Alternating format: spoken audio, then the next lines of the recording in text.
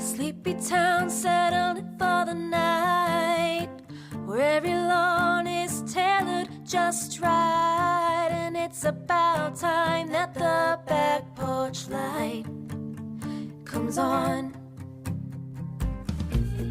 At that house down the street,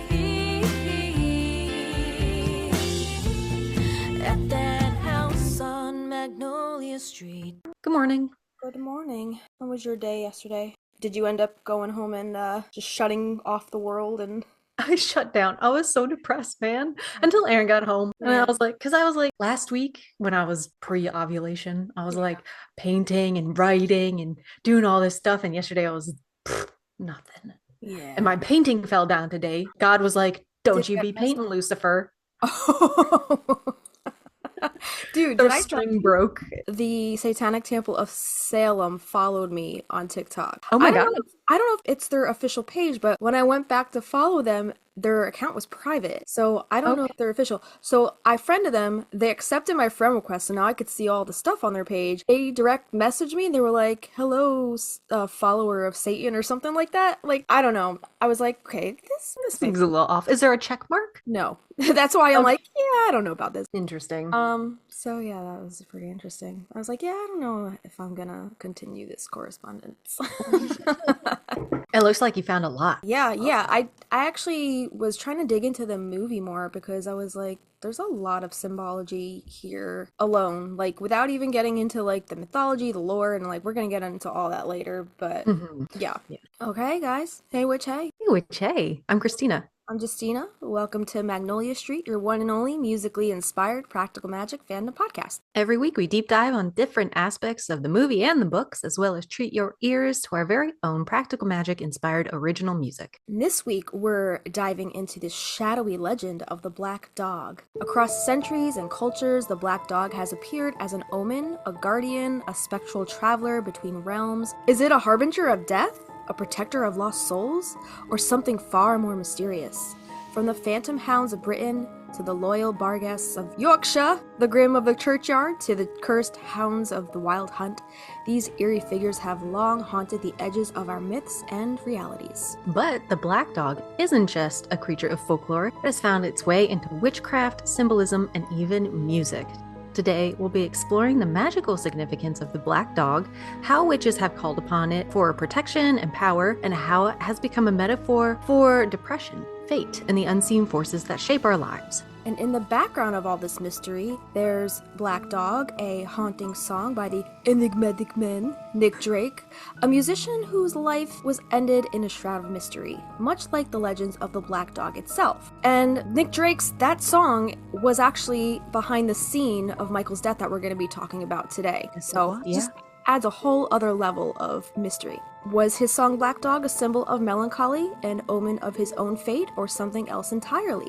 So buckle up, light a candle, and maybe keep an eye on the shadows, because once you see the Black Dog, you may never be the same again. Alright, so we're gonna get down to the nitty-gritty of it. We're gonna jump right into the film, because there's a lot here.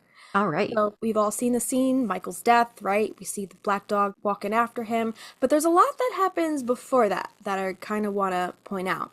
So is Michael himself the Black Dog, which is the symbol of fate and inescapable death? So I rewatched that movie scene, which kicks off about 10 minutes into the film when Sally initially catches eyes with Michael when walking back from the post office with the aunts.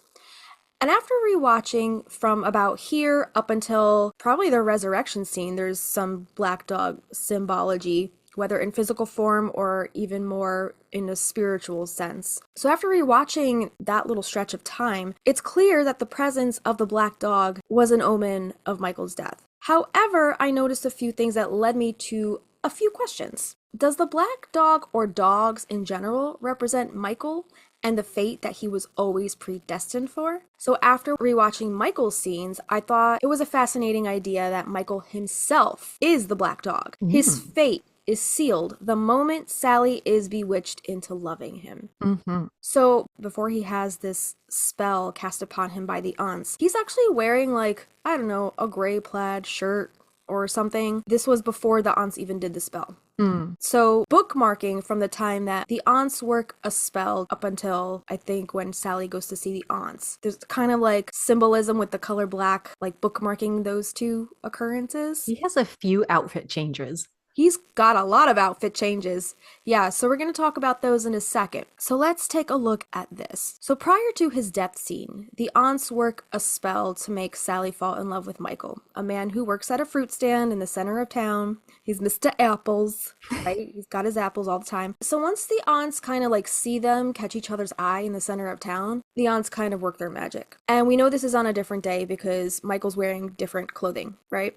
I was always under the impression that it was like the same afternoon, like they go home and then Sally's working in the garden and then the aunts do the thing and then... It's not the same day? Not the same day. Because if you look at when the aunts are leaving the post office with Sally, yeah. When Sally and Michael catch eyes, Michael's wearing like a gray kind of flannel shirt. Okay. What? Yeah, the day that Sally is digging in the garden and then goes to go kiss Michael, he's wearing a black shirt and a white apron, completely different clothes. Yeah.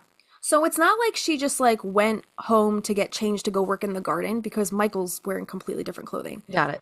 So yeah, completely different day. So who knows how long it took for the aunts to manifest this little magical thing to happen at the strike of noon or whatever time it was that, you know, the clock toll went off. So yeah, different day. So Sally leaves the garden when it is the day for this spell to take effect.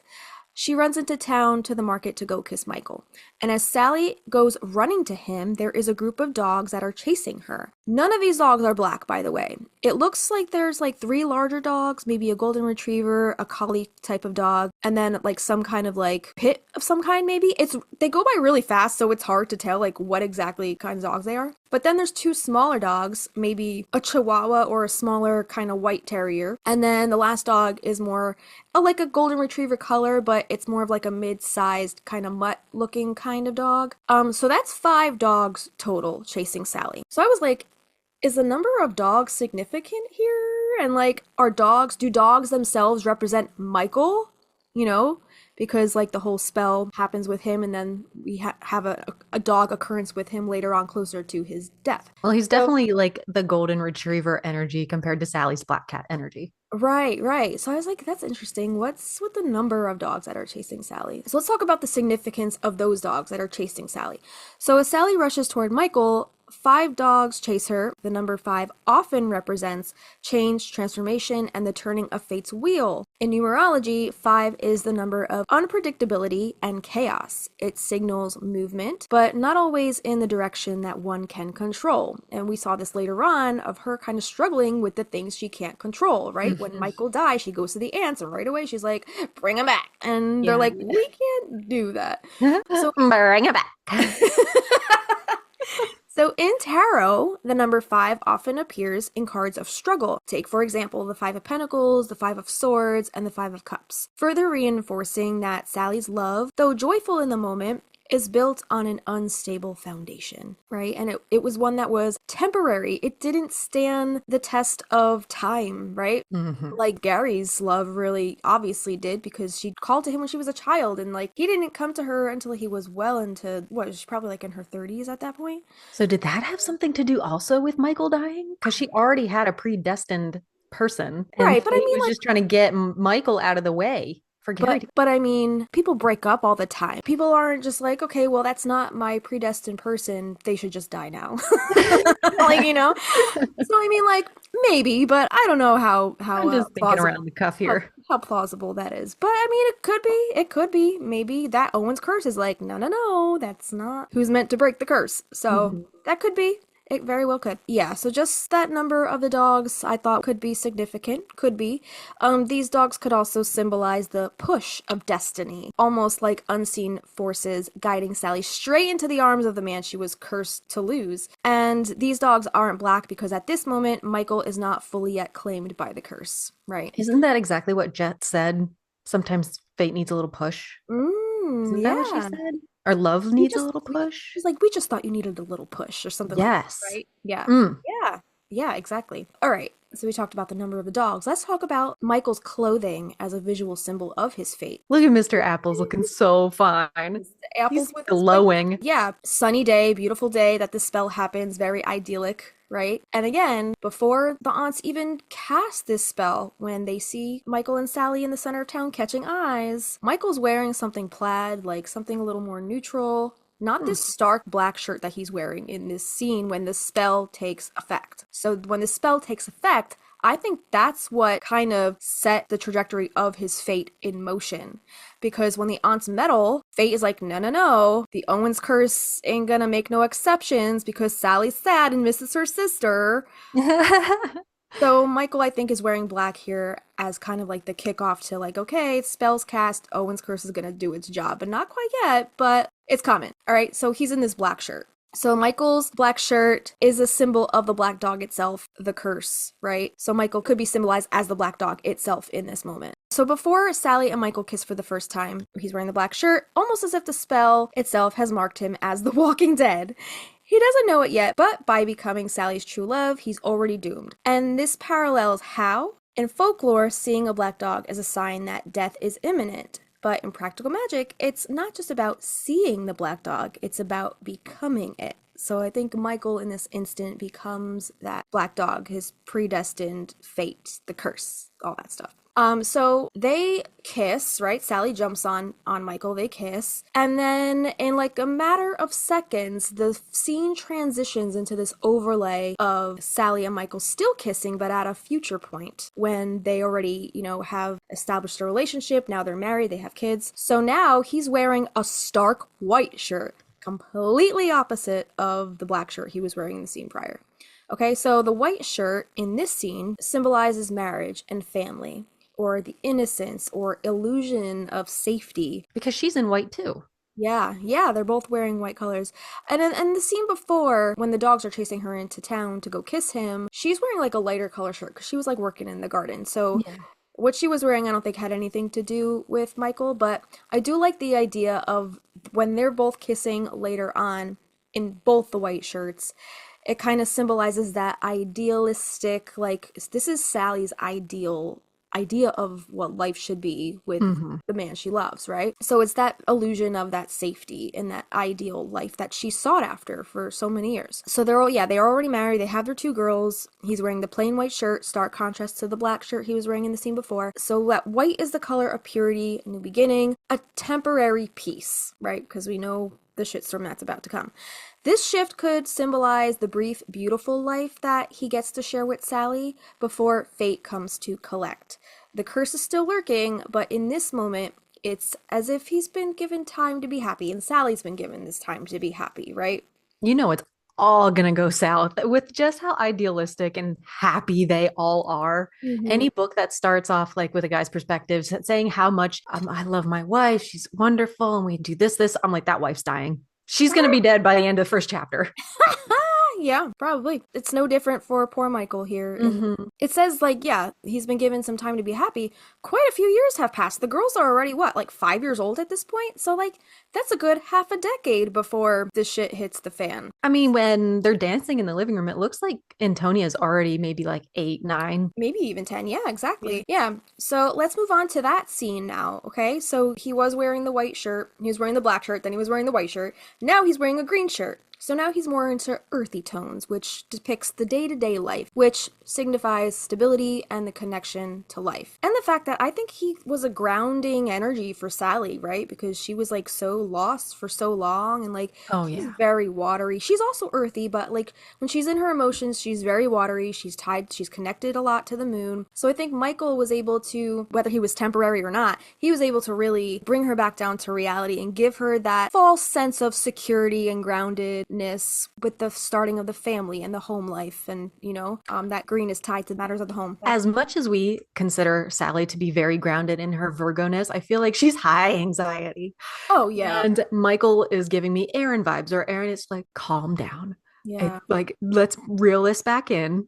He is definitely more big deep breaths. with Right. Yeah. And from this point on, up until Michael's death, Michael wears a lot of greens and grays, right? Not that stark black shirt or that stark white shirt. He's wearing earthy, grounded tones. He's no longer marked by the black of fate nor the white of innocence, but rather by the colors of the living world. He's grounded in reality, in practical magic, right? It's almost as if he's forgotten that his time is borrowed. And like, I don't think he was ever made aware. Like, if we go to the books, we're going to go to the books later on. But remember in the book, was somebody trying to warn him and he was like, oh no, that's not real or whatever. Like he blew it off. Like he didn't, like Gary, he didn't believe in the curse. He just brushed it off as like, whatever, it's just a stupid curse. It doesn't mean But it. it's like kind of a symbol for all of our borrowed time. You don't know. You're Right. just happy, going about your day, Yeah. and then boom, Never know. you get hit by a bike. Right.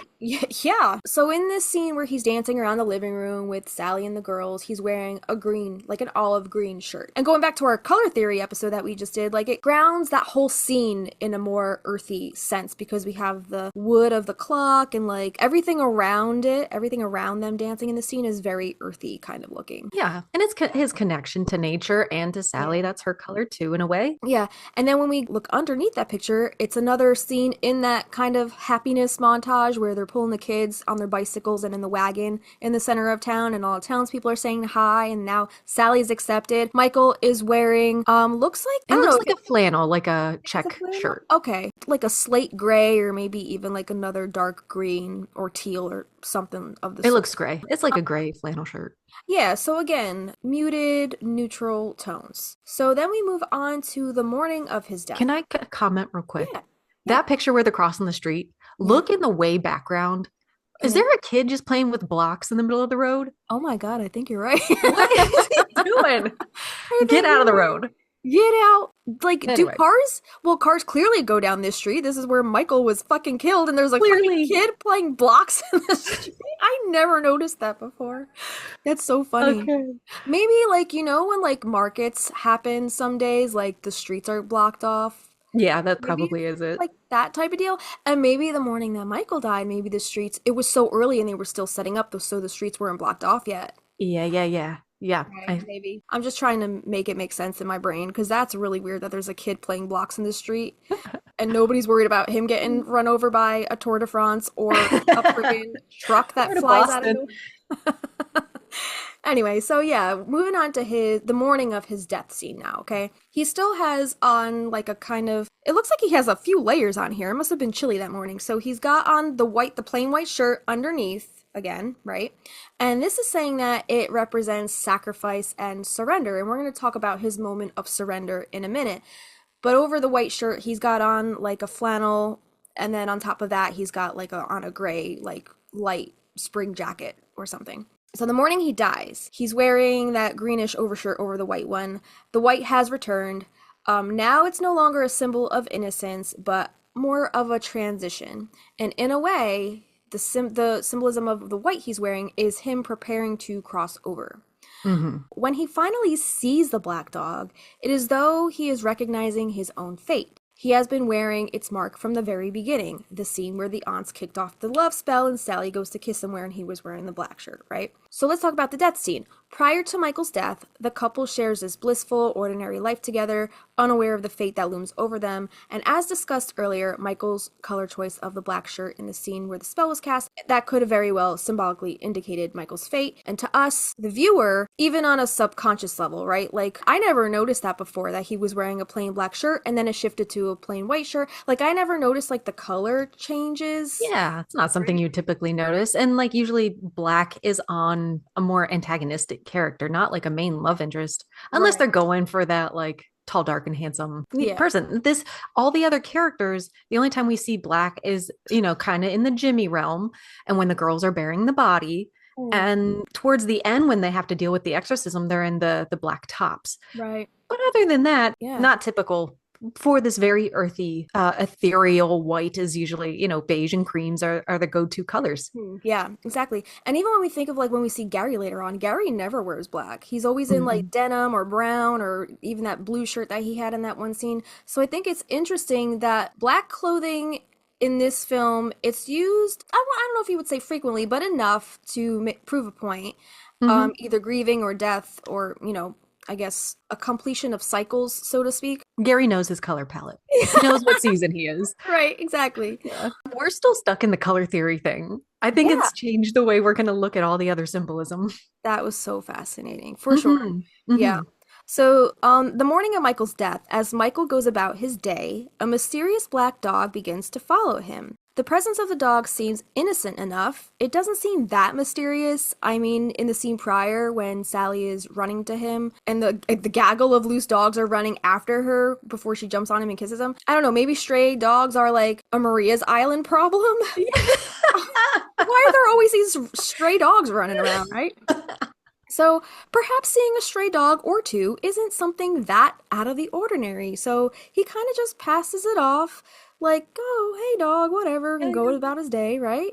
Also, it's such a small town. He probably knows whose dog that is. Right. Right? It's got a collar on. It belongs to somebody. It's not this elusive dog, which initially I had thought maybe it was because we see the dog's feet, we hear the dog barking, we see the dog following behind him. Michael looks back, acknowledges the dog. Then in the following shots, Mr. Apples Kachow is saying hi to the townspeople as he's rolling his Mr. Apples apples down the sidewalk. And when the camera is zoomed out, we no longer see the dog following him. Real quick, I want to say my eyes glazed over like the notes for this little paragraph. I saw, oh, Mr. Kachow, Mr. Apples Kachow. I was like, did she zoom in and check out the company of the apples? I was like, that's really good if you can see what the side of the box said. But no, he didn't. No, that's so funny. No, it's what didn't you say that in our Mr. Apples episode? You're like, Mr. Apples Kachow. That's so funny. Well, now that's his brand of apples. It's just Kachow apples. Yeah. Oh my god. Can we make a shirt like a harvest kind of orchard shirt? Mr. Kachow. Mr. Apples Kachow Company. Mr. Apples Kachow and Co. And co. Oh, it's an apple and a dog. So much. Yeah. So when the camera zooms out and he's seen just walking down the sidewalk with his like crate of apples, there's no dog behind him. So I was always like, in my mind initially, I was like, okay, wait, is this dog even real? Or was this only meant for Michael to see? Ah. Right? Oh, yeah. I'm going to wait. Okay. I'm going to wait. Yeah, something? Is that dog standing in front of Sally's shop? Because when she leaves the shop, when Gary comes to see her, they stop and I was like, why is the sidewalk blocked off there? That dog's outside her shop. Oh my God, I think you're right. That telephone pole? Yeah. I'm sure we'll pass by that little thing again, but I was like, what? Yes, that lattice, that trellis, right? Yeah. At the end of the street. Yeah. That is outside her shop. So, okay. You see in the photo that I added of the dog standing next to the car, above the one where Michael's wheeling the crates of apples, is Michael walking past Sally's? That's not Sally's shop, right? I don't think so. Okay. I don't think so. I think the window is much bigger. So it's probably behind he's probably already past it. The dog was like following him along. Yeah. And then maybe why the dog isn't in the shot is because the dog had stopped to turn around to see those cyclists. Right. Okay. So Michael's walking down the street. He sees the dog. In my mind, I was like, okay, maybe the dog was just meant for Michael to see. Maybe it wasn't really there, but the dog has a collar, so it belongs to somebody. So, but it's like, one of those freak things, like even in real life, like sometimes like we see things that seem grounded in reality, but they're really only meant for us to see. Like, remember my Joy Visions experience? That psychic lady I met in the thrift store, and she gave me a business card, a physical, you think it would be proof of existence. I went home and I researched her. She don't exist. Yeah, I've had somebody like that too. It was just for you. Yeah, it was meant just for Michael to see. So moments later, as Michael is crossing the street with the apples, we do see the dog again. However, now it is standing on the corner, which Christina pointed out that might be in front of Sally's shop. The dog is looking in the direction of the bicyclist across the street before they even come around the corner, right? The bicyclist? The bicyclists, yeah, the bicyclists. Bicyclists. So we see the dog looking at something. We don't know what it is yet, but it's alert and it's waiting for something to come around that corner. So he was trying to warn Michael with his barking, and Michael just passed it off as the dog doing dog things. Like, what does this dog want, So the dog looking at the cyclists was one continuous shot, right? We see the dog stopped standing on the sidewalk right behind the parked car, and it's standing looking across the street toward the corner. And then in one sweeping motion, the camera pans over to the Tour de France whizzing around the corner, right? And then that was the last time we see the dog. I don't think the dog makes another appearance after that. So it's served its purpose. Oh. Yeah. I found this parallel a bit eerie and strange. When the spell was cast by the Owens, and Michael sensed something, right? He senses Sally coming around that corner. He turns around and he's met with Sally whizzing around that corner. And now, as fate rears its ugly head, it's not Sally this time, but the cyclists, which he turns around and sees. He's kind of put off by it, but he's actually given some time to assess the situation. He finds a moment. He almost kind of surrenders to his faith, right? Whatever that is. He closes his eyes and he just finds this odd sense of calm and stillness, as if he has this trust in a higher power that he's being divinely protected. And he just stands there and he's surrendering to all this chaos moving around him, all these bicyclists flying past him. In that moment, the Tour de France passes, right? The Tour de France of Maria's Island at the butt crack of morning. Why are they even there? Random occurrence. Yeah. So he just like lets it happen. He just lets it happen. It's kind of like a game of chicken. If you have a dog, which Diggity does this, if he's coming at you, don't move because he'll hit you 100% of the time. So I think in this instance, he was like, okay, if I stay still, everybody's going to go around. And he does. He like takes it in like, oh, that was so close. You know, that was kind of thrilling and taking in the morning. And he's just feeling so good about life. Yeah, he was like saying hi to the townspeople. Did you notice that when he's talking to people, he goes, "Hey, Jimmy." He says Jimmy. He says hi to somebody named Jimmy. Oh. Hey, Jimmy. Yeah. He's like, "Hey, Jimmy, how's Mary?" Like Jimmy Stewart. Do you remember in It's a Wonderful Life? His name. Yeah. And he was married to Mary. Mary. Get the kids. Yeah, I don't know if that was an intentional thing to put on the Jimmy name. Like, I never noticed he decided Jimmy. Yeah, I don't know. I mean, we already see Jimmy Angela. Jillian already writes her letter to Sally at this point, so we already know the name Jimmy is coming around again. But I thought it was just like random because like Michael's saying hi to some random in town named Jimmy. Yeah, interesting. Why would they reuse that name? Yeah, I was like, why would they use that name if it's another character's name? So yeah, just thought that was funny. So yeah, he's standing in the center of the street, just letting all this chaos, just wash over him, and he kind of finds that grounding moment, and he's like, I'm gonna get through this. I'm being protected. It's gonna pass, and everything's gonna be fine. I was scouring all the shots when the bike marathon was moving around Michael, and the dog is completely gone at this point. Like, nowhere to be found. So even though the dog did belong to somebody because it had the collar, I do think it had an eerie, more phantom-like presence in serving its purpose to try to warn Michael. Another thing that I noticed is that when he is actually physically crossing the street, he's engaging in conversation with fellow townsfolk. At one point, he's actually reacting to someone saying something to him, and he yells back, "What's that?"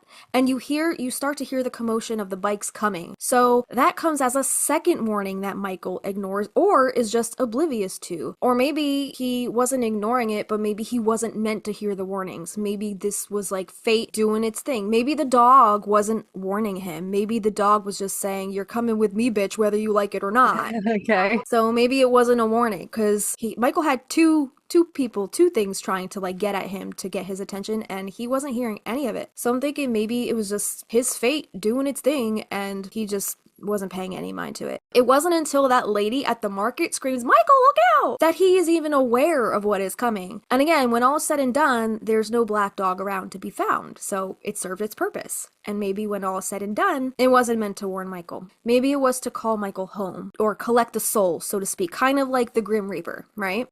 It signals his impending fate, making Michael's sudden demise feel both fated and inescapable. So the black dog in folklore, which we're gonna get into in a minute, we have a whole slew of different cultures, like the black dog in different cultures, a little later on after the break, but just a little basis of that right now. So in folklore, the black dog is often considered a supernatural harbinger of death. Across different cultures, spectral black dogs appear as omens, sometimes guiding souls to the afterlife or serving as a warning of impending doom, just like the dog in this scene. In British folklore, creatures like the Barghest, the Black Shuck, or the Grim are all variations of this legend, often seen before tragic events or even as protectors of the dead. In the case of practical magic, the black dog serves as a silent prelude to Michael's sudden and inevitable death, reinforcing the inescapability of the Owens family curse. And we'll talk about the myths and legends more in depth later on, but we have some more movie stuff to get through here first. So some final thoughts on the black dog as Michael's shadow. So Michael and the black dog are intrinsically linked, one an omen of death, the other the man who was always meant to die. The moment he and Sally fell in love, his fate was sealed. Well, they didn't really fall in love, right? It was just magic that the aunts made happen. The spell doesn't just bring them together, though. It actually marks him for death, and perhaps that's why he was wearing that black That's fucked up. right? Yeah. Well, I mean, the aunts were like, we didn't think you would truly love him. But still, that's messed up. Like, to take somebody else's life, like, well, we're gonna see how this works out. Yeah, You he know, was we're a gonna take pawn. chance. He was a pawn in their whole game. So, yeah, that is fucked up. So the fact that Michael wears black in their first meeting and never again, it says until his death, but he's not wearing black at the time of his death. But there is But maybe they put him in a black tux or something, a black suit. You're always like oh, big right, black suit. like in his coffin, you mean? Yeah. Yeah, maybe you're right. Like we don't see any of that, but yeah, you're absolutely right. If he was buried and not cremated, Traditionally. Yeah. then he would have been traditionally probably in some kind of suit, maybe perhaps black. So this suggests that the black dog was always within him, just waiting. And it wasn't just an external force, it was part of his fate all along. So we talked about Michael's death scene itself, but now let's talk about the music here, because I think the choice of song here is very intentional. It's also Christina's YouTube channel intro song. Hashtag was. Yeah. Was. Yeah, the old videos, you might still be able to find it. Yeah, so let's talk about Nick Drake's song. I think it's called, is it Black Eyed Dog? I think it's Black Eyed Dog, right? I think it's Black Eyed Dog. Black Eyed Dog, yeah. Let's talk about that and the connection to the scene. So the song playing during Michael's death scene is Black Eyed Dog by Nick Drake. And this haunting track, with its melancholic acoustic guitar and fragile vocals, adds a layer of eerie fatalism to the moment. While Black Eyed Dog is not one of Drake's most well-known songs, its themes of darkness, sorrow, and inevitability align with the foreboding presence of the spectral dog in the film. Nick Drake, a deeply introspective British folk singer-songwriter, was known for his poetic, melancholic music. His work, though largely unrecognized during his lifetime, has since been celebrated for its emotional depth and intricate guitar work. So the song itself is like a finger-picking guitar style, and the vocals, it's kind of a relaxing song to listen to until it gets to like the end, and then like, even though it's just vocals and acoustic guitar, the cadence and like the, I don't know, what's the word? It revs up. It starts up. becoming kind of like a tribal tempo, at least. It gets very chaotic, right? Mm-hmm. And it's almost unsettling in a way, right? At the end of the song, how it picks up, and it's like, oh my God, this is making me feel very uneasy. And that could be because we tie it to this movie, but Maybe. still, it has that effect, yeah. Yeah. And I don't think I was conscious of it when I watched the film back to just kind of get the visuals of the scene down in my mind. So I don't remember like how much of the song that is actually played through Michael's actual passing. I couldn't tell you. I know that from the beginning, because when it starts going doom, doom, doom, we start seeing the dog's feet, and then we see Sally's hand hit the floor. So, but I couldn't tell you where it stops. Yeah. It might stop as soon as we hear the truck screech. I think is right before that is when it stops. Because I think when he's like being all like mystical and has his eyes closed in the middle of the road, that guitar picking is very ethereal, and you still feel immersed in the music in that way. Yeah. I'm wondering if they did like a kind of edit, because yeah, when the dog starts walking down the street after Michael, things are very calm, very sullen, like leading up to all the chaos. It's that beginning intro like dun dun dun dun dun, right? Mm-hmm. And then yeah, when he's in the street and the chaos starts happening, I'm wondering if like they spliced the music there and went right to that section of the song. Yeah. Because you know, 'Cause they they wouldn't don't- put the whole song I there. don't- There's no lyrics. There's no lyrics in the movie. It's just the instrumental. Right. Yeah. So you're probably right. They probably spliced it. All right. Yeah, I'm wondering how they did that, because there's no like instrumental part of that song, I don't think, right? So I'm wondering. Yeah, there is. Is there? He's not just like singing through the whole thing. I have to listen to the song as a whole again. I haven't listened to it in a while. I have to be honest, like whenever I listen to the soundtrack, I kind of like skip over that song because it makes me feel uneasy. Okay. It gives me like all the chaos feelings, and I'm like, oh, Michael's death. I don't want to listen to this Yeah. song. So it makes me kind of sad. It might have lyrics. I just don't feel like thinking about the scene, I don't think they would have the lyrics if he has to have some dialogue Yeah. over top talking to Jimmy and having the lady say, look out. I don't Yeah. know if they'd have a song with lyrics, but Right. I could be wrong. I'm gonna have to go watch that scene again and like be more conscious of what the music is actually doing there, because it completely slipped my mind to even like look at that aspect of it because I was so focused on the visuals. But if you guys want to go like check that out and write into us and let us know what you find, we're at Magnolia Street Podcast at gmail.com if you want to be a part of the conversation. The bit of that song that's unnerving is that like bass note, how it's hit so hard, like boom. It's beautiful. It's a Yeah. beautiful song and it works, but it's just like a little off. A Yeah. little too hard and a little off. Yeah, that song definitely just makes me Boom. uneasy, right? Let's look at the behind the song a little bit because this song is pretty interesting. So I was scouring the internet for a bit more behind the actual inspiration and the meaning behind the song and why Nick Drake may have written it. So this article comes from medium.com and this was written by Christopher Watkins, Preacher Boy, on September 20th, 2024 is when this was published. So Christopher says, many of what seemed to have been Nick Drake's happier days were spent in France. When he was younger, still social and socializing, and with what felt like a musical future in front of him, France would be a place of promise, adventure, excitement. Story after French story seems fundamentally made of the same ingredients: poorly furnished apartments, wine to drink, dope to smoke, conversations to be had. And of course, there would always be a guitar around, and Nick, more often than not, would be playing it. And to get around, they could still hitchhike. Those were the kind of days. Nick and friends stayed for a time at Residence Sextius in Aix-en-Provence, and Joe Dingemans was one of the group and recalled a night when they got to talking about spiritualism. They had a go of what they called, quote, table turning, something similar to a Ouija board experience. So already this song is like shrouded in like the spiritual realm, which is so, woohoo, gives me all the chilies, right? So as told in Nick Drake, The Life, the biography by Richard Morton Jack, Nick apparently got really into it and started talking to dead uncles and the like. And later, as Joe would recount, the group was, quote, followed by a big black dog. She said that they never saw it again, and it, quote, shook them, which is interesting enough because Michael sees the dog and then we don't see it again after he gets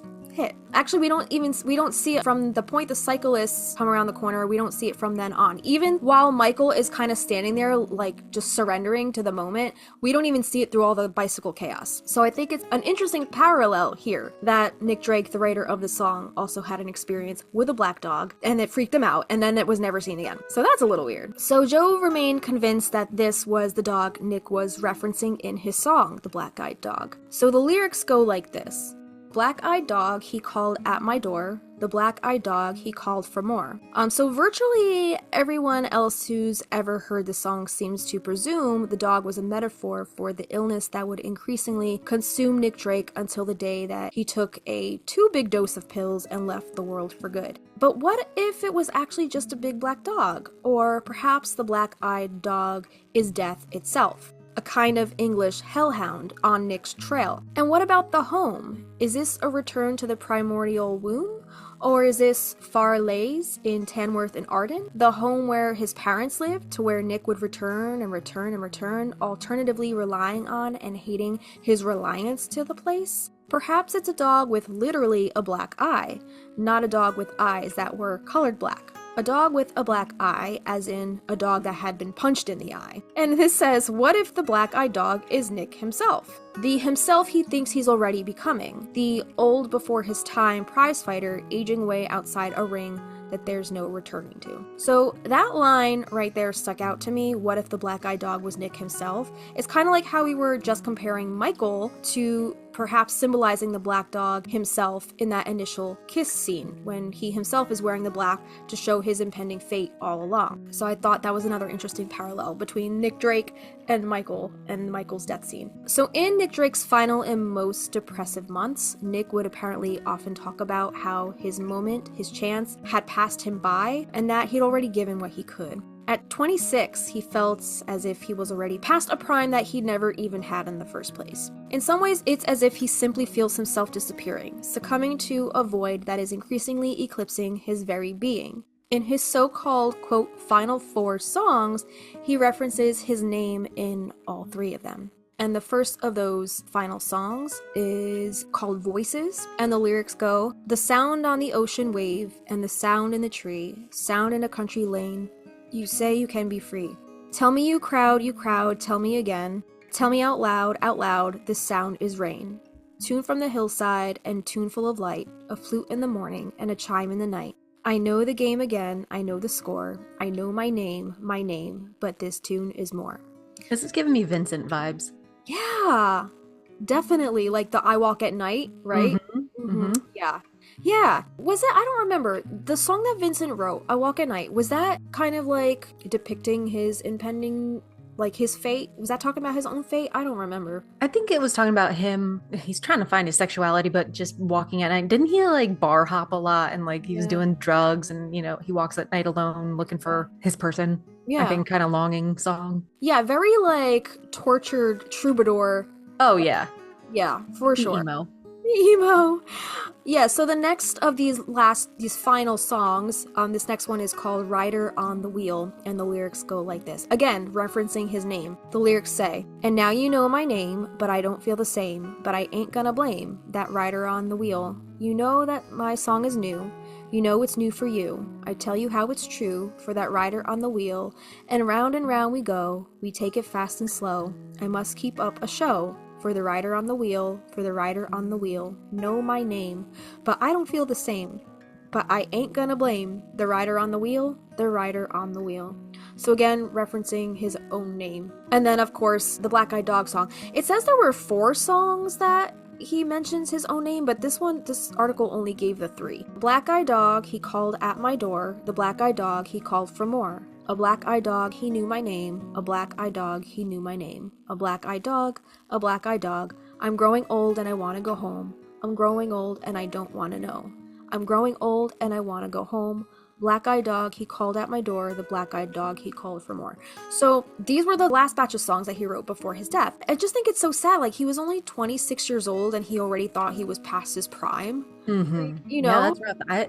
This is all news to me. I don't know anything about Nick Drake, but it's so interesting, like, that I don't want to know. Like, I don't want to know when I'm going to die. Yeah. That would be awful. But if you did know, what would you do at that time? Right. You know? It's like, remember Big Fish? We've talked about this before, right? Where the kids, when they go see the witch, they look into her eye and they'll be able to see their death, right? I think the one guy was like sitting on the toilet or something. He had a heart attack on the toilet. Yeah, it's very tragic, very sad. But I mean, it's our human experience looking in the face of our own mortality. It's very scary, but it's inevitable and all gotta look at it right in the face at some point. So perhaps this is the final twist that the black-eyed dog is not a threat, not something to be feared. Perhaps the black-eyed dog is in fact welcome at the door. Perhaps the black-eyed dog is the only creature left that knows Nick's name, the only living thing by virtue of this knowledge that can affirm that Nick still matters and still exists. In the original novel of the never-ending story, there is a void that increasingly blots out a land of dreams, and the central character's ability to know his own name is a saving and even generative power in the face of obliterative nothingness. Do you remember the nothing from the never-ending story? That is so interesting. Yeah, like at the very end, he meets that little princess girl that's on top of the mushroom or whatever, and she's like, "You have to give me a name. Say my name, Bastion!" Yeah, that's right. I never made that connection before. And if we're talking about diamonds, how you get demons out is you learn their name, right? Ooh. And that's how, like, the priests, like, tell me your name, demon. Yo, making so many connections. Like, that's fascinating. So smart. We are so smart. Are we better than ever? Nick's final months did indeed seem to be a descent into a personal void, and his final songs are hard to understand as anything other than a soundtrack to his downfall. But it was the loss of his very name that he feared most of all. Sadly, he needn't have been worried. I guess because maybe his music became more known to the masses after his death, which is so unfortunate. And that's the case for so many artists in the world. Like, look at Vincent van Gogh. I don't think he sold one painting during his actual lifetime, but like, he didn't really become well known to the mainstream until after his death. Yeah. It's tragic. So it is very tragic. And like in a lot of ways, as you know, you're an artist, I'm a songwriter. In a lot of ways, like I grapple with that. I don't know if that's like that for you, but I grapple with that all the time. I'm like, I release so much music out into the world and like still nobody knows who the fuck I am. And it reminds me of that song lyric. What's that song that sings, "If I die young, bury me"? Bury me in satin. Yeah. Yeah, there's a song lyric that references that. The band Perry, right? Mhm. She says, "A penny for my thoughts. Oh no, I'll sell them for $1. They're worth so much more after I'm a goner. And maybe then you'll hear the words that I've been singing. Funny when you're dead, how people start listening." Yeah. Yeah. Right? That's so sad. It is so sad. So sad to me. And like, unfortunately, that's the reality that a lot of us, artists and songwriters and storytellers, and that's the reality for a lot of us. No one's gonna I know who know. we are until maybe one day after we're gone. Yeah. Um, Anytime I'm like not second guessing, but feeling in a lull with the podcast, I go to our analytics and I'd be like, oh my God, all those people are listening to us. So I better get my shit together. And yeah, it's there until the internet goes down. Like our voices have been heard by someone and what we had to say, whether because we're joking 90% of the time, but we go through personal shit on this show. We go through revelations on this show and it matters to somebody. yeah. It has reached somebody's ears that it needed to. Yeah. And I think the most important thing to take away from all of that is like, yeah, maybe we're screaming out, maybe we're singing out into the void, but the important thing is that you keep putting those things out into the void because you never know who's listening, right? And we love this thing. This, Yeah. oh my God, like Yeah. little 10-year-old me is thrilled. And look who contacted us like a week ago. Like that Just, yeah, yeah, our next episode is going to have a very special guest. So yeah, you guys just stay tuned for that. And it's always a surprise. So yeah. I think it's really important to keep putting your light out there, even if you feel like you're screaming out into the void. Mhm. And one other thing that I wanted to say in reference to that, there's another quote. It's like something in reference to a cemetery, how it's filled with how many untold stories are 6 feet under or something to that extent. Yeah. Like how many untold stories, like people who never had the guts to put their stuff out into the void because of fearing that they would never be heard or cared for or appreciated. Like those Mhm. people go to the grave with their stories, and that makes me even sadder. It does, yeah.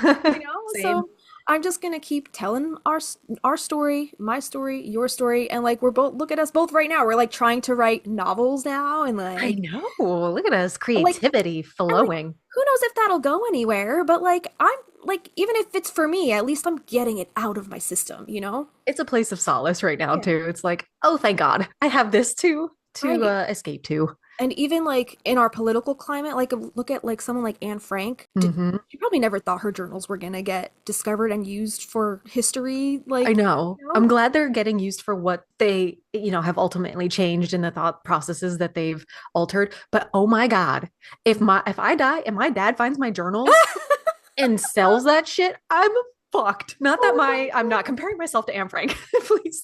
I'm just saying, oh my God, she Yeah. could not have even imagined Right. the changes she's made in history. Right. And it's still, it's still pertinent today, even more so. And I've been seeing a lot of people like scrolling through TikTok or whatever saying right now, like we're in such like a unprecedented time right now. Start journaling. Start journaling because look, they're trying to erase history books even still today as we speak. They're banning books left and right. I've been journaling like almost every day now because this white notebook I Yeah. started when I started therapy. Yeah. But I'm like, I better write down every single day it's something new that Yeah. the government is doing. And I'm like, nobody is gonna believe this. Because So they're I'm writing down every little yeah, change, every bill they're trying to pass, all the good. bullshit they're trying to get away with. Right, yeah, Um, because like they're trying to erase this shit. yeah. So, it's up to us, the storytellers, to put the truth out there, And that's gonna stand the test of time. One day somebody's gonna find our journals and we're gonna be the Anne Frank. Like, we don't want to be, but like somebody's got to tell those stories because they're gonna get erased I otherwise. wanted to plug Alice Hoffman's other book that I want to read. It's on my list. She came out with it recently. It's called When We Flew Away, Anne Frank Before the Diary. Mhm. Have you seen that popping up on her Yes, Instagram? So it yes. says, this is just like a review. Readers moved by the story of Anne Frank will want to put this novel by the New York Times best-selling author Alice Hoffman high on their list. In it, Hoffman weaves a fictionalized tale of Anne's life from the invasion of the Netherlands by the Nazis through Anne's time, writing in her diary while hiding. Lewis Lowry says, adding new poignance to a story whose ending we already knew, Alice Hoffman has deftly recreated the child Anne Frank with her new twist, mischief and uncertainties. Okay. And on the front cover, there's like a wolf or a dog on the roof. I don't know if you've noticed that. Oh, yeah. I know it's hard to see. So I'm interested to read this because Is she that a just black dog? Is it a it black looks, I mean, it's a silhouette of a dog, of a wolf, of a dog. I don't Oh, know. yeah. I'm wondering if Alice does what she typically does, which is her style seems to be she takes these tragic historical events and then she fictionalizes them using other characters and other narratives and intertwines real life historical figures with her own creative fictional characters, which I think she does Yeah. beautifully. Oh, so cool. Right? And I know the Jewish culture is very important to her. I don't know if she's a Yeah. practicing Jewish person, Yeah. but like the Dove Keepers, she does so much research, so Right. much research. So Right. I'm sure this is the same level, on the Right. same level. Yeah, I'll have to check that out. I did repost that. I saw her post that recently and I reposted it to our feed and I was like, Alice, this is why we love you. Like, this, you Yes. know? So in a time of all the book banning, read the books that are being banned because it's important to know our history that they're trying to hide even still to Yeah. this day. All right. So moving right along, was there anything else that you wanted to add to those lyrics that we just read before I move on? No, ma'am. Okay, I yeah. want to tell you, I'm just shaking my head because I've noticed like I'm an active listener, so I was like, yeah, oh yeah, but it makes it hard to edit.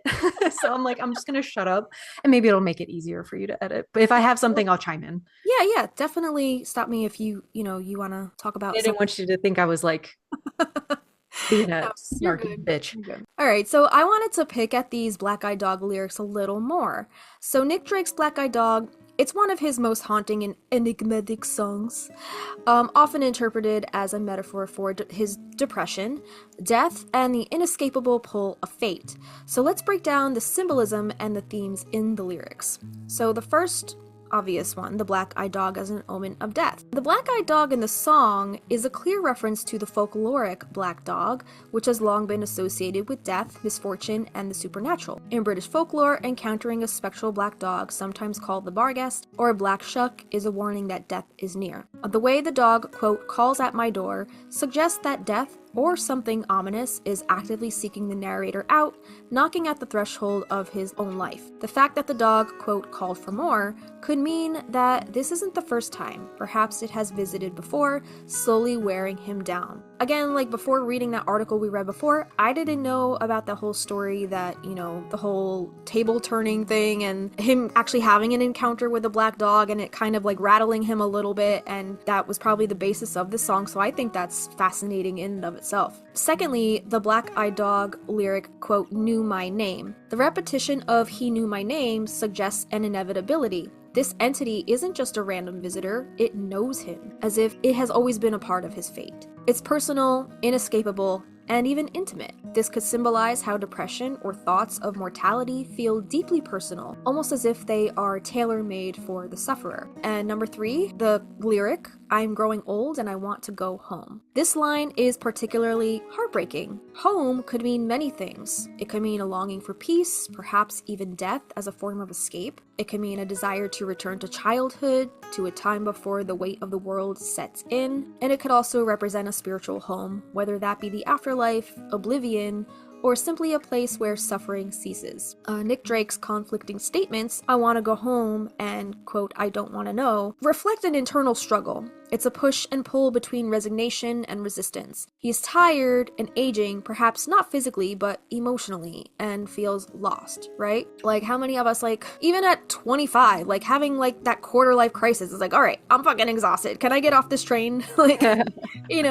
like, it happens to all of us, and it's just what's part of our human experience, is just, like, riding those ebbs and flows of those emotions. And then, fourth, he uses the black dog as a symbol for for depression. Many have interpreted the black-eyed dog as a metaphor for depression itself. Winston Churchill famously referred to his own depression as his black dog. And Nick Drake, who struggled with mental illness, may be drawing on this imagery. The way the dog, quote, calls at the door and calls for more could symbolize how depression is relentless. It doesn't just visit once, it keeps coming back, demanding more from its victim. And a final interpretation, it's a song about the inescapable. Whether the black-eyed dog represents death, depression, or both, the song captures a feeling of inevitability. The dog is persistent, it knows him, it isn't leaving.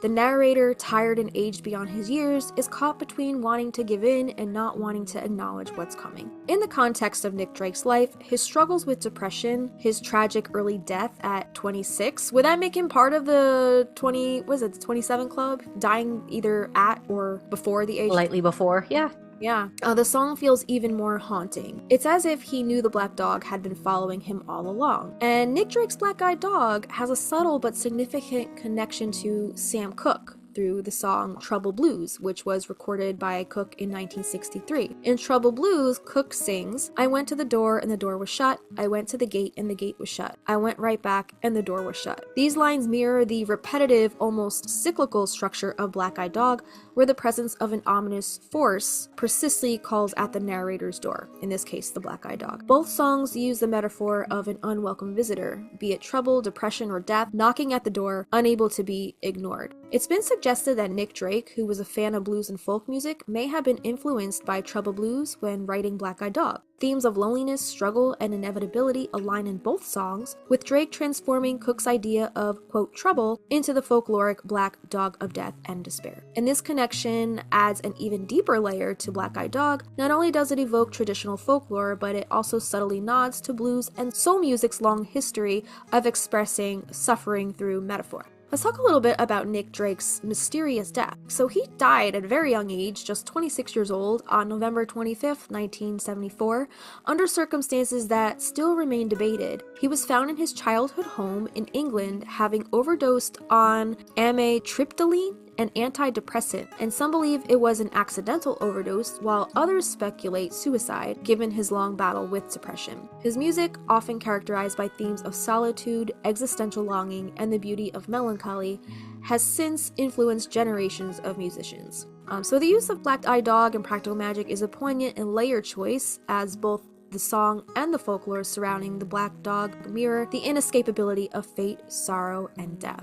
So yeah, nobody knows if he like accidentally overdosed on these or if it was intentional, but he did seem very tortured for a very long time, and it showed in all of his lyrics to his music. There's a couple other ways that the black dog has shown itself in the film, and I'm not talking about physical form, because like we said before, the black dog kind of disappeared after Michael comes into contact with the bicyclists. I'm more talking spiritually, right? I'm talking about Hecate or Hectate, mighty Hectate, make it right. So after Michael dies, Sally goes to the aunts and asks them to bring Michael back. She has clearly considered this once before because she tells them that she saw it in the book when mommy and daddy died, right? So Sally has considered this darker magic before to kind of try to gain control over a situation she has no control over. Well, she was little at the time that her parents died, so I don't know how comfortable she would have been going to the aunts being like, can you do this? You know? She wanted to do it herself, and Right. she's like, I remember finding it here because she wanted her parents back. Yeah, so I'm wondering how that whole experience went. Like, she saw it in the book, but she clearly didn't bring it up to the aunts, right? She just kind of like saved it for a rainy day, like. Okay, but if we're going off what they did for like the resurrection spell with Jimmy, because we're assuming that's probably what it is, maybe they needed a body because you got to put the white on the chest, you got to stick the needles in the eyes, and maybe she was like, well, I don't have their bodies, so I can't do it. You're probably right. That's probably right. But like at that point, Michael probably had already been buried, right? So she didn't have his body either when she went to the aunts to ask them. Or is it in like the morgue? Because she hasn't moved in yet. She hasn't moved in with the girls yet. That is true. Yeah, maybe she just found out about the news. Maybe he wasn't buried yet. Like, we're not really given any specific time constraints. Everything is very cloudy as far as the timing goes on all of this. So that could be very well possible. Yeah. She's like, you want a body? I'll get you a body. I'll do anything. I'll tell you how I did it. I'll tell you where I did it. Yeah. Yeah. So when she goes to the aunts, they tell Sally that he wouldn't be the same Michael. He would come back as something dark and unnatural. So Sally resents this, but she comes to accept that this was Michael's fate, right? But like, was it Michael's fate? Or did the aunts kill him? Because like, if they didn't put the spell on him, Sally would have never been with him, and the Owens curse would never have gotten its clutches on him. Yeah. So that's Yeah. just something to ponder. Or Oh my was he? God, can then how would okay, this could be a fan fiction, but like how would Sally and Gary ever meet? Billy Zane. Time jumping him back and forth. No, that would be interesting because like yeah, have that different sides of the country, is it Yeah. fate needs a little push? I don't know. Just something to think Maybe about. maybe Michael ultimately always had to be the pawn to bring Sally and Gary together. Maybe. Yeah. Maybe that was his destiny. That was his purpose in life, was just to be a martyr. Catalyst. Yeah. So that's unfortunate, but I mean, maybe that's what it was. So one other thing that I want to mention is that both aunts are wearing black in this scene when Sally goes to ask them to bring Michael back. Not only because they're in mourning for Michael and his literal death, but maybe also to represent a more figurative end of the cycle of their spell. Because it all started with them casting the spell, and Michael was wearing black the day that it went into effect, because he was the literal black dog. So maybe them wearing black was like a symbol of that ending of that cycle. Let's talk about the Hecate, or Hectate, as she is referred to in this film. It isn't actually mentioned in the scene where Sally goes to ask them to bring Michael back, but this is more of like a precursor of what's to come later in the resurrection scene with Jillian. So let's just move on to that scene. So the spell in that resurrection scene, it goes, "Black as night, erase death from our sight. White as light, mighty Hectate, make it right." So even though Hecate is a fictional deity in the film anyway, I think we always rolled with what we thought that is a nod to the deity Hecate, right? Or Hekate, Mhm. however you want to spell it or say it that resonates for you. So you might be wondering though, what Hecate or Hectate has to do with black dogs. So Hecate has a deep connection with dogs and is usually accompanied by a pair of black dogs. Hecate favors dog lovers and the rescuers of dogs, and from her mythology, she may manifest as a black dog herself, perhaps the third dog. Oh, there was an image that went with this whole little bit here. It says the third dog in the image represents Hecate in her animal form. Hecate is associated with Sirius, the dog's star. I know we wanted to do a whole Hecate episode at some point, so I won't go too in-depth about her here. I just wanted to touch on some of her aspects surrounding the black dogs and even other black animals in general. She just symbolizes a lot of different familiars and black animal energies. So there's some additional information on paulabraxton.com, and Paula says, Hecate is known for being a goddess in Greece, Egypt, and Anatolia. It is believed that her name derives from a Greek root due to the first part of her name. I don't So know. Greek spelling, Yeah, Greek letters. I don't know phonetically what that would say, but it means willing, or she who works to her will. She is seen as a symbol for magic, ghosts, and crossroads, as she is depicted as triple-bodied in the later versions of her. Ordinarily, like a Cerberus, because Cerberus is like three-headed dog, right? Yeah, we have a little. I added some Cerberus stuff later. Okay. So ordinarily, however, she is shown to be clutching keys, snakes, or torches, and accompanied by her hounds. Alongside this, there is a portrayal of her with the head of a hound. Regardless of which version of her you know, her dogs are included in some way. So canine symbolism is mentioned frequently when talking about Hecate and her magic. It is believed that they symbolize her dominion over death. In Hecate's Greek mythology, Queen Hecate, or Hekabe, Hekabe, was stoned to death and became Hecate's devout ally after being reborn as a black dog. Hekabe is the only named hound of Hecate's, accompanied by Galinthius, the polecat. Both of these familiars have been transformed into this state as a form of punishment. After Queen Hekabe was captured by Odysseus after the defeat of her husband, she killed Thracian king Polymestor after learning of his murder of her son. As the locals were on the brink of stoning her to death, the gods intervened and transformed her into the Black Hound. Hekabe is seen as the, quote, kind-faced hound that follows Hecate. It is not just black dogs that have connections with Hecate's underworld domain, it is mainly any black animal. Alongside her black dog, she also has a horse and polecat familiars. Dogs specifically signify protection, loyalty, and acting on intuition. Although black dogs are seen as sacred and a way of connecting with the underworld, they were also used as sacrifices at the crossroads for Hecate. And we'll get more into myth and legend and lore later on, but I just wanted to point out, those other connections to the film, since the girls do in fact invoke Hecate, aka Hectate, in the resurrection scene, and she is in fact connected to the black dogs, which we see earlier in the Michael scenes. And it said that snakes too were, a symbol of Hecate, which that's a huge symbol for Jillian, right? We compared her to a snake a lot in previous episodes. And then also connected to the frogs and toads. Remember in our frog episode where we talked about Hecate, which is the Egyptian goddess of fertility identified with Hathor, represented in the form of a frog. So to the Egyptians, the frog was an ancient symbol of fertility related to the annual flooding of the Nile. Hecate was originally the female counterpart of Noom, or the wife of Noom, and eventually she also became the mother of Heru-Ur. It has been proposed that her name is the origin of the name Hecate, the Greek goddess of witchcraft. So the dogs and the frogs are somehow intrinsically connected via the realm of Hecate, Hectate, and Hecate, right? So it's literally all connected, which is crazy and fascinating. And you said snakes too, right?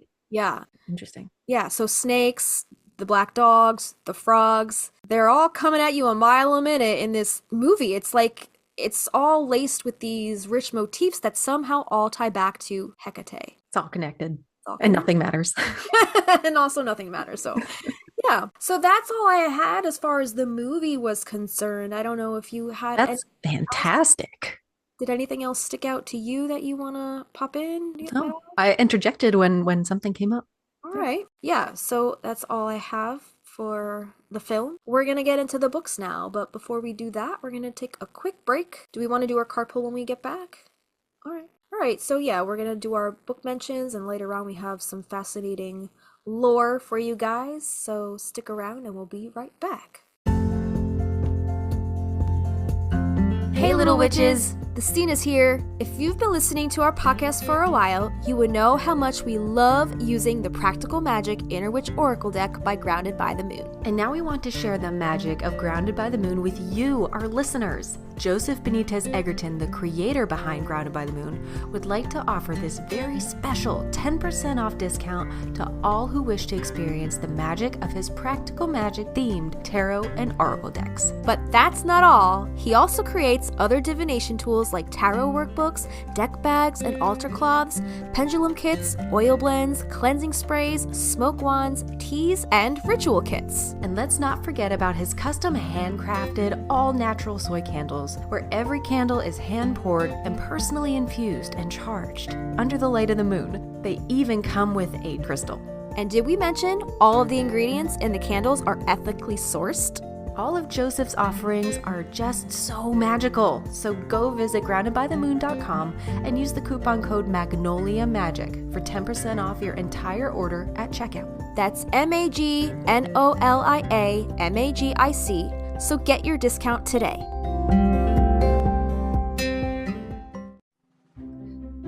You're listening to the Magnolia Street Podcast.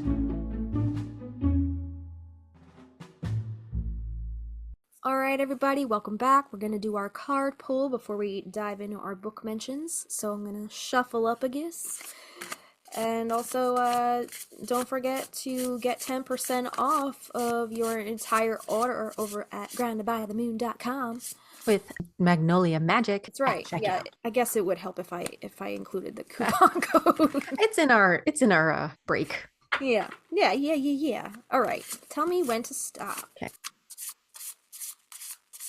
Okay. Right. Candle. Candle. All right. Yeah. So we have a lone candle here, And the keyword on this card means rest and recharge. I don't think, did we ever pull this one before? I don't think so. I don't remember ever pulling this one. Let's see what that has to say. Yes, so rest, recharge, also slow down. This says you are exhausted and are burning the candle from both ends. Girl, don't I know it? Yeah. It's calling us out right now. It's okay to rest and slow down. Our listeners are like, please, not another break. I know, right? Don't slow down. We don't have any plans for another break yet, anyway. So it says you have been pushing yourself too far. Allow yourself to pause, reflect on all you have experienced up until this point. It's time to rejuvenate. Greatness is not accomplished while exhausted. Take the needed time to replenish your energy and regain your strength. Don't allow your flame to burn out. Instead, tend to it and keep a close eye on it. Take a blue candle. This is some spell work for you. Take a blue candle and invoke it with calming, restful, and healing energy. Repeat the affirmation 3 times, and when you are ready, ignite your candle and allow the magical energy to be released into the universe. Take this time to visualize healing blue swirls of rejuvenating energy surrounding and enveloping you. The mantra on this card is, I know my limit. Oh, wow. Okay. Which I don't know my limit. No, so you don't. You little Sag baby. That's a big lie. But I mean, it's a good reminder, like, I feel like I did kind of like, December and January was kind of a lull for us, right? It had to be. There was no way around it. Just with the holidays and then like, personal life stuff. It's just, it's a lot. So, yeah. And that might be a yearly thing where around the holidays, toward the end of the year, will be a little more scarce because it's just a lot with the holiday visiting with the families and yeah, typically, right? But like this year there was like other things. An election. An election, and then like I had like a fender bender in the beginning of December, and then a slew of health shit that I had to deal with on top of getting through the holidays, and it was a lot. I feel like I can like get my footing now at least. Like I feel like the brunt of it is over, and I adulted so hard in December, January that I'm like, I'm adulted out. I need to just like fuck off for somebody else tag in. Yeah, exactly. I'm like, Avi, can you take care of this shit? Because I'm tired. I'm tired. Gone are the days where like mom would call in. Like I would love for Erin to just be like, hey, boss of Christina, she can't come in today. Yeah. Sorry. Yeah. Click. It'd be great to have a personal assistant. What's that? What's that like? Because like, I'm a nanny, and also I don't even know if you want to call me that anymore. I do a lot of other things other than like pick up kids. Yeah. Your domestic assistant. A domestic assistant, if you really want to be realistic about it. But like, I'm somebody else's personal assistant. So sometimes when I'm at work, I'm like, it must be nice. It must be nice to have me do all your bullshit. Yeah. So, it would be nice to have somebody come in and just do all the shit. I don't want that. But you know what? With our mindset, it's like, I would have done it differently, or I probably would have done it better or faster. Right. Yeah, I get super Virgo about all my tasks, and my boss is just like, I don't know how you do it all, and I'm just like, well, if you really want to know, I have Virgo here, and I don't sleep, and I I just run on coffee and fumes. Yeah. Anyway, let's get into the books because there's kind of a lot. I didn't realize how many personal pets and different dog symbolism there is in all 4 books basically, and they all have names. Alice herself is a dog lover. Do you know her dog's name? Shelby. Okay. Yeah, Shelby. So she's a dog lover as well. Is Shelby not a poodle, right? Shelby's a sheepdog? She's a little like white doggy, right? Yeah, she's like a little she got a lot of fluff, right? She's cute. Fluffy dog. Yeah. We're gonna go chronologically just because it seems like even throughout the ancestry, Maria and Faith had connections to dogs, and that seems to have trickled down through the generations. So let's start in magic lessons. Some of these have page numbers, some don't, so I'll read them out when they do. This says, another pup overlooked by hunters because he was so small and weak soon emerged from the den.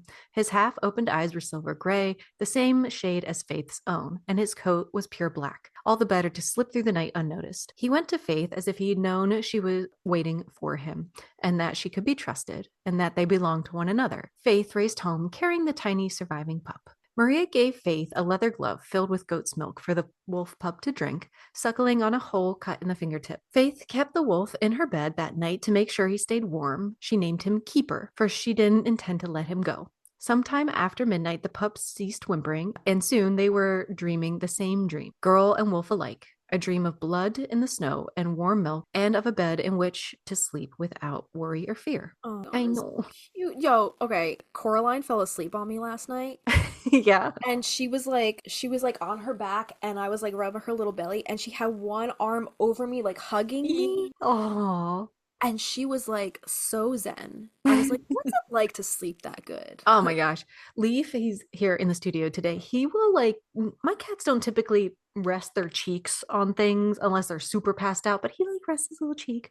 But Odin is the one who's been coming and sleeping like near my face. And Mm, he's such a loud purrer when he does that's purr. Punky. Yeah, Yeah. Punky's And I'm allergic. like, I'm always frustrated because I don't sleep well to begin with. But then I'm like, okay, he's healing you. He's healing you. He's healing you. And I try to calm Like, myself down like that. I can't sleep without my cats. Like, if one of my cats is like fucking off somewhere, I'm like, come here, I need you.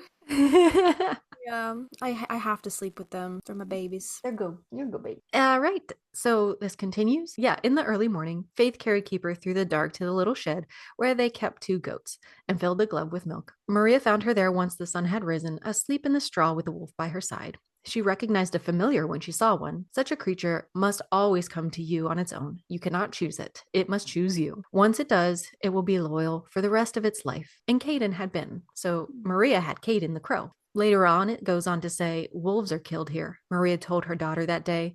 But if you call the creature a dog, then a dog it will be. Faith nodded solemnly. She knew that people in town stared at her red hair, thought by some to be a mark of the devil's own, and gawked at her mother's red boots. Everything they wore must be a secret, and the same was true for the wolf. From the very first day when Keeper was a tiny half-blind pup, he did his best to follow Faith wherever she went, refusing to be parted from her, fiercely loyal. She laughed and called him her little goat, for he Oh. soon enough ran to the goats in the barn wishing to be fed, and he played with the tolerant creatures, biting at their hooves and running beneath them until, having had enough, they butted him and chased him from the barn. Maria wondered if her daughter remembered the man they'd called Goat. That It's was one. Samuel Diaz, right? She calls Samuel Diaz goat. Mm-hmm. Right. The greatest of all time. Page 170. People in town hadn't forgotten Maria Owens. They saw her when she came in once a month to do her shopping, the little girl tagging along with her black dog at her side. 171. The hour was late and her girl was in bed, but the leggy black dog growled at the visitor, who shrank back. He's only a pup, Maria assured Anne. When she told the dog to hush, he did as he was told, curling up beside the little girl's bed. 181. There was a big black dog following them, a slinky creature with strange pale eyes. I'm wondering if it was like an omen, like in Michael's death scene. I'm thinking maybe this is about the time that is it Anne who takes Faith? Martha. Martha. Okay. What do we call her? That something Martha Chase. we were like that bitch Martha Chase. Something like that. Okay, so maybe we'll find out that maybe she's already been taken and Okay. they're being followed by her familiar. Okay. I don't know. I forget. I'm sorry. All right. 224. People grew accustomed to seeing Maria in Keeper. Some of those they passed called out a greeting to the purposeful black dog and the woman wearing a veil. See, that's why I'm thinking, what's she mourning here? Did her daughter already disappear? Did Samuel's dad already pass away? What's going on? Yeah. Such as the old farmers who had been among those who settled in New York more than 60 years earlier, who recognized the wolf for what it was. 183 to 184.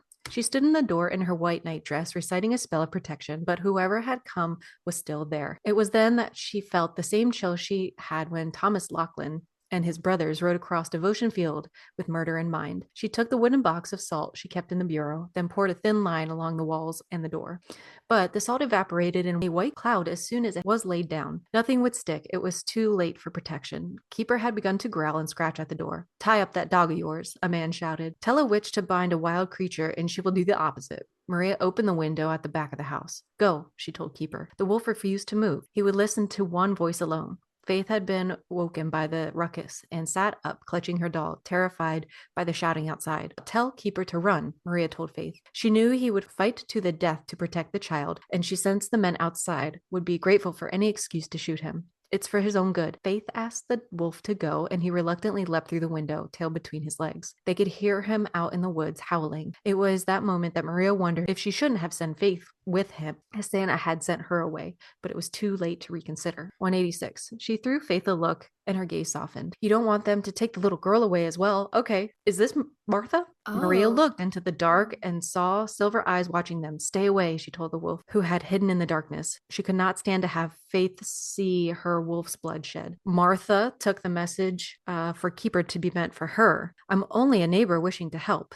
The child knows me. Maria glanced at Faith, and she saw in the girl's eyes that it was true. 211 to 212. When they peered into the dark, there was a wolf. Keeper, chained to the wall, his ribs showing, starved and abandoned, made vicious by his ill treatment. He growled when he spied a human form. Samuel put a hand on Maria's arm as she went forward. That's a dangerous animal, he said, concerned. Every mistreated creature is dangerous, she replied. She ran down the rotted wooden steps into the dark and let the wolf off its chain. He only glanced at her with his silver eyes before he lurched past her and ran up the steps and into the house in a mad search for Faith. When he found she wasn't there, he lay down beside the pallet where she had slept, exhausted and hoarse from weeks of howling. Martha had duped him, tricked him into the cellar by tossing Faith's clothes down the stairs. She'd then thrown a chain around his neck, attached it to the mud-caked wall. Whenever Faith had heard howling, Martha had said it was the wind, and she vowed that the wind here always sounded like crying, and it was best to ignore it. Again, on 212, a little more, the green rain she had called down upon the people of Salem had also washed away any trail that might have been left, making it impossible for the wolf to track Faith. Keeper knew it as well. The girl was gone.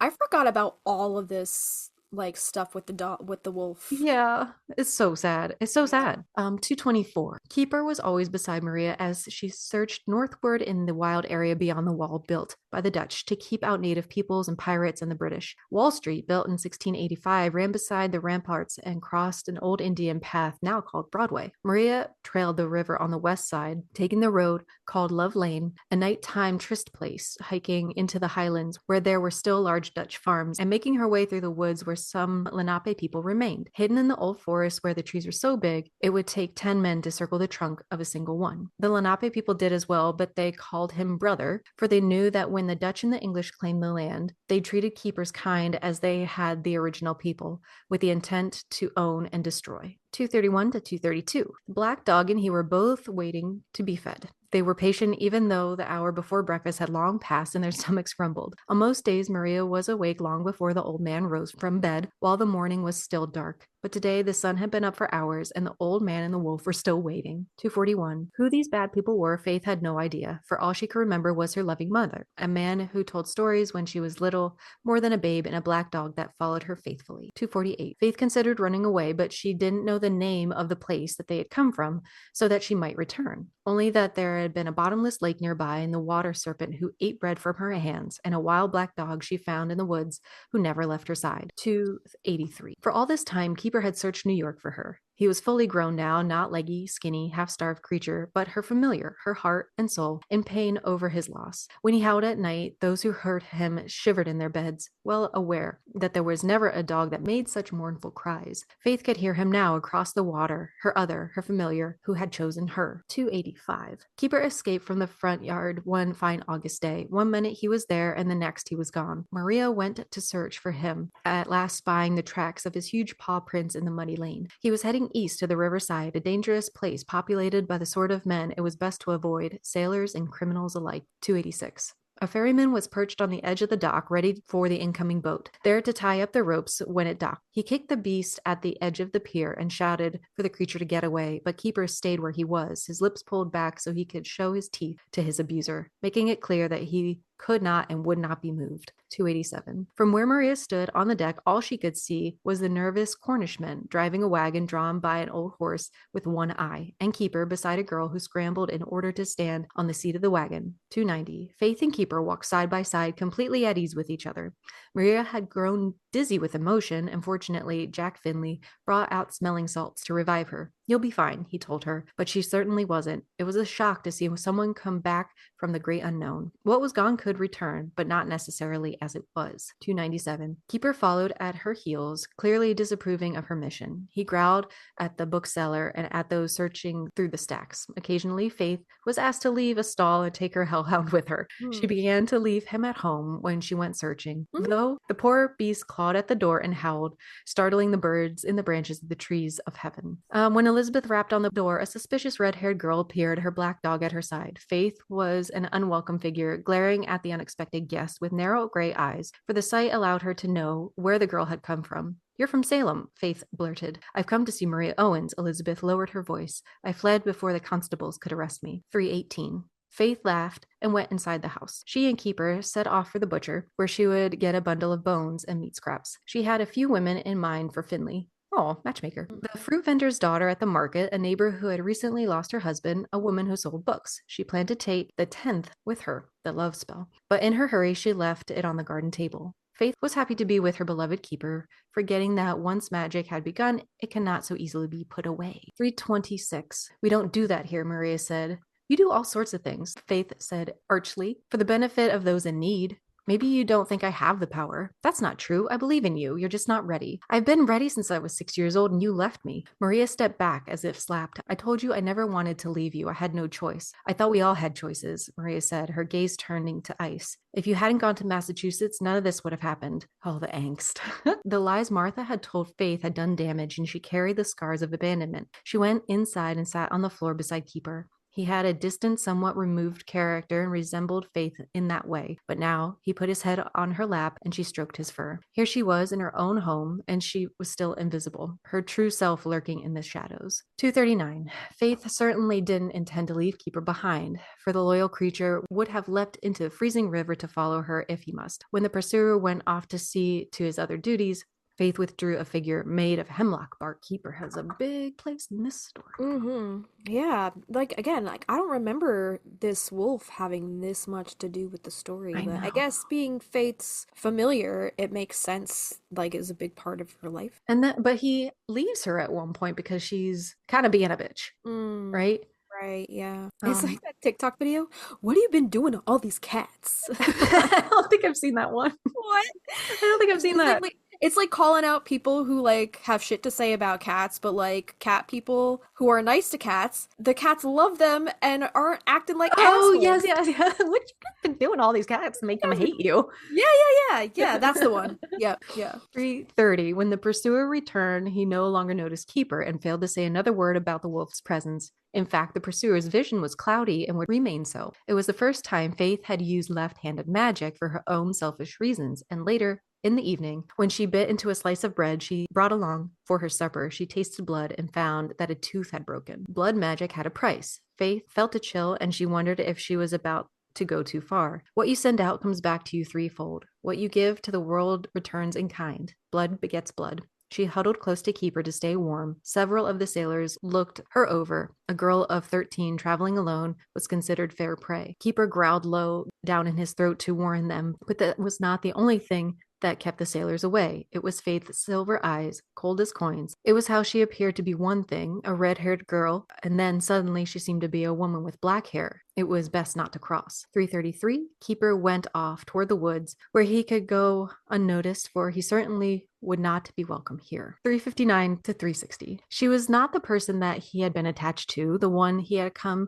to on his own accord, for familiar can never be called. He must make his own choice, and Keeper had made the choice to leave her. Faith wrapped the bird in a bit of flannel cloth and placed it in the basket of herbs, then went to search for Keeper.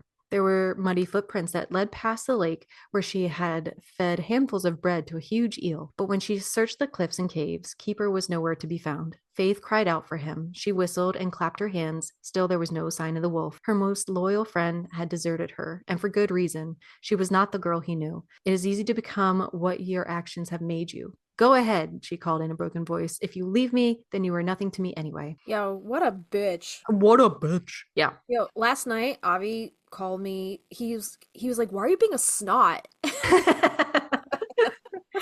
I wasn't being a snot. I was asking him when dinner was because he brought home. Okay, so he got Portuguese food 2 nights ago when I was, babysitting. Yeah. And there was maybe a half of a chicken thigh or leg left. But then last night he got rotisserie chicken from Costco. Yeah. So he brought that home. So it was fresh. So I was just asking him which chicken we're going to eat. Should we just finish the one chicken and instead of cutting into the new chicken? And he was like, well, which one do you want? I was like, I don't care. I'll eat whatever. Tell me what to do. Yeah. And then, like, I guess I was getting annoyed because he wouldn't make a goddamn decision. I was like, just, whatever, I don't care. Just, like, let me know. And he was like, why are you being a snot right now? And I was like, what do you mean I'm being a snot? And he's, like, cutting the chicken, so he's got a knife in his hand, and he's like, he's, like, waving the knife. I was like, do not wave that knife at me, sir. Guys, He's like, that's the craziest dynamic. It's so funny. Stop being a snot. I was like, okay, I'm just gonna walk away before you stab me. So which chicken did you have? We had the rotisserie chicken. Oh, good. Okay. It was fresh. It was hot. Like, you Yeah, know, like yeah. the other chicken was in the fridge for a couple days, so it looked like shriveled and cold. And I was Yeah. like, neither one of us wanted it, so we just ate the rotisserie chicken. That's funny. Yeah. Anyway, This is 370 to 371. Two farmers spied her in a field in her black cape and red boots, running as fast as she could. They knew immediately what she was. She was followed by a dark, shifting shape, a wolf with silver eyes. When she left the hawthorn, she found that Keeper was waiting in the garden. No matter what she had done, he still belonged to her and she to him. She went on her knees to embrace him before they ran off together, stumbling into the wretched place where men found evil in everything they saw, in shoes and cloaks and wolves and women. The farmers would later tell the constables that she had set their barns on fire, but in fact, they themselves overturned a lantern in a hurry to chase after her, guns in hand. When there is murder intended, murder will be the result. They shot into the dark. Oh, okay. Oh no. Trigger. They shot into the dark as if the dark itself were their enemy. They had both been there on the day the crows died, and it was an event that still thrilled them, for they had embroidered the story with an attack of murderous crows sent by the devil himself. When they heard a howl, they thought it was a she-wolf, but it was Faith crying out as Keeper fell into the grass. I know. She sank to her knees and held her hands over the bloody wounds, reciting an incantation of protection, but it was impossible to staunch the flow of blood. She was reaching for the Book of the Raven, so distraught she didn't notice when men came up behind her, guns ready. The barn was in flames now, and the men blamed her, though she had only passed by. A witch's presence can cause mayhem, and now that they had her, they feared her. They wrapped chains around Faith and studied her as she cursed them, a girl drenched in wolf's blood, powerless at last, the sort of girl they'd like to drown. 382. At the first light, Faith would return to the field and bring Keeper back to the bonfire so that her loyal companion would be turned into ashes here in the woods where he belonged. They watched the bonfire burn and remembered when they first saw fireflies and thought stars had dropped from the sky, when Keeper was a pup and drank goat's milk, when Caden brought gifts of buttons and keys, when they plucked apples from trees, when the world of Essex County was brand new. 392. And this is the last one. Faith understood that she was fortunate indeed to be chosen again after Keeper's death. She called the mare Holly, and people became accustomed to seeing her ride through the fields at night wearing trousers and carrying a satchel of books, her red hair tucked up under her black hat. I'm wondering, so Keeper was a black wolf? Mm-hmm. I'm wondering if the mare Holly was a black mare. Black and I'm wolves. wondering if they're both, you know, tied to the myth of Hecate. Oh, are horses tied to Hecate? I think any like black animal. Cool. Yeah, so that would be cool. I don't know what color it said the mare was, but I don't know. I don't think it said. yeah. All right, so that was it for magic lessons. We're going to move on to rules of magic. And I don't think there's as many of these. All right, so this first one is pages 7 to 8, and this says, Halen despised his background of wealth and privilege and war-torn, threadbare clothes and boots so old there were holes in the soles. All he wanted was a dog and permission to attend public school. His parents denied him both of these wishes. Yo, I remember being like young and begging my parents for a dog. Did you ever beg your parents for a dog at that age? Yes, I did. Did you ever have a dog at that age? No, I didn't. And my dad was like, I'm not taking the dog out at 4 a.m. to go to the bathroom. I'm not going to tell him he was right, but god dang, I don't know if I'd get another dog after Diggity. I love him. He's wonderful to an extent. Yeah. I'm not a dog person. Like, and then I'm kind of like the flip it and reverse it. You learned your lesson early on. I had a dog as a kid, and I'm glad I got it out of my system because I will never get a dog again. Yeah. Let that be a warning to y'all. No dogs. Cat person all the way. Yeah. All right. So this next passage says, he smoked a joint and tilted his head up. There were no stars in the sooty sky. 18 years of being a liar, he thought. When he looked down, he saw that a creature was staring at him. If you come for me, you've made a mistake. He warned it. I'll turn you into a rabbit. The animal came close enough for Vincent to feel its hot breath. It was no rabbit, but a black German shepherd without a collar or leash. The dog faced him with serious expression, his eyes flecked with golden light. Vincent smiled despite his glum frame of mind. Friend or foe? He asked. The dog offered his paw as an answer. and they shook. "You're very well trained," Vincent said admiringly. "If you have no name, I'll call you Harry, after the greatest magician, Mr. Houdini. I would discuss your situation further, but it's my birthday, and I have to go home." The dog trailed him across 6th Avenue, following to Greenwich Avenue. Vincent looked over his shoulder before coming to an abrupt halt. "If that's what you have in mind, we might as well walk together. We're late for dinner." Vincent had no friends, yet after he'd come home, Franny overheard him conversing with someone in the entrance hall. Curious, she went to peek. There was an enormous German shepherd who waited patiently as Vincent hung up his coat. Male witches were often known to have black dogs, or so the texts in the library had stated. Immediately, Franny knew this beast was Vincent's familiar, his double and alter ego, a creature of different genus that had the same shared spirit. The dog shadowed Vincent into the kitchen, then lay beneath the table, waiting for his master's next move. Jet's little cat let out a howl when it spied the huge dog, then leapt from Jet's arms and raced from the room, skittering up the stairs to the safety of the 2nd floor. The dog merely watched impassively. He clearly wasn't about to humiliate himself by giving chase. "Poor Wren," Jet sighed. "Her home life has been ruined by a sibling." That was like Coraline when we brought Punky home. I mean, we call Punky our golden retriever. Like ours, Franny teased. "You know, you were both thrilled when I was born. Or did you hire that nurse to get rid of me? I could forgive you if you tell me there's a tipsy chocolate cake," Vincent said, far more upbeat than usual, delighted to find he could be surprised by fate. "If you tell us who your friend is," Franny countered. As his birthday gift, she wished he wouldn't be so alone, and had burned a paper coated with honey to complete the spell, and now here he was with a companion. Oh, so this isn't the first time the aunt had done some magic to bring a companion into somebody's life. Well, shit. There it is. There it is. So he's Harry, Vincent said. At the mention of his name, the dog picked up his huge head. "He'll be staying with us from now on." When the sisters exchanged a look, Vincent added, "You have to admit, we won't have any robberies with him around." "We wouldn't anyway," Franny said. "We've got a fixed spell on that door." But she'd already filled a plate with chopped chicken and rice for the dog. She was pleased. Everyone knew a dog was an antidote to alienation. "Happy birthday, dear Vincent." And that was on pages 185 to 186. The dog, on the other hand, went right to the stranger, who introduced himself as William Grant. Although he wasn't especially handsome, he had charisma, and even Franny was engaged by his manner. "You don't sound like yourself." Franny was already looking for a canister of salts and some fresh rosemary to dispel whatever afflicted him. "I am myself," Vincent told her. He gave her an address and told her to come see for herself. Franny packed up the ingredients she thought she might need, then leashed the dog and took off. Vincent's instructions were odd, however, and the streets unfamiliar. Finally, she came to Conjure Street. It was dusk when she thought she saw Vincent on the stoop of an old townhouse. But Harry didn't bark to greet him, and it was another man who waved to her. On pages 205 to 206, Vincent's dog was at his feet, his shadow, silent and dignified, and more than a little mortified when Regina laid her cuddly,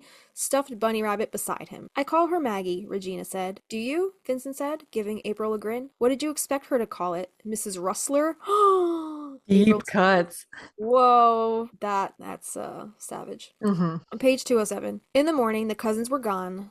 Regina's drawing of a black dog and a black cat had been left on the kitchen table. Franny had it framed later that afternoon, and from then on she kept it in the parlor, and even years later, when she moved and left almost everything behind, she took it with her, bundled in brown paper and string. Okay, page 241. Late on this particular night, Vincent was walking with his dog when he came upon a crowd that was growing by the minute. He could have gone in another direction, but he came this way. Later, he would wonder if he knew if he needed to see for himself who he was and where he belonged. He usually paid no attention to anyone when he walked his dog at night. Do you think his song, "I Walk at Night," is about him walking his dog? Cute. That'd be cute. I gotta reread those lyrics. Mm-hmm.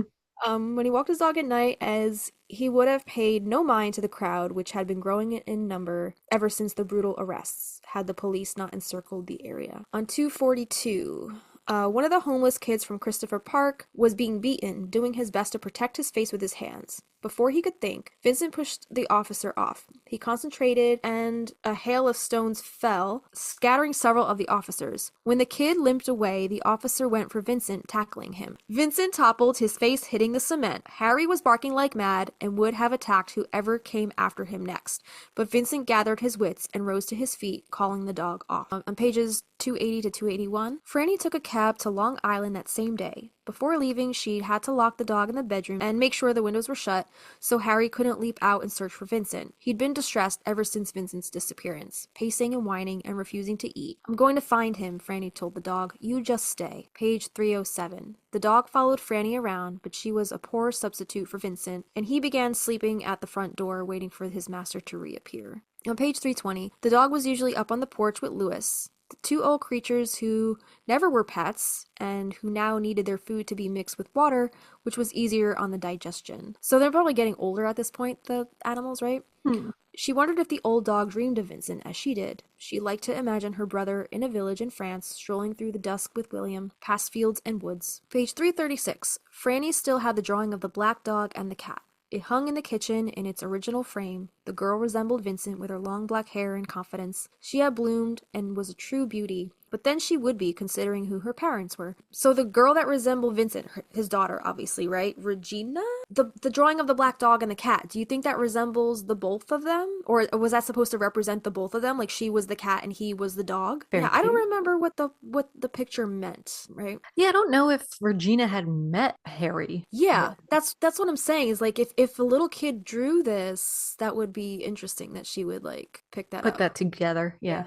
Yeah. So page 340. Folks often saw Dr. Walker leaving the house on Magnolia Street early in the morning, whistling, followed by that old dog of theirs, which had taken a liking to him. Frankly, people wondered what a wonderful man like Halen Walker was doing associating with the Owens sisters. He was so kind-hearted after all. On page 340, Vincent's old dog passed away. The vines grew taller. Halen's young patients grew up and began to bring their own children to him. Before they knew it, 20 years had gone by. And on page 358, "Go pack," Sally whispered to Jillian as she took hold of the phone. "Get our best dresses, the ones Granny bought us." "What about everything in our rooms?" Sally shook her head. "They will be traveling light from now on. You can take Arthur and Pip, Jillian's stuffed bear and her toy mouse. I'll take Maxine, Sally's stuffed black dog." So that's interesting. She's got a stuffed black dog. I have from my childhood. Of course, I named it Balto, but it's like a husky dog. Yeah. This thing is ragged. It is still in my like Tupperware bin in the basement here. Yeah. I have a Dalmatian dog named Spots. Yeah, that's cute. That dog has an interesting story. So we went to Williamsburg, Virginia. Busch Gardens. It was like, like those colonial theme parks or whatever. Mhm. So they had like a display of like these Dalmatian stuffed animals. And I was begging my parents for one. They wouldn't give me the time of day. They was like, "You have so many toys already, blah, blah, blah." I was like crying. Like I needed to have one of these things. When I tell you, after they bought me this dog, this stuffed Dalmatian puppy dog, we were inseparable. Like I didn't go anywhere without it. I slept with it all the time. Whenever I was grounded, they would put him on top of the fridge so I couldn't reach him. Oh. So yeah, that was my little attitude in check. Like you be good, and like we won't have to take your best friend away. Take Spots away. Oh my God. Was there a picture day at your school where you could bring in your favorite stuffed animal or like a prop? I brought in my doggy one time, this little stuffed dog. So he's like, eyeballs are all opposite. No, we didn't have that, but that would have been adorable if I was able to take my school picture with Spots. Do you still have Spots? Yeah, I do still have Spots. I don't sleep with him anymore because now I have 2 cats and a husband. Do you have him there at your house? I Or your do, parents' yeah. house? No, Could you but take he's- a picture with him and I'll take a picture with mine and we'll put it with this episode? All right, yeah. Spots is also looking a little raggedy. I think I've maybe washed him a handful of times, and like he had like a little leather black nose, but since then the leather has completely worn off, and now his nose is just like deteriorated leather. Oh my God. I want to go find him right now. I want to go down and get Spots has the doggy been out. through it all with me. Like before I ever had my real dog Scout, because like we got Scout when I was like 12. I've had Spots since we were in our last house, so like I must have been 5 or 6. Yeah. So I've had him a really long time. That's so funny. I think I even brought him to LA with me, and he was like, I just put him up in like the little cupboard, and he was just like oversee me and protect me That's so cute. out there. Yeah, so he's been through it all with me. Yeah, I'm afraid to like have him out because like I don't want Punky to tear him apart, you know? Me too. Yeah. Yeah. A couple in practical magic, and there, as we know, Alice tends to get more magical the more books she did. So most of these are very practical. They're just Okay. kind of in passing. This says, when Jillian wore short skirts, she caused car accidents on Endicott Street. When she passed by, dogs tied to kennels with thick metal chains forgot to snarl and bite. The aunt's practice was rubbish and nothing more, a gruel mix-up to feed the delusions of the desperate. Sally wouldn't hear another word about it. She wouldn't look when the aunts insisted on pointing out that a black dog had taken to sitting out on the sidewalk every evening. She wouldn't listen when they swore that the dog always pointed its face to the sky whenever Michael approached, and that it howled at the sight of him and quickly backed away from his shadow, tail between its legs. People who knew enough to be careful always shut their windows. They locked their doors, and they never dared to kiss their sweethearts over the garden gate or reach out to pet a stray dog. What is that, like a walking under a ladder? I guess it's just like bad luck. Yeah. Maybe that's why Michael in the movie does, like, he looks at the dog, but he doesn't, like, pet it or, like, really interact with it much, because maybe that's just, like, I don't know, bad. Don't pet that stray dog, don't get bit. But this is exactly what has happened to Kylie. She's grown up to discover that she knows and feels too much. No matter where she goes, to the market on an errand or to the town pool for an afternoon swim, she is confronted by people's innermost emotions, which seep from their skin and billow out and float above them like a cloud. Just yesterday, Kylie passed an old woman walking her ancient poodle, which was crippled by arthritis and could barely move. The woman's grief was so overpowering, she would take the dog to the animal hospital by the end of the week to put it out of its misery. Kylie found she could not take another step. She sat down on the curb and stayed there until dusk, and when she finally walked home, she felt dizzy and weak. If she passed by a baby in his stroller and he was wailing until he was bright red with frustration and neglect, Kylie herself is grumpy for the rest of the day. If a dog limped by with a stone embedded in his paw, or a woman buying fruit in the supermarket closes her eyes and stops to recall a boy who drowned 15 years ago, the one she loved most, Kylie started to feel as if she was going to pass out. Avoid men who call you baby and women who have no friends, and dogs that scratch at their bellies and refuse to lie down at your feet. Wear dark sunglasses, bathe in lavender oil and cool, fresh water, seek shelter from the afternoon sun. And lastly, he looks out at the parking lot. By the afternoon, he'll be back where he belongs. His dogs will go crazy when they see him. This is Gary. So Gary's got dogs. His mail will be waiting outside the front door. The milk in his refrigerator will be fresh enough to use in his coffee. The hitch is he doesn't want to go. He'd rather be here, crammed into this tiny Honda, his stomach growling with hunger, his desire so bad he doesn't know if he could stand up straight. I wonder what kind of dogs Gary has. Yeah, I wonder if, wouldn't it be something if they were, like, all the dogs that were following Sally when, in the movie, when she's, like, about to go jump on Michael, and the dog's like, no, How that's did not he the get those dogs to Arizona? And he was like, no, that's not the guy, that's not the guy. Maybe they're spectral dogs, again. Hellhounds. Maybe none of the dogs in that film were actually real. They're just all spiritual, I don't know, they're just... Entities. Yeah, they're kind of like guiding the storyline, and like the characters don't even see them, because if you think about it, in both scenes with the dog chasing Sally and the dog following Michael, neither one of them interact with They the don't give dogs. a shit. They're cat people. Yeah, they don't even mind the dogs. So like the dogs aren't even they're trying to send the messages, but they're ultimately ignoring what the dogs are trying to tell them. Also, real quick, going back to the rules of magic, didn't the Reverend have a dog that Jet ended up taking care of? Yeah, that's the big chunk of this rules of magic part. Oh, wait, we read Rules of Magic already, right? Or what's this? Book of Magic. Book of Magic? Oh, okay, so Jet taking care of the Reverend's dog, that's the Book of Magic? Yeah, because I feel like if he had a dog when she was a teenager, it would probably already be dead. Because he's old. He's pretty old. Yeah, that's true. You're right. All right, so getting into this is the last book, The Book of Magic, and this starts on page 13. So it says, the Owens curse stalked her even though she was determined to avoid magic. Oh, she had tried, but no matter how ordinary her life might be, the curse hung on as if it were an obstinate dog that refused to loosen its bite even when she tried to shake it off. Now, as Sally and Jet walked through town, Sally realized that a little dog was indeed pursuing them, as though it read her mind, validating her theory that a hex and a wild dog were equally difficult to be rid of. The one following them was a scraggly white thing with sharp black eyes. Sally soon recognized it as the stray that had been hanging around trash barrels behind the library for several days, one wily enough to escape every time animal control was called in. I can't seem to catch that dog, Sally said. Pages 13 to 14. I think it's Daisy, Jet said thoughtfully, slowly as she observed the dog. Once she knew that Death was walking alongside you, things came into focus, and as they now did for Jet. With only 7 days left, she had best pay attention to every detail. She had already taken note that the lines on her right palm, showing the fate that she'd been given, and those on the left hand, the fate she had made for herself, were exactly the same. They had converged, as they always do at the end of a life. Jet's gift of the sight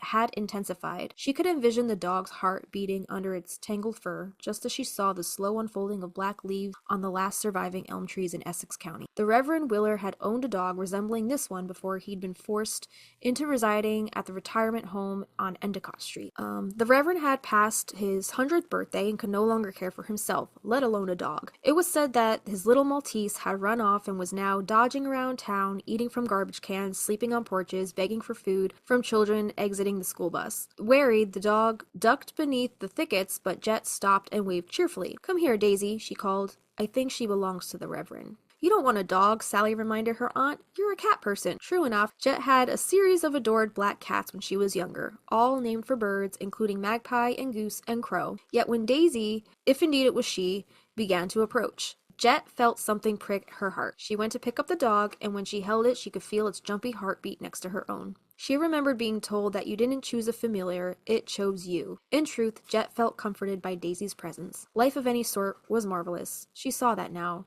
"Are you sure?" Jet murmured to the dog. She had only a few days left, after all, and couldn't pledge to oversee Daisy's future. All the same, the Reverend's dog settled in against her. Clearly pleased. What? Yeah.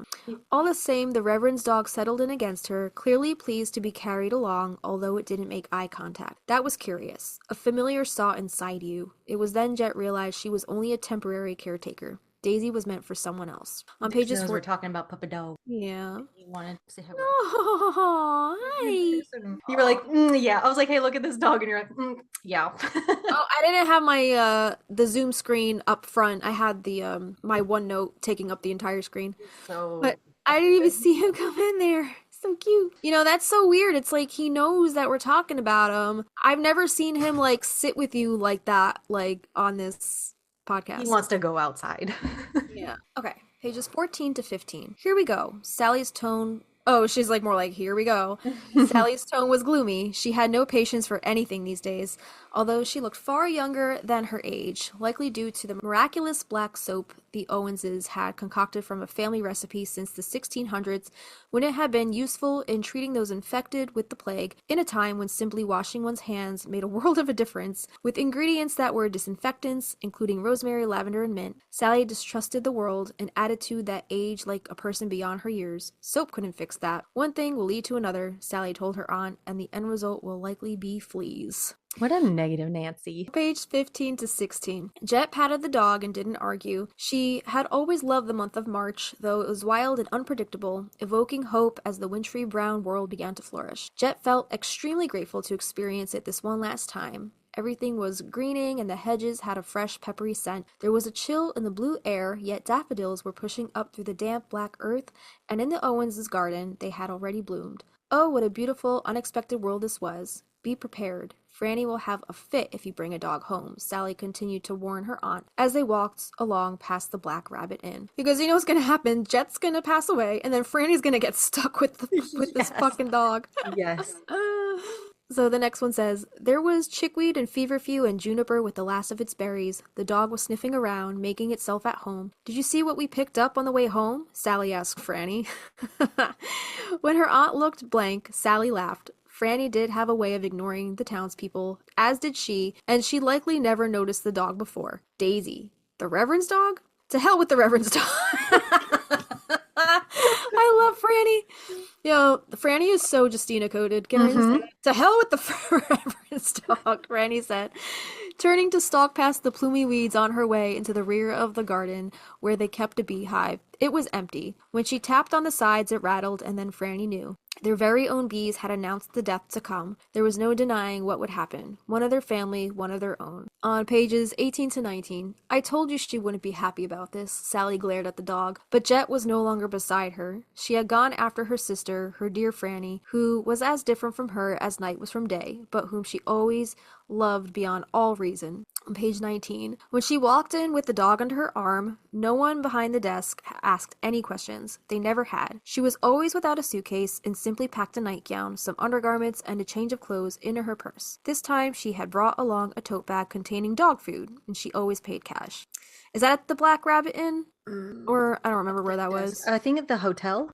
Okay. So wait, is she still staying there from like at the so the plazas, because this next passage on page 21 it says, but when Raphael arrived at the plaza, his instinct that there was bad news kicked in, left over from his years as a principal. For one thing, Jet had brought a stray dog along, a white scruffy pup who sat at Raphael's feet when he took off his shoes, staring into his eyes as if he were a long-lost friend. She'll cheer you up, Jet said. All I need is you, Raphael said mournfully, sensing that something wasn't right. Jet sat down beside him and took his hand. For all these years, she had been protecting Raphael every time she claimed she didn't love him. But now Jet told him the truth. She had loved him, and only him. I know, Raphael assured her. And that's why Daisy is here. She'll be a companion. That was when he'd known something terrible and unbreakable was about to befall them. They considered getting married that afternoon, since the curse could no longer do them any harm. But in the end, they decided they didn't need a witness to their love. On page 23. On the train back to Boston, Daisy sat on Jet's lap and gazed out the window as they passed through the pale green marshes in Connecticut. Service dog, Jet told the conductor, and who would argue with such a dear old lady who appeared to be crying black tears, the tears that witches cry no matter that lore says they have no hearts and are incapable of love. Pages 25 to 26. Franny remained on the threshold while Jet went to sit at the Reverend's bedside. That was as social as Franny got. She pursed her lips and gazed at Reverend Willard. Things didn't look good for the old man, and he had been despondent for some time. Once you are over 100 years, you stop counting days. Once you've lost your son, you glimpse death everywhere. All the same, the Reverend let out a whoop when Daisy jumped onto his bed. Here's my girl. He patted the dog, wholly absorbed, turning to Jet, only when she politely coughed. And my other girl. She's a grown woman, Franny reminded the Reverend, still not venturing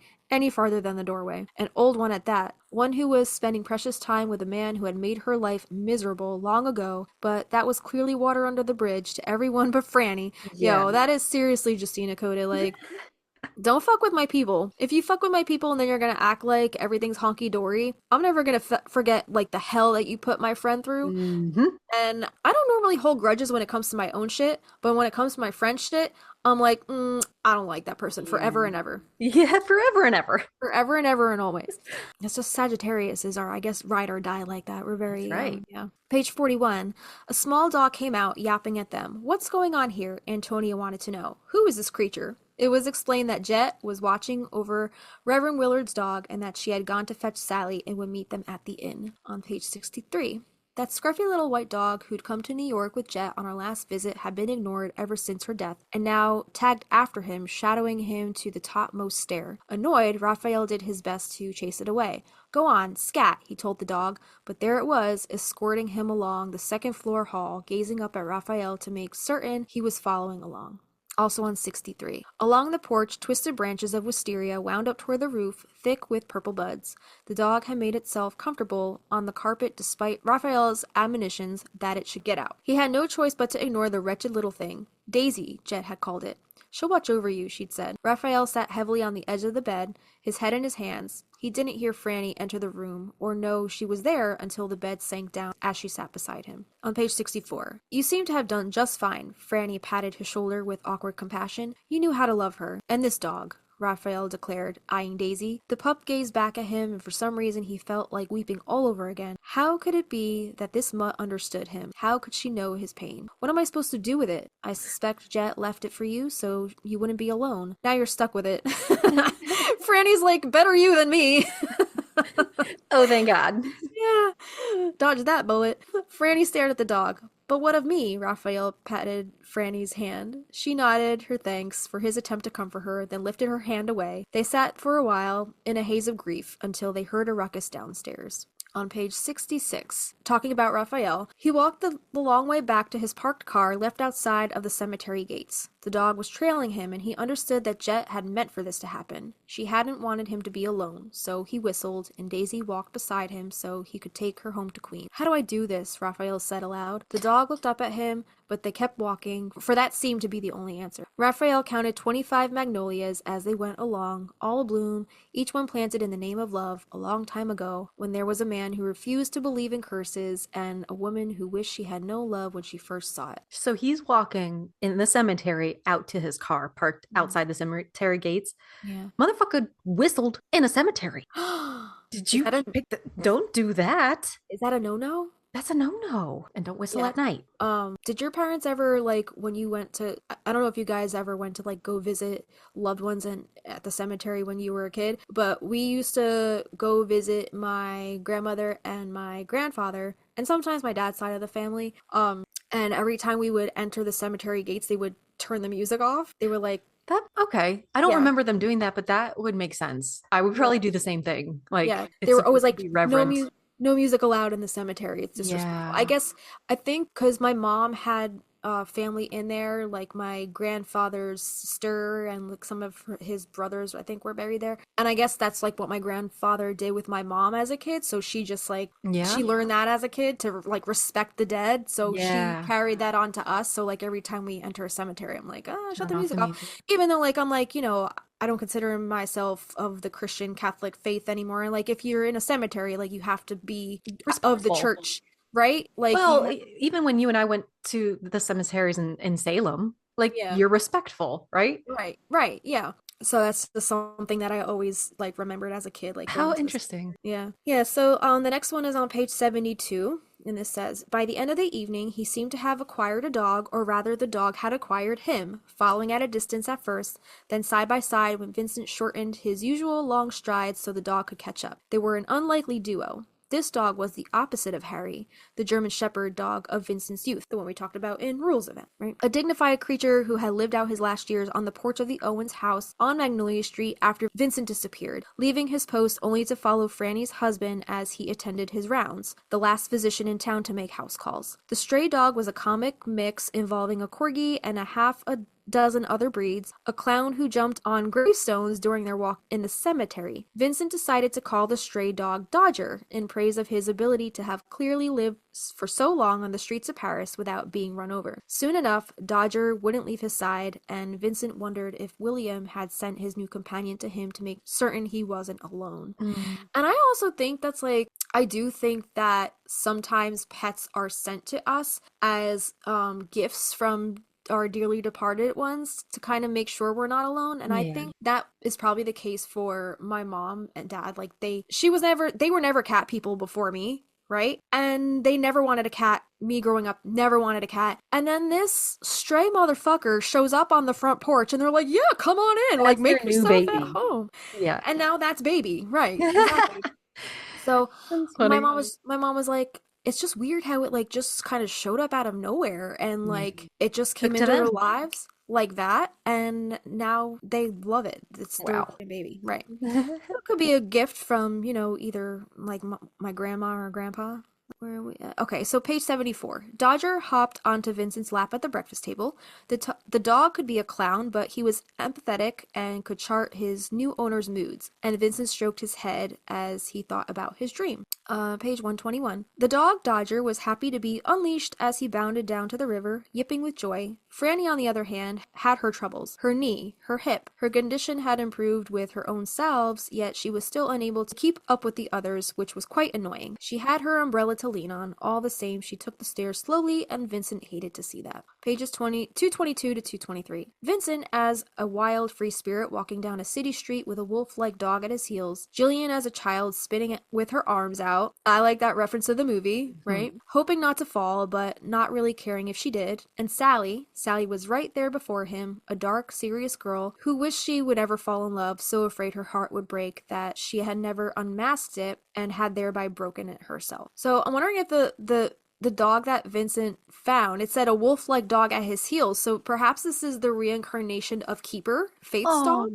Oh, yeah. Could be. So maybe this dog was a familiar sent to him by a deceased ancestor. Page 229. Once when Ian was visiting his mother, taking a walk with her Labrador retriever, Jinx, the dog had rushed over to a barn on the Lachlan estate barking like mad.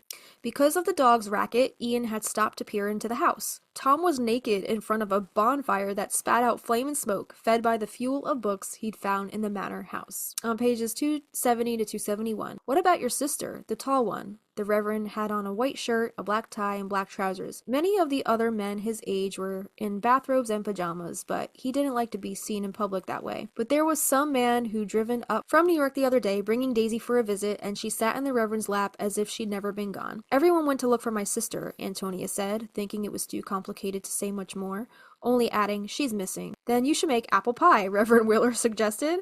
When Antonia seemed baffled, he went on to explain. Jet said that was how you found a lost daughter. You baked an apple pie. Okay, so now he's into witchcraft.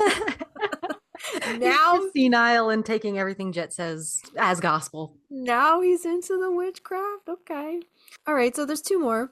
Page 313. Don't come in, Jessie had told her. Catch up on your sleep. Jessie tried to be supportive of her coworkers, although it was annoying to have the work of two laid upon her. She was taking out the trash when a black dog ran past. She thought it might be Matt Pool's sister's retriever, but then it disappeared like a shadow. When she looked up, she saw that the sky had turned red. There was a mist in the air, and it seemed to be moving through town. And then all at once, the rain came down in sheets, a rain as red as blood. So that black dog in that instance seemed to be kind of the omen, because she looked and then it was like gone, right? Yeah. Yep. Yeah. All right, last book mention. This is on page 373. An older man was there with a sandwich and a thermos of coffee, a little white dog beside him. There were already daffodils on the grave. The dog began to bark as Sally and Jillian approached. Daisy, stop. The man commanded the dog, who ignored him and continued to yap. So sorry, he apologized. She's my watchdog. And is that referring to Raphael? I think so. Right? Because I don't know if Sally and Jillian have met Raphael, just Franny. Probably That's so much dog stuff. And for being like witches, we know we have Magpie. We had a whole cat episode. I don't think we had as many cat references as we have had dog references. Yeah, there was a lot of dog stuff there. And they all had names. They all had names. Cute names. All right, so we're going to take another quick break, and when we come back, we're going to talk about all the folklore, pop culture, and even some magic for you guys. So stick around, we'll be right back. Hey little witches, Justina here, calling all practical magic fans and music lovers. This fall, get ready for something truly spellbinding from the Stinas. Christina and I started Magnolia Street Podcast as a way to share our original music inspired by our favorite movie, Practical Magic.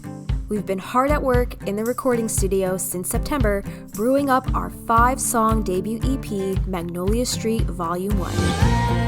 At the house on Magnolia Street, would you go down to Magnolia Street with the wisteria roll out? At the house of magic and mystery, so would you go down to Magnolia Street? You want the inside scoop on our music and the stories behind each song? Join our Rose tier on Patreon for just $8 a month and dive into exclusive content from our songisodes. Plus, bonus content from our highly anticipated upcoming EP. On there, you'll find lyric sheets, original demos, behind-the-scenes videos from the studio, blog posts, production notes, and more. Don't miss out on the magic. Keep up to date with us on our Instagram at Magnolia Street Podcast for all of our music news and be a part of our musical journey. The Stinas are bringing practical magic to life, one song at a time, right here on Magnolia Street. You didn't go down to Magnolia Street. Magnolia Street. You're listening to Magnolia Street Podcast. Welcome back. We're going to talk about some folklore. In folklore, the black dog is a supernatural creature that can be an omen of death or bad luck. Black dogs are often depicted as large with glowing eyes and are associated with the devil, witchcraft, and the afterlife. In folklore, there's a couple different black dogs from different cultures. The first one is the black shuck. This is a ghostly black dog that haunts the countrysides of East Anglia. Black Shuck is sometimes described as an omen of death, but other accounts describe it as companionable. Next, we have the Barghest, a mythical black dog with huge teeth and claws that only appears at night. It's said that seeing the Barghest clearly means you will die soon. Maybe Okay. that was what Michael had following him, Yeah, the definitely. bard test. And then here we go. We have Hecate. The ancient authors like Ovid and Pausanias describe black dogs as being sacrificed to the goddess Hecate, which is what we said kind of like had to do with that last part of the resurrection spell, right? Kind of had ties to that, it seems. Yes. So some other names include, oh God, let me try to say this: Capelthwaite, Gallytrot, Harry Jack, Girt Dog, Hooter, Old Scarp, Old Shock, Padfoot, Scarf, Shucky Dog, Shug Monster, That's Skeff, a rapper. Shug Monster. Skeff, Skricker, Striker, and Trash. Some of which we'll get to in greater detail a little later on. Yeah, we call Punky our trash cat because Hmm. Not Shug Monster. Shug Monster, no. So, so black dogs in popular culture are often featured in horror stories and movies. There was a black dog in The Hound of the Baskervilles, which is an example of a black dog in modern literature. And some superstitions say that wearing a cross or carrying a picture of a saint can ward off a black dog. Other superstitions say that sprinkling fresh water on the ground behind you as you walk can ward off a black dog. Too bad Michael didn't have some water on him that day that he could have like sprinkled back there. Or some snackies. Yeah. So the black dog is a supernatural, spectral, or demonic hellhound originating from English folklore and also present in folklore throughout Europe and the Americas. It is usually unnaturally large with glowing red or yellow eyes and is often connected with the devil as an English incarnation of the hellhound and is sometimes an omen of death. It's sometimes associated with electrical storms, such as Black Shuck's appearance in Bungay, Suffolk, and also with the crossroads or the barrows as a type of fairy hound. So I guess it's saying that the crossroads or barrows are places of execution, or it's saying that they're also associated with places of execution in ancient pathways. Black dogs are generally regarded as sinister or malevolent, and a few, such as the Barghest and Shuck, are said to be directly harmful. Some black dogs, however, such as the Girt Dog in Somerset, are said to behave benevolently as guardian black dogs, guiding travelers at night onto the right path or protecting them from danger. The black dog is a recognized folkloric motif. So do you think that the black dog that was following Michael was malevolent or benevolent? Like, do Since we it was think, trying to warn him, yeah, like, get was the it, fuck out of the road. yeah, was it trying to warn him or was it trying to come to collect his soul? Like, you I know? don't know. Hmm. Yeah. I don't know how, I guess however you want to interpret it. So the origins of the black dog are difficult to discern. It is uncertain whether the creature originated in Celtic or Germanic elements of British culture. Throughout European mythology, dogs have been associated with death. Examples of this are the, how do you say this word? Quenawin? Gwynawyn, it's Welsh, and the Garmr, which is Norse, and the Cerberus, which is, we know, the Greek three-headed dog, all of whom were in some ways guardians of the underworld. This association seems to be due to the scavenging habits of dogs, and it is possible that the black dog is a survival of these beliefs. Cerberus, that was the guardian to Hades' realm, right? Hmm. Yeah, yeah. Yeah, I put in a little later bit on him. All It's right, just a bitty so puppy dog. what is this? This is like a old newspaper clipping from like, I don't know what, the 1600s or something? What is this? 1577. Holy shit. This says title page of the account of Reverend Abraham Fleming's account of the appearance of the ghostly black dog, Black Shuck, at the Church of Bungay, Suffolk, 1577. I don't know Looks if like like Black Phillip. it does, yeah, it looks like a goat, right? It doesn't look like Yeah. a dog. Yeah, those ears. That looks Those ears are goats. Goat's that ears. ear looks like a horn, kind of. Hmm. And look at the talons on that thing. Holy shit. Scratchy, scratchy. Those are very sharp and will not feel good. What does that say? End terrible wonder wrought. Very late in the partly church. Parishly? What does that say? Parish? Parish? Parish? Parish? Parish church of Bungay, a tavern of no great distance from the. Cutie.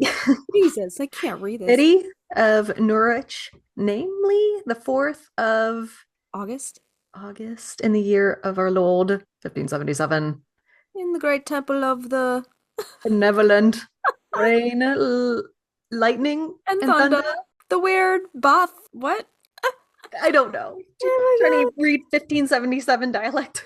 You got to give us points for trying. We tried. Yeah, we tried. Good teamwork, though. Maybe it just summarizes everything in this next paragraph that I was supposed to. Black dogs have been reported from almost all the countries of England, the exceptions being Middlesex and Rutland. Some of the better known black dogs are the Barcast of Yorkshire and the Black Shuck of East Anglia. Other names are Hairy Jack, Padfoot. I think we've read all these already, right? We read most of these. I think the only ones that I didn't see in the paragraph above was Churchyard Beast. Moody Doo?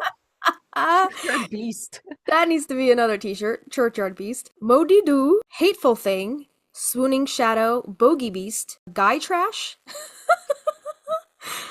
Church Grim. Although the Church Grim is not a barcast or shuck, it can also take the form of a large black dog. So I don't know what the difference is between all these different ones, but I guess they're just variations of the same thing, maybe?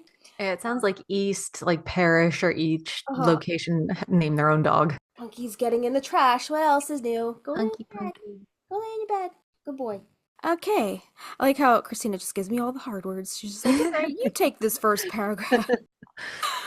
All right. Oh, so on Dartmoor in southern Devon, the notorious Squire Richard Cable was said to have been a huntsman who sold his soul to the devil. When he died in 1677, black hounds are said to have appeared around his burial chamber. The ghostly huntsman is said to ride with black dogs, and this tale inspired Arthur Conan Doyle to write his well-known story, The Hound of Baskervilles. In Lancashire, the black hound is called the Bargoost, Grim, Gytrash, Padfoot, Shag, Skriker, or Striker, and Trash.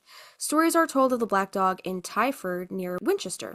Galley Hill in Luton, Bedfordshire, is said to have been haunted by a black dog ever since a storm set the gibbet alight sometime in the 16th or 17th century. Betchworth Castle in Surrey is said to be haunted by a black dog that prowls the ruins at night. Black Dog Hill and Black Dog Halt railway station in Wiltshire are named after a dog which is said to be found in the area. A black dog is said to haunt Ivelet Bridge near Ivelet in Swaledale, Yorkshire. The dog is allegedly headless and leaps over the side of the bridge and into the water, although it can be heard barking at night. Oh no. That's freaky. That is scary. Imagine hearing that. It is considered a death omen, and reports claim that anybody who has seen it has died within the year. The last sighting was around 100 years ago. It's kind of like the legend in Salem, like if you see the ghost of Giles Corey, that person is said to meet an untimely death. How do you know it's him though? I feel like Salem has a shit ton of dead men. Yeah, I don't know. Well, I guess how he looked, I don't know. That's what I heard. Don't kill the messenger. I think they talked about that on the Salem podcast that I was listening to. I think it may have been where he was expected to have been stoned, or I think it was. He's just real flat. Like you see him, and he's like yeah. thin. Yeah. So a black dog in Hertfordshire haunts the town of Stevenage near the Six Hills, a collection of Roman barrows, and Womerley Wood. Cannock Chase in Staffordshire has long since had rumors of a black dog. The Hedonisford Hellhound and the Slitting Mill Bastard, to name but two, paranormal societies have investigated the phenomenon, particularly in the 1970s. Slitting Mill Bastard? That's a cool name. Yeah, I don't know what that I'm is. gonna start calling Diggity that. He came in again. He's chilling here again today. No, he's feeling the dog energy. Yeah. He's like, they're talking about my peoples. I need to represent, right? Yep, where my dog's at. Yeah. A black dog is said to have appeared to wrestlers at Whiteborough, a tumulus near Launceston. Wait, wrestlers? Yeah, that's what it says. What? I don't know. Like after a wrestling match? Wrestlers? Oh, yeah. Cornish Wrestlers? Yeah, this says Cornish wrestling. I just clicked on the link. It says Cornish wrestling is a form of wrestling that has been established in Cornwall for many centuries and possibly longer. I don't know why a dog would appear to wrestlers, though. I don't know. Maybe it was their mascot. Oh. Yeah, what's their mascot? Yeah, I did the whole Control F thing on this wrestling page, and there's nothing that pops up about a dog, so I don't know. That is fucking specific. That is oddly specific. I don't know where that legend came from, but if anybody knows, hit us up. Let us know. That is strange. Then we have a black dog was once said to haunt the main road between Bodmin and Launceston near Lincolnhorn. These are some crazy names. Lots of towns. Yeah. And lots of shusters, you know? Shusters. Worcestershires. During the 1800s, a Cornish mining accident resulted in numerous deaths and led to the local area being haunted by a pack of black dogs. That's wild. That's metal. Yeah. The parish of St. Teith is haunted by a ghostly pack of dogs known as the Cheney Hounds that once belonged to an old squire named Cheney. It is uncertain how he or the dogs died, but on, quote, Cheney Downs, the dogs are sometimes seen or heard in rough weather. And from the Isle of Man is a tale of a guardian black dog that prevented the deaths of several men. A fishing boat was waiting in Peel Harbor for its skipper to command the crew on a night's fishing. They waited all night, but the skipper never came. In the early morning, a sudden storm sprang up in which the boat might have been lost. When the skipper rejoined his crew, he told them that his way had been blocked by a great black dog, and whichever way he turned, it always stood before him until he finally turned back. Ooh, do you remember in Haunting a Hill House, the Hat Man, and it kind of like follows Luke around, and anytime he like turns around, he's always there. That and the bent neck lady, was that or was that Blythe Manor? I don't remember which one. But that was you're right. It's the first one. Both of those are fucking scary as shit. Did you notice? I don't know when the last time you watched it was, but me and Avi noticed like in certain scenes there was like a figure just standing behind them, like in the way background. Like you really had to look for it. Yeah, it's terrifying. Makes my skin crawl. Yeah. So crazy. But that's interesting that the Isle of Man, that whole tale about the fishing boat and stuff, because weren't there like a few different people in Alice's books that died in boating accidents, oddly? Yeah. And like, I wonder, she never said anything about the black dogs in reference to those accidents, but I'm wondering if they saw anything, they would have seen anything like that. Yeah, I'm wondering. And doesn't Faith take Keeper on a boat at one point? I think so. Yeah. Yeah. We'll have to do I can't remember. Maybe it says in here like having a dog on board.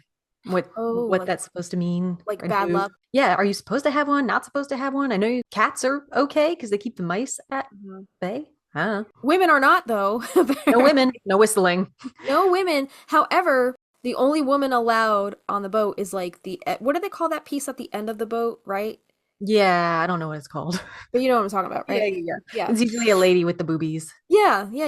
All right, so there's a couple more here. So there are numerous unnamed black dogs in Guernsey, usually associated with place names derived from beast or bete. The galley trot or northern England and Suffolk is notable for not being black, though otherwise fulfilling the archetype. It's not a black dog, but it's a spooky dog. It looks, it's a white dog, it says. It is described as a large white dog with shadowy or indeterminate outline and will chase anyone who runs away from it. The word is derived from galley or to frighten. Interesting. Yeah, that is interesting. So it's like more like a ghost dog because it's white like a ghost.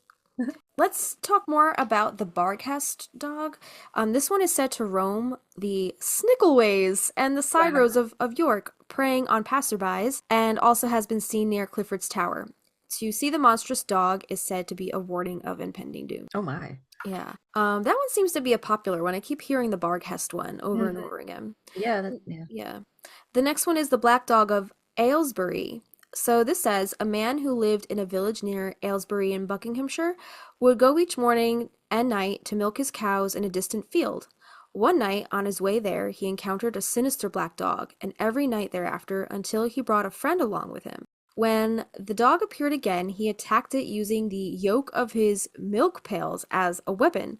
But when he did so, the dog vanished and the man fell senseless to the ground. He was carried home alive, but remained speechless and paralytic for the rest of his life. I guess because he was just like so in fear, like from seeing that. I'm sure that was traumatizing. This next one is the Black Dog of Bully. In Jersey, not New Jersey, not where I'm at, but in Jersey in the UK. The Chien de Boule, the Black Dog of Bully, tells of a phantom dog whose appearance presages storms. Le Chien de Boule is described as a monstrous black hound with eyes the size of saucers, and in some versions of the legend, a chain which it drags behind him. the sound of which is often the first warning that victims have of its presence. Although terrifying, it never does any physical harm. Its appearance is said to herald a storm. The real reason for the superstition of the black dog of Boulay Bay is thought to be due to smugglers. If the superstition was fed and became real to the locals, then the bay at night would be deserted and the smuggling could continue in security. The pier at Boulay Bay made this an exceptionally easy task. A local pub retains the name the Black Dog. Another theory is that it has the lechan, or the dog, is an oral corruption of le chouan, a Gerois term for a French royalist, or émigré, many of which took refuge. So I guess like an immigrant or an emigrator, many of which took refuge in the island during the French Revolution, and the legend took off from there. So interesting. I'm wondering if that Black Dog pub that they're talking about here is the same one that Taylor Swift wrote about in her song on the Tortured Poets Department, because she was dating what's his face from the UK. He was from the UK. And There's a bunch of Black Dog pubs. yeah. now.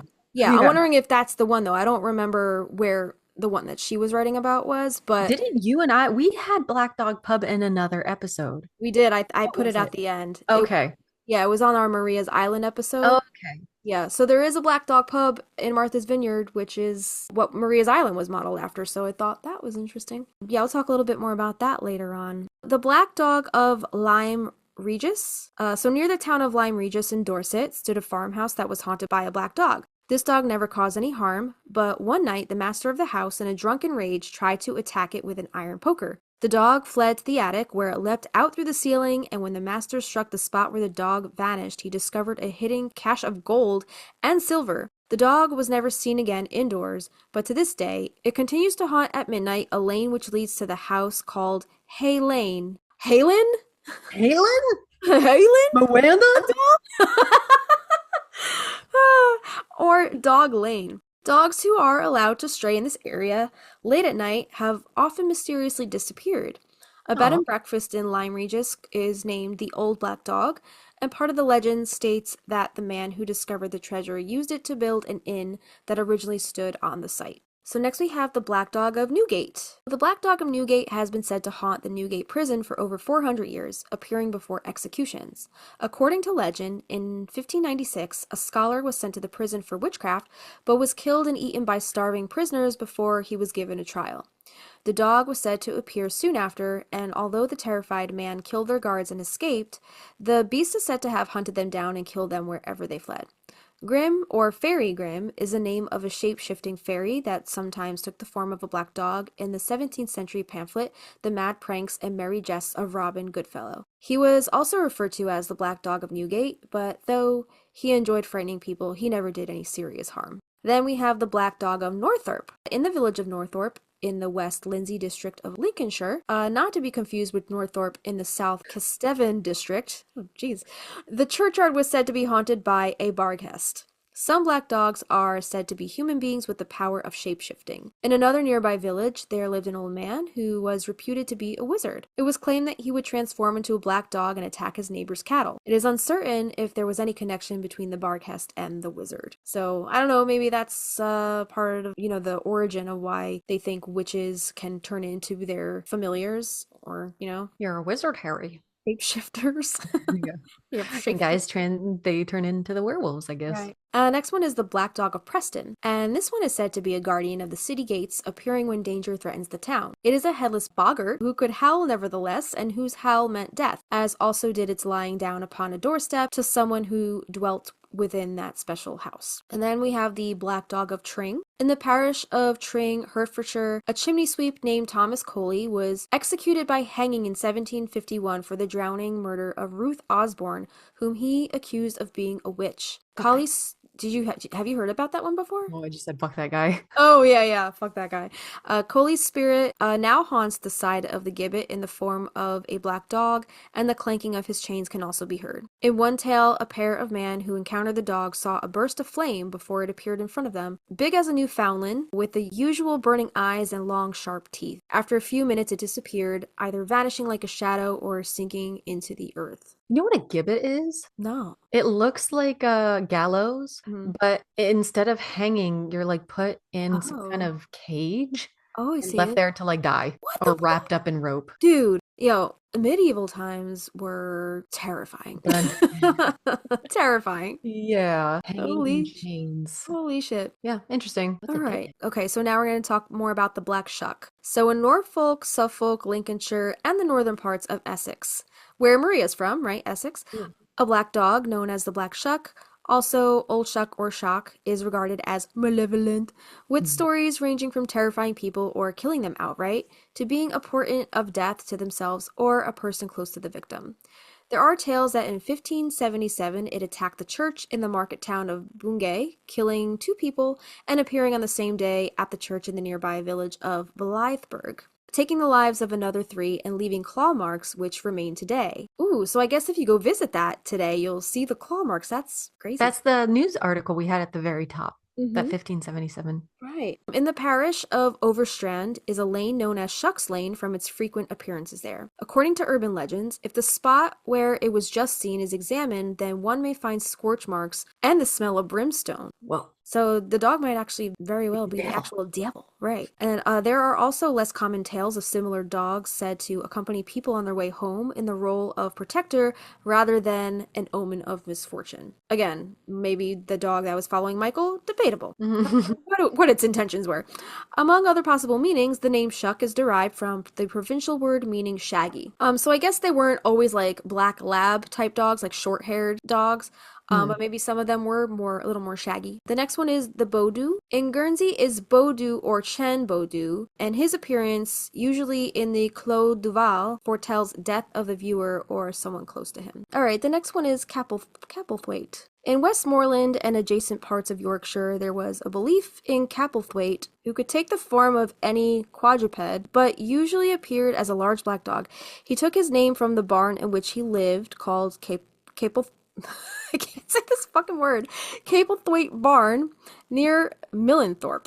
It's a lot of consonants Jesus. smashed together.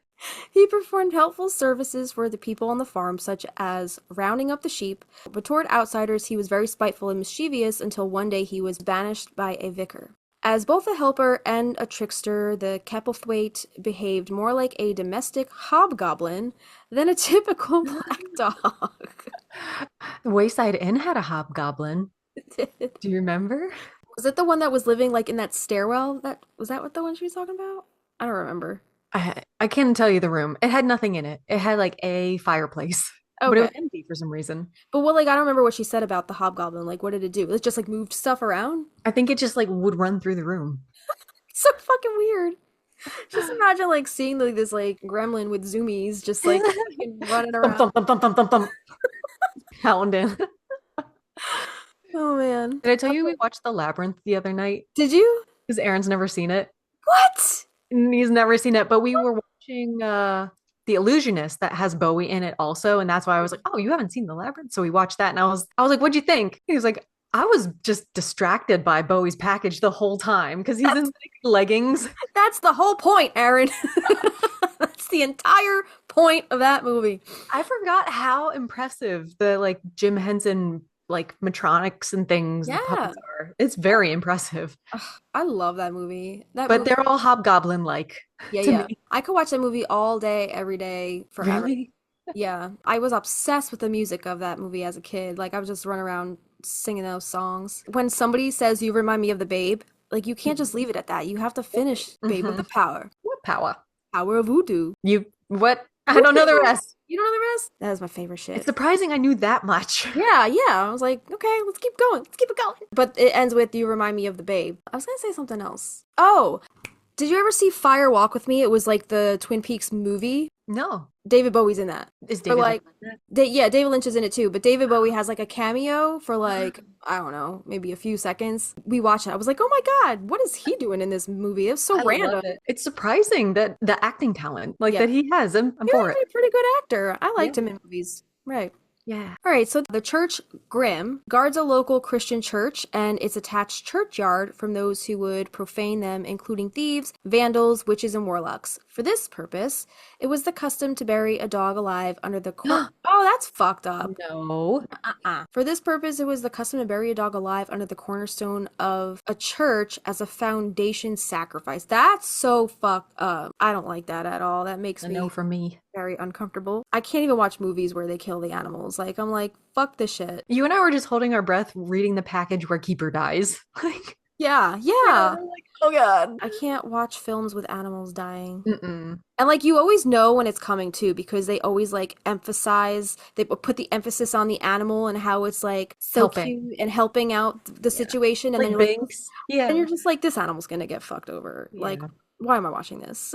So sometimes it says the Grim will toll the bells at midnight before a death occurs. At funerals, the presiding clergyman may see the dog looking out from the church tower and determine from its, quote, aspect whether the soul of the departed was bound for heaven or hell.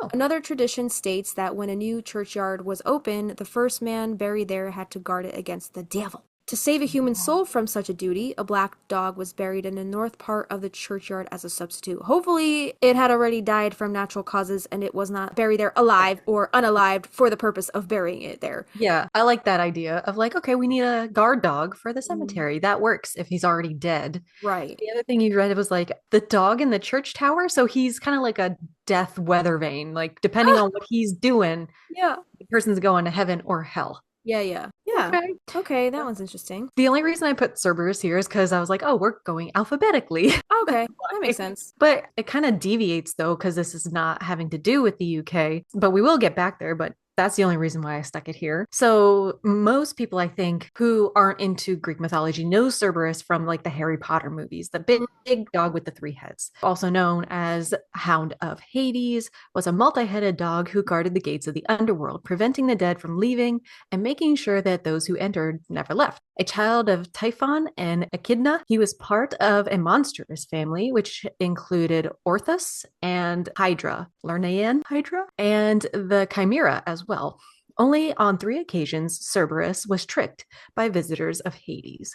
Hercules did it with one of his strengths, Orpheus with his music, and Sybil of Cumae with a honey cake. As to the number of Cerberus's heads, we have contradictory testimonies. Hesiod, for example, after pointing out that Cerberus' monstrosity was almost, oh my god, these words are huge, was almost indescribable, also adds that he, quote, the brazen-voiced hound of Hades is, quote, 50-headed, relentless, and strong, creature who feeds on raw flesh. Pindar goes a step further, claiming that Cerberus has twice more, i.e. 100 heads. In a way, Cerberus was not just the guard dog of Hades, but of Earth itself. Even its name, which some scholars derive from the Greek word krioboros, meaning flesh-eating, roots him to the earth. Hellhounds aren't the only consumers of flesh to exist when we consider the natural cycle of decomposition. Quote, the notion is that the bodies of the dead sink into the earth and only the bones are left. Beaulieu says, Cerberus of these medieval commentators becomes the eater of flesh, which is none other than the earth. Okay, I understand that because we're burying bodies, they decompose. However, possibly due to practical reasons, in art, he is almost exclusively drawn with 3 heads, and sometimes even with 2 or just 1. Later authors trying to reconcile the descriptions started claiming that Cerberus had 3 dog heads, the rest of them being the heads of snakes, spurting from the back, with venomous ones also serving as his tail. The last and thus most difficult of the 12 labors of Hercules was set for him by Eurystheus, was bringing Cerberus up from the underworld. Hades allowed this, but only on one condition, that Hercules managed to do this without using any weapons. Even though he was bitten by Cerberus's serpent tail, Hercules managed to pull the dog in a stranglehold and persevere long enough until Cerberus finally passed out. Okay, classic chokeout. I have a question though. Is it Hercules or is it Heracles? Are those 2 different people? I think it's the same person, but one is the Roman spelling and one is the Greek spelling. It depends. Oh, okay. Okay. Hercules or Hercules. They're the same person though, right? Yeah. Okay. So he managed to do it without a weapon. He just made him pass out. He chokeholded him. After this, Hercules, Heracles fetted him with adamant chains, and dragged the hound to Eurystheus, who was so horrified by the sight that he instantly hid in his great jar. I don't know anything about that god, so he must be like a genie of some kind. Okay. I don't know. Before leaving the underworld, Hercules also managed to rescue Theseus, who had been bound to a chair of forgetfulness for daring to help Prithous kidnap Persephone. The earth shook in dread when Hercules tried to raise Prithous as well from his chair, so he had no choice but to let go and leave him bound forever. So what does Cerberus symbolize? Meinecke, who specializes in applying cognitive science and theory to antiquity, explains that the human mind tends to fill in gaps of what we don't or can't know. Those gaps get plugged with fiction, religion, spirituality, and myths. And at their core, myths are ways to probe at the most pressing issue of our existence. Where did everything begin and where does everything end? Myths love to ask the question and to lay out some problems of existence. So this article, I think, is written by Meinecke and Beaulieu. So I'm going to just say they're writers. Okay.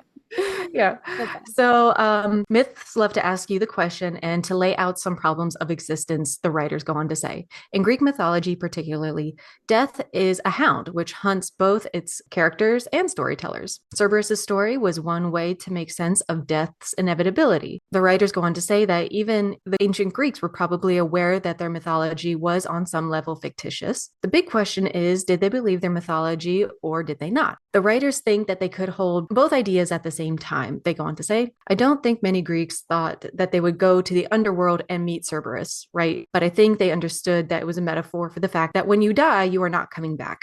I'm gonna split it up a little bit. Can you tell I have like a headache today? Yeah, I know. You seem a little off. I just woke up with like You don't seem as like the pep in my step. reactive to my stupidity. Trust me, I love your stupidity. I'm just trying to keep Did you take anything? passing out. I did. And I'm drinking my Okay. water. Good. So I do apologize. Does caffeine make it worse when you have a headache? I had coffee and I had tea too. So Okay. like tea. So I don't know. Let's go. Maybe the period's coming. Well, I got mine, and I know. you're always a little behind me, so Yeah. So this is from Wikipedia. So the motif of a canine guardian of the entrance of the underworld is attested in Persian mythology, where two four-eyed dogs guard the Chinvat Bridge, a bridge that marks the threshold between the world of the living and the world of the dead. The Vendidad 13.9 describes them as Spanya, two bridge guarding dogs, is what it translates to. A parallel imagery is found in the historical Vedic religion. Yama, ruler of the underworld realm, is said to own two four-eyed dogs who also act as his messengers and fulfill the role of protectors of the soul in the path to heaven. These hounds, named Shaima and Sabala, are described as the brood of Samara, the divine female dog. One is black and the other spotted. Slovene deity and hero Kresnik is also associated with a four-eyed dog, a similar figure in folk belief, a canine with white or brown spots above its eyes, thus four-eyed. So that kind of makes me think of like black-eyed dog. Did he have black eyes, or was there like a black spot on his eye, or did he have a black eye from being punched? You know what I mean? Yeah. This character is said to be able to sense the approach of death. In Nordic mythology, a dog stands on the road to hell. It is often assumed to be identical to Garmr, the howling hound, bound at the entrance of Njaarpahalier. What is that word? Oh my god. In Albanian folklore, a never sleeping three-headed dog is also said to live in the world of the dead. Another parallel may be found in you read this one already. The current Owens, the hounds of Arwen, creatures of Welsh mythology, all said to live in Anwen, a name for the Welsh otherworld. They are described as hellhounds or spectral dogs that take part in the wild hunt, chasing after the dead and pursuing the souls of men. Remains of dogs found at grave sites of the Iron Age Welbark culture and dog burials of the early medieval northwestern Slavs in Pomerania, like the dog, would suggest the longevity of the belief. Another dog burial in Gorachelmeska and the Pomeranian legend about a canine figure associated with the other world seems to indicate the existence of the motif in Slavic tradition as well. Okay, so the next one is Dando's dogs. So the area around is that Saint Germain or is it Saint Germain? I think Jermaine. Jermaine. Germain, Saint Germain, is haunted by a pack of hunting dogs known as Dando's dogs.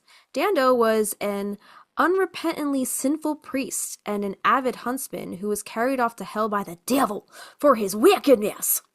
And since then, Dando and his hounds are sometimes heard in a wild chase across the countryside, especially on Sunday mornings when he's supposed to be present Jesus. Convenient. Right? The Devil's Dandy Dogs. Oh, is that why it's called Devil Dogs? Those That's a good band name. do you remember those cakes? Yeah, I was thinking like Marines. Marines are called devil dogs. I was thinking of the food. I was thinking of the dessert cake because I like my sweets. Devil's But yeah, dandy dogs.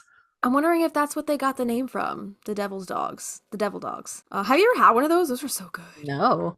They have like the it's like two little chocolate bunt cakes smushed together with like cream in the middle. Devil dog dessert. We used to eat those all the time. They're like Oh, tidbits. yeah. Okay. Yeah, yeah. Where did it get its name? I don't know, but they were like super big in the 90s. It was like 90s desserts. Those little Debbie cakes. Okay. Yeah. Devil They were dogs became a tasty single-serving treat in the mid 1920s. Drake's, I guess the company Drake's. first started making the cakes in 1926 during World War One. The legend goes that German soldiers took to calling U.S. Marines devil dogs for their tenacity. That So it's just mashed those two together. okay. So So did the Marines like eat these cakes and that's why they became known as devil dogs? I think That's an where does interesting this from? connection. I had no idea. There's National Devil Dog Day, and it's April 27th. Like for the dessert or for to honor the Marines? The dessert is the first Oh, picture on here. okay, so it's a dessert day. It's a dessert day. I can get down with that. Give me all the Mark your chocolate. calendar. Give me all the chocolate. Yeah, so that's an interesting connection. So the Devil's Dandy Dogs are another Cornish version of the Wild Hunt. They are often conflated with Dando's dogs, but are much more dangerous. The huntsman is the devil himself, and his The devil dogs himself. and his dogs are not just ghosts, but true hellhounds, black in color with horns and fiery breath. One night, a herdsman was journeying home across the moors and would have been overtaken by the dandy dogs, but when he knelt and began praying, they went off into another direction in pursuit of other prey. I guess the praying kept the devil away, because the devil is the dog, right? It's kind of like I still don't know which bear you're supposed to lie down and play dead. One you're supposed to make noise, one you're supposed to lie down and play dead. I still don't know the difference. Oh. But that's what it sounds like he's doing. Is like, you can't see me. God protect me. Yeah. It's like a T-Rex, right? Like if you don't move, it doesn't see you. Yeah. Yeah. Or like predator. But Predator. but like a velociraptor, it doesn't matter. Like it's gonna kill you either way. Exactly. Yeah. There's a new Jurassic Park movie coming out, by the way, with Charlize Theron, and I'm so excited. I love her. It She's should so be out, beautiful. I think, in July. Theron. It looks good. It looks really good. They go back to the original site of the park. Oh, where did they shoot at? Well, it's What probably or you mean like in the story? They go back to the original. in the story. Yeah. It's probably all CGI, but Yeah. anyway. This next one on this list is Freybug, which is the name of an alleged black dog. That's all it says. Okay. That one's not that elaborate. Specifically to Norfolk. Yeah. Do you want me to paste this in here a little bit Yeah, about? yeah, Okay. sure. At least so then we have some kind of like context because that doesn't say much about it. Yeah. Freybug. I like that's a cute name though. All right, I'll come back to that one. The next one on this list is Gabriel Hounds. Gabriel Hounds are dogs with human heads that fly high through the air and are often heard but seldom seen. They sometimes hover over a house, and this is taken as a sign of death or misfortune that will befall those who dwell within. They are also known as the Gabriel Ratchets, Ratchet being a hound that hunts by scent. Gabble Ratchets, or Sky Yelpers, and like Yeth Hounds, they are sometimes said to be the souls of unbaptized children. Popular conceptions of the Gabriel Hounds may have been partially based on migrating flocks of wild geese when they fly at night with loud honking. In other traditions, their leader Gabriel is condemned to follow his hounds at night for the sin of having hunted on Sunday, much like the Cornish dando, which we talked about before, and their yelping cry is regarded as a death omen similar to the birds of folklore known as the Seven Whistlers. That sounds spooky. Interesting. Yeah, so a little more about that Freybug. The Freybug is a monstrous black dog that is stated to come from medieval English folklore, specifically from Norfolk. Like most supernatural black dogs, it was roughly the size of a calf and wandered country roads terrifying travelers. The English martyr Lawrence Saunders mentioned freybugs in his letter to his wife in 1555. The word freybug is defined by the Oxford English Dictionary as, quote, an object of fear, a bogey, or a specter. The similar word, frey bogart, or boggart, was a word for a scarecrow. Popular Antiquities of Great Britain by John Brand referenced Saunders' letters and suggested that the freybug was a black dog similar to the barghest. Carol Rose seems to have drawn on Brand's work for her description of the freybug. And I guess Who's Carol Rose? That sounds familiar. another writer, maybe? I don't know what she's written. Oh, it says Giants, Monsters, and Dragons. I guess it was a book she wrote in 2001. Okay. It doesn't really say much else about Oh, her. yeah. Okay, okay. Next, we have the guardian black dogs, and these refer to those relatively rare black dogs that are neither omens of death nor causes of it. Instead, they guide lost travelers and protect them from danger. Stories of this type became more widespread starting around the early 1900s. In different versions of one popular tale, a man was journeying along a lonely forest road at night when a large black dog appeared at his side and remained there until the man left the forest. On his return journey through the wood, the dog reappeared and did the same as before. Years later, 2 convicted prisoners told the chaplain that they would have robbed and murdered the wayfarer in the forest that night, but were intimidated by the presence of the black dog. All right, so in that instance, it was more of like a protector. That's cool. I always wanted a black dog, like a Yeah. like a black German Shepherd would be Uh-huh. terrifying Yeah, to yeah. come across, you Oh, know? yeah. Yeah, yeah. Have you ever seen like all white ones too? German Oh, Shepherds? pretty. Yeah. But with the black, Yeah. ensembles, Yeah, yeah. white's not gonna work. Yeah, yeah. There's a YouTuber that I watch. I just watched one of her videos this morning. I forget Annabelle Margaret, I think her name is. And she's Heard of got her. 2 German Shepherds. One is like a traditional color with the brown on the back, and her other German Shepherd is all white. Oh my. It looks like a ghost dog. It's so pretty though. Oh. Yeah. It looks like it could be a husky, but it's got the features of a German Shepherd. So I'm Have you like, ever seen an Irish wolfhound? yeah, those are I huge. want one. I know they're They're so pretty. humongous. Yeah. I Yeah, know a there's big dog, big poops, but I they could look put a so like giant yeah. babies. They're even big as puppies. Yeah, but I mean, they're just like a Great Dane. They're just kind of Yeah. docile. They Yeah. probably have more energy than a Great Dane, but still, like their lifespan is so short. They're just so like They're like you would gentle feel safe giants. walking alone with with either dog. Oh my God. I could put a saddle on one and ride it like a horse, probably. Yeah. Whose horse is that? Yeah, they're huge. Mhm. I don't typically like huge dogs, but there's something to be said about a gentle giant, you know? Yeah. Yeah. It makes me sad though that larger dogs have such smaller lifespans because like their hips tend to go a lot quicker, Yeah. and that makes me so sad. All right, so the next one on this list is the Gert dog. This one's also known as Great Dog of Somerset, and this is an example of a benevolent dog, so a good spirit. It is said that mothers would allow their children to play unsupervised in the Quantock Hills because they believed the Gert dog would protect them.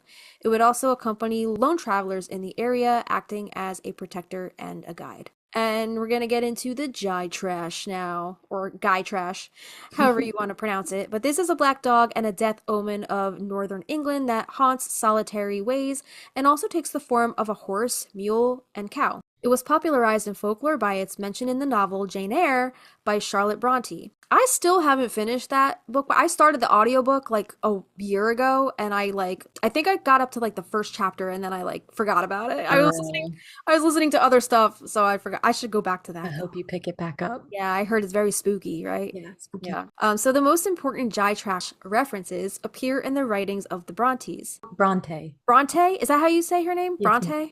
Mm-hmm. The Brontes, it's pluralized here. So is it like talking about her multiple novels or There's writings? sisters. There's Charlotte, and Oh. there's another Bronte sister that writes. Oh, so they're both right. Yeah, Charlotte and All right, so Charlotte was the one that wrote Jane Eyre, right? uh, there were 3 of them: Anne, Emily, and Charlotte.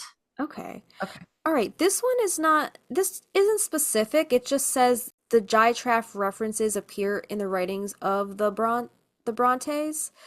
This doesn't say Charlotte, but I don't This know. is an excerpt from Jane Eyre. Okay, all right. So this says, as this horse approached, and I watched for it to appear through the dusk, I remembered certain of Bessie's tales, wherein figured a north of England spirit called a Gytrash, which, in the form of a horse, mule, or large dog, haunted solitary ways and sometimes came upon belated travelers, as this horse was now coming upon me. It was very near, but not yet in sight, when, in addition to the tramp tramp, I heard a rush under the hedge, and close down by the hazel stems glided a great dog whose black and white color made him a distant object against the trees. It was exactly one form of Bessie's Gytrash, a lion-like creature with long hair and a huge head, with strange, pretercanine eyes. The horse followed, a tall steed. Nothing ever rode the Gytrash. It was always alone. The excerpt was from chapter 12 of Jane Eyre, and I really got to pick that one back up. So the Gytrash's emergence as Rochester's innocuous dog, Pilot, has been interpreted as a subtle mockery of the mysteriousness and romanticism that surrounds his character and which clouds Jane's perception. Bronte's reference in 1847 is the earliest reference to the beast in print and forms the basis for subsequent citations. Cool. So the next one on this list is the Hairy Jack. So there are many tales of ghostly black dogs in Lincolnshire collected by Ethel Rudkin for her 1938 publication Folklore. Such a creature, known locally as Hairy Jack, is said to haunt the fields and village lanes around Hemswell, and there have been reported sightings throughout the country from Brigg and Spalding. Rudkin, who claimed to have seen Hairy Jack herself, formed the impression that black dogs in Lincolnshire were mainly of gentle nature and looked upon as a spiritual protector. Hairy Jack was also said to haunt lonely plantations, byways, and waste places where it attacked anyone passing by. The next one is the Modidoo. The Modidoo? Modidoo. The Modidoo? Scooby-Doo?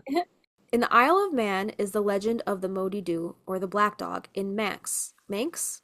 Manx. Also styled phonetically the Modd Doog or Modwa Doo. It is said to haunt the environs of Peel Castle. People believe that anyone who sees a dog will die soon after the encounter with the dog. It is mentioned by Sir Walter Scott in The Lay of the Last Minstrel. And that passage goes, "For he was speechless, ghastly, wan, like him of whom the story ran, who spoke the spectre hound in man." The next one is the Padfoot. In Wakefield, Leeds, Pudsey, and some areas of Bradford, the local version of the legend is known as Padfoot.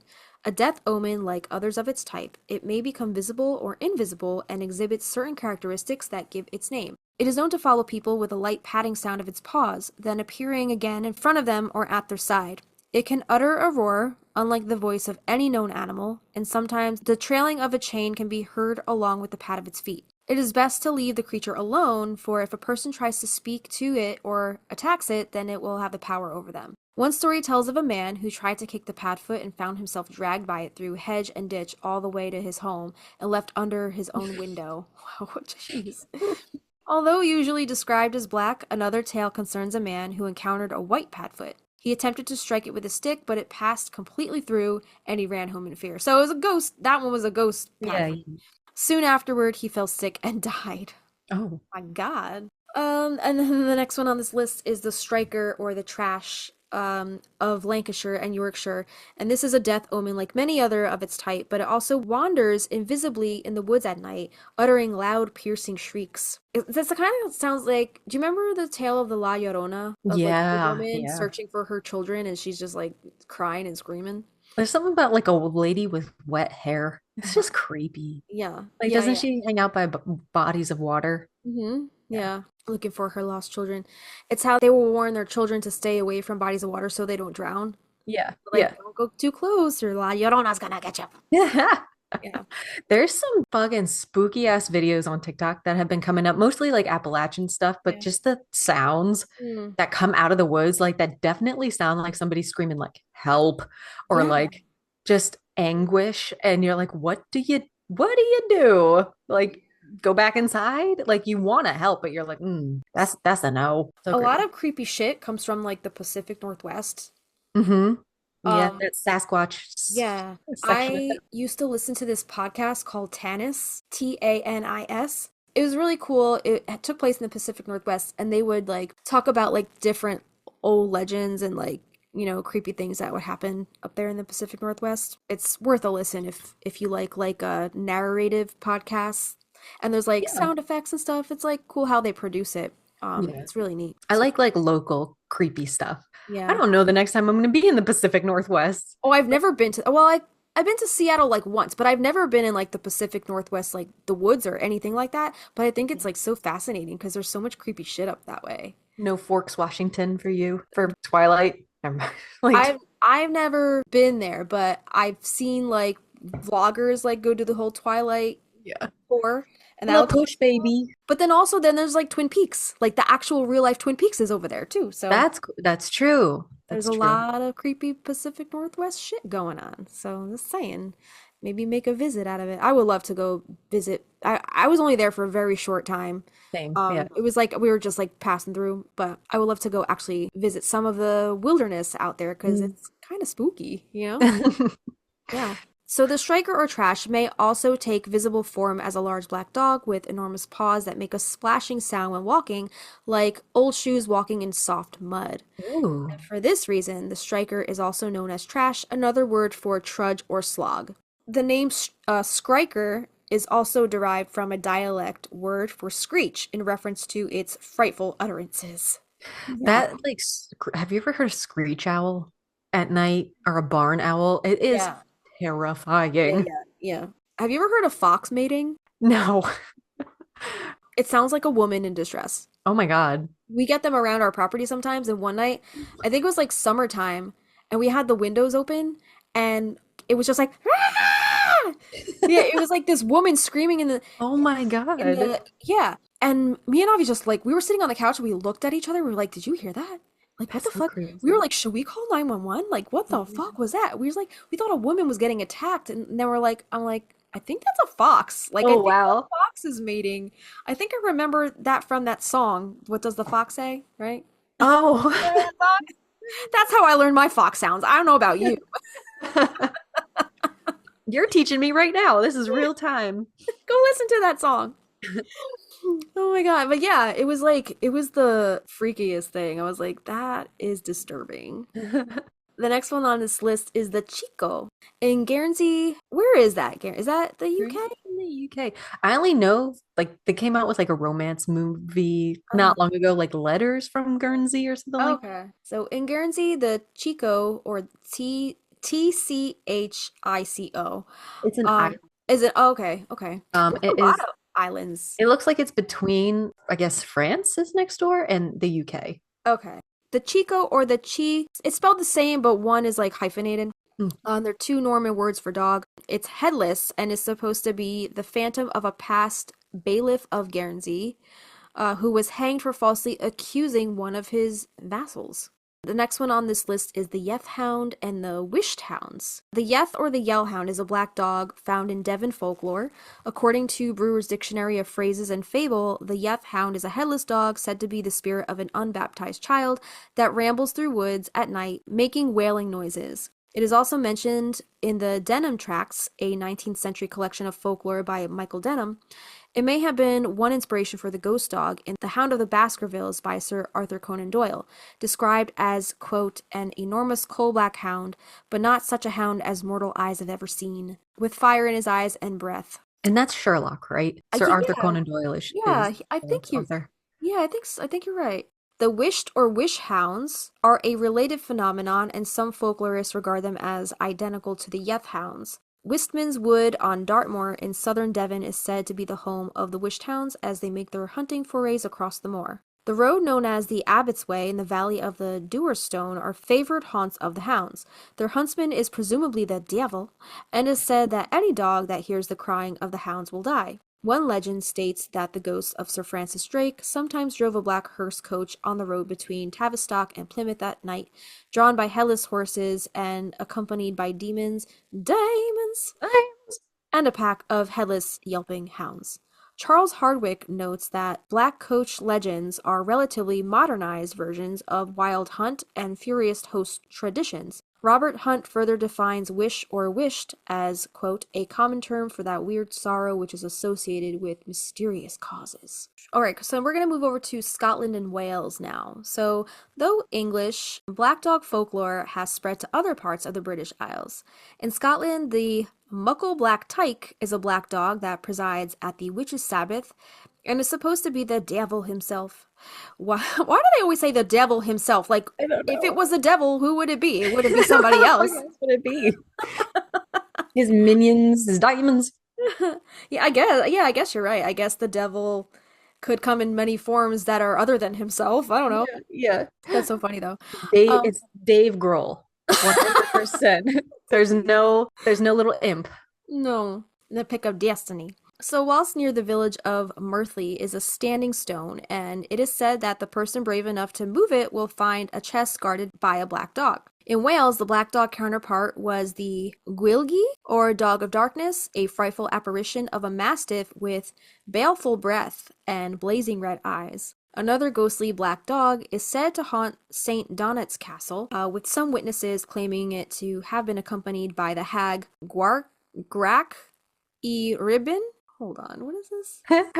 I'm trying to get like the phonetic spelling. Yeah, that's fine. I thought if you clicked it, it like read it like how to say it to you, but I guess not.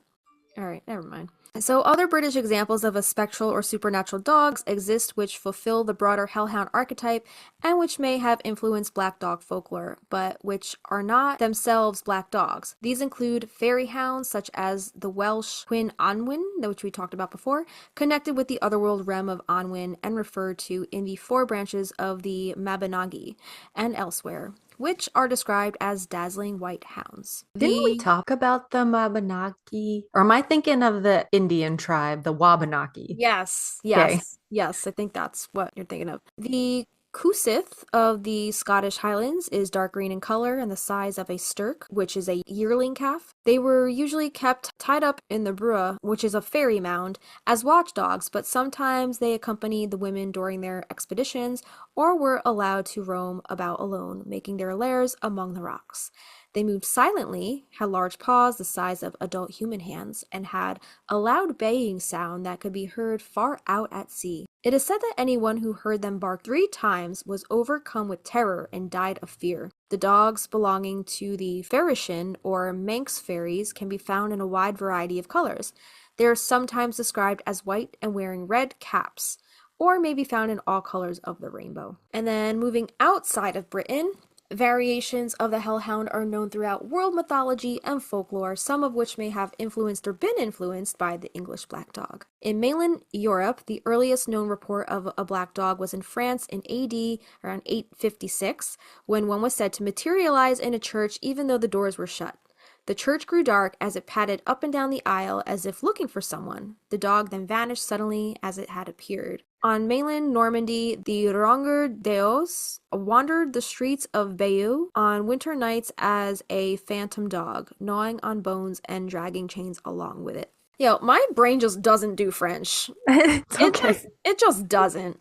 It sounds good to me. The Orod Ogen, Old Red Eyes, or the Beast of Flanders, was a spirit reported in Mechelen, Belgium, in the 18th century, who would take the form of a large black dog with fiery red eyes. In Wallonia, the southern region of Belgium, folktales mention the Chen Alshin, the chained hound in Walloon, a hellish dog bound with a long chain that was thought to roam in the fields at night. In Germany and the Czech lands, it was said that the devil himself would appear in the form of a large black dog. According to Catholic legend, a black dog attempted to steal Italian mystic Benedetta Carlini when she was a child in the 17th century, but her screams frightened him away. By the time her mother arrived, the dog had disappeared, and Benedetta and her parents interpreted this incident as the work of a devil disguised as an animal. So, not himself. Not himself.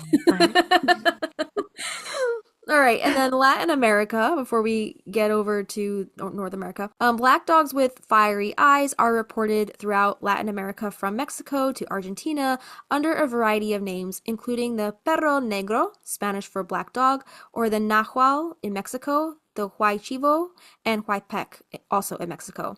Alternatively spelled UAY or WAY or WAAY, and then chivo and pec, or cadejo, which is Central American, and the dog familiar in Argentina, and the lobizón in Paraguay and Argentina. They are usually said to be either incarnations of the devil or a shape-changing sorcerer. You have all the Scrabble letters today. I mean, you did amazing.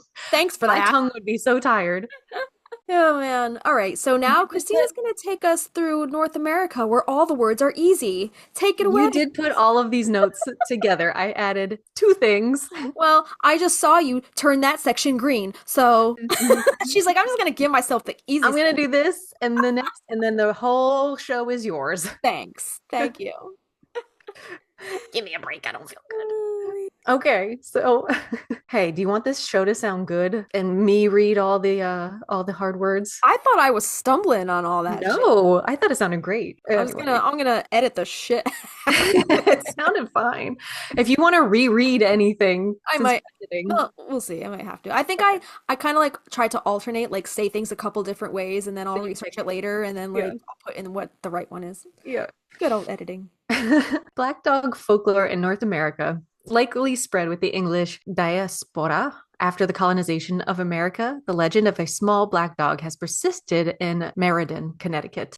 Since the 19th century, the dog is said to haunt the Hanging Hills, a series of rock ridges and gorges that serve as a popular recreation area. The first non-local account came from W.H.C. Pynchon in the Connecticut Quarterly, in which it was described as a death omen. It is said that if you meet the black dog once, it shall be for joy. If twice, it shall be for sorrow. And the third time shall bring death. Oh, geez. That escalates quickly. A New England black dog tale comes from the southeastern Massachusetts in the area known by some as the Bridgewater Triangle. I've heard crazy shit about this triangle. Yeah? Have you? No. Oh my gosh. There's I think the podcast with the two Morbid. I think they've done a Bridgewater Triangle because they're in Massachusetts. Okay. A lot of weird shit. Is it like the Bermuda Triangle of New England? Yeah, it's just that Okay. combination of weird, triangulation of weird. Okay. In the mid 1970s, the town of Abington was reportedly terrorized by a large black dog that caused panic. A local fireman saw it attacking horses. Local police unsuccessfully searched for it. At first, they didn't see the black dog, but eventually a police officer sighted the dog walking along train tracks and shot at it. Apparently, the bullets had no effect on the animal and it walked off, never to be seen again. In the South Jersey Pine Barrens, you've talked about them. You talked about them on I think our anniversary episode where we did like our local legends. Yeah. There's a local legend told by Pine Barren residents describing a ghostly black dog that is said to roam the beaches and pine forests in the area roughly around Abison. Abison Island to Barnegat Bay. Barnegat Bay. Unlike most British and Germanic black dog legends, the black dogs of the Pine Barrens is generally considered a harmless or even benevolent spirit. According to folklore, pirates of Abison Island attacked a ship and killed its crew. Among those were the cabin boy and his black dog. And the spirit of this black dog supposedly roams the beaches and pines searching for its owner. From sparsely populated central Delaware, specifically the towns of Frederica and Felton, comes the myth of the fence rail dog, said to be a ghost that is as tall as a fence and races cars along Route 12. But it's wholly harmless. There are three variants of the myth. One is that it is the ghost of a cornered outlaw who committed suicide. Another is that it is that of a slave killed by his master looking for a place to be buried. Well, a third is said that it is the dog murdered along with its owner and looks to avenge both of them. In the rural backroads of upstate South Carolina dwells another frequently spotted sight of a black dog haunting travelers. The ghost hound of Gosham Hill is said to aggressively prowl around Old Buncombe Road in Sumter National Forest. Legend claims his master had been unjustly killed for a crime. In the lore of long haul truckers, seeing a black dog with red eyes in your peripheral vision is a sign of a fatal crash being imminent and that you should pull off immediately. Some think the quote dog is just the eyes beginning to subconsciously close, causing black spots in the corner of the eyes. Interesting. And then I found this cool Native American legend. It's called The Tale of Two Wolves. And this is from the Idaho Senior Independent.com. It says, one evening, a Cherokee elder was teaching his grandson about life. A fight is going on inside me, he said to the boy. It is a terrible fight, and it is between two wolves. This battle that goes on between the two wolves is inside us all. One wolf is evil. He is angry, envious, jealous, sorrow, regret, greed, arrogance, self-pity, guilt, resentment, inferiority, lies, false pride, superiority, and ego. He continued, the other is good. He is joy, peace, love, hope, serenity, humility, kindness, benevolence, empathy, generosity, truth, compassion, and faith. The son thought about it for a minute and then asked his grandfather, which wolf will win? Wisely, the grandfather simply smiled and replied, the one you feed. I was Ooh, like, oh, that's deep. that is. I think I took this from another location, but in this version, the story tells of an Eskimo fisherman with a black dog and a white dog. The two dogs fight each other weekly while the fisherman accepts bets on the outcomes and always manages to win. Some weeks the black dog will triumph, on other weeks the white dog will be the champion. When the fisherman was asked how he was able to sustain his winning streak with such regularity, he essentially replies, it's easy. I just feed the dog I want to win and starve the other dog. The one I feed always wins because it is stronger. In whatever language or culture it may have appeared around the world, the point of the message seems to have remained the same and has continued to be meaningful in a wide cross section of people. I like That's that. so interesting. That's very women who run with wolves. Yeah. It's like, Yes. which one are you feeding today? I love that book, by the way, and that's Yeah. such a good book. Yeah. I need to get a hard copy of that because I think I only had it on audiobook. I would just like listen to it in the car sometimes. Hmm. But her voice is so like relaxing and lulling. I was like, I can't listen to this while I'm driving. I'm gonna fall asleep at the wheel. Like Yeah, put that shit on times two. her voice is so relaxing though, and those stories are just so beautiful. And like women are I love powerful. them. Yeah, yeah, yeah. I need another. I love the like pocket size. That's the copy I have is like the small Mhm. size, but I know they make like Yeah, a big print one. I'm like, that's it. That's big. yeah. But that's probably a good version to have if you want to like dog ear and like highlight and like make notes in it. Hmm. Yeah. I mean, I tore up my little one. That's why Yeah. I need a pristine one. Yeah, yeah, yeah. I like books that I really feel like a connection with. I like having like an audio copy and then like a hard copy and And a then like a Kindle digital copy. copy. Exactly. Yeah, Like same. look at all our practical magic books between the two of us. We have like a million copies of all of those books. Exactly. Yeah. I did that with Frankenstein too. I was like, that is one I needed like a shit cheap copy to highlight, and then a nice, like an old print one, which I Right. was able to find. That Yeah. one and Metamorphosis was another one. It's very short. It's like 90 pages. I was like, I need a physical copy of this book because you just want to go back through. And those are like my 5-star books, the ones I'm going to Okay. read again. Yeah. Yeah. Wait, so Frankenstein, you would read that one again? Absolutely. It was so Hollywood did the monster so wrong. Yeah. And I remember I was talking with you and Avi when I was reading it because I was painting the bedroom. You remember that? Yeah, I would read it again. Just the middle portion and where like they're to where the monster like tells his side of the story to Frankenstein. Like, here's what happened. Here's Yeah. where I have been. And it's so sad. Yeah, yeah. Did I tell you Avi started listening to that on audiobook like back in like October? Like Yeah. we Did he would like finish it? we would drive around, like do our errands, and like he would put that on. And I would fall asleep because it was very lulling. It was very relaxing. So I don't know, maybe I can't listen to audiobooks because they just put me to Isn't sleep. that how you go to bed? Is you put your I podcast do. or something in your ears? I do, yeah. Yeah. I put my earbuds, my little AirPods in, and I Mm-hmm. put on something and I drift off. I Yeah. need something in my ear because I feel like if I don't have somebody talking at me or like some kind of other sound, I'm gonna focus on the silence and what sounds I might hear in the silence that are gonna freak me the fuck out. Yeah. And then I won't be able to sleep. So I like to go to sleep with something in my ears that I can concentrate and focus on Oh that my kind of God. like just take me to dreamland, like the little psycho pump that it is. It just reminds me of our time together after doing the exorcisms episode and like you were freezing, but you had the socks on, you had the covers tucked in under you because you're afraid that you could get touched by a demon in the middle of the night and we're all freezing. Yo, Like, I'm sweating. I was so hot. It was so hot in that room, but I didn't want to take off any of my layers because I didn't want to be touched by anything, any of the demons. Yeah. So I'm sorry that I made you guys like That's okay. I just like it's so fucking hot in here. It felt like I woke up and the heat was blasting. Last time though, it wasn't bad because I learned and I brought my own heating pad. I was like, I'm gonna be toasty no matter what. Because Justina needs to wear a million layers so the spirits don't touch her.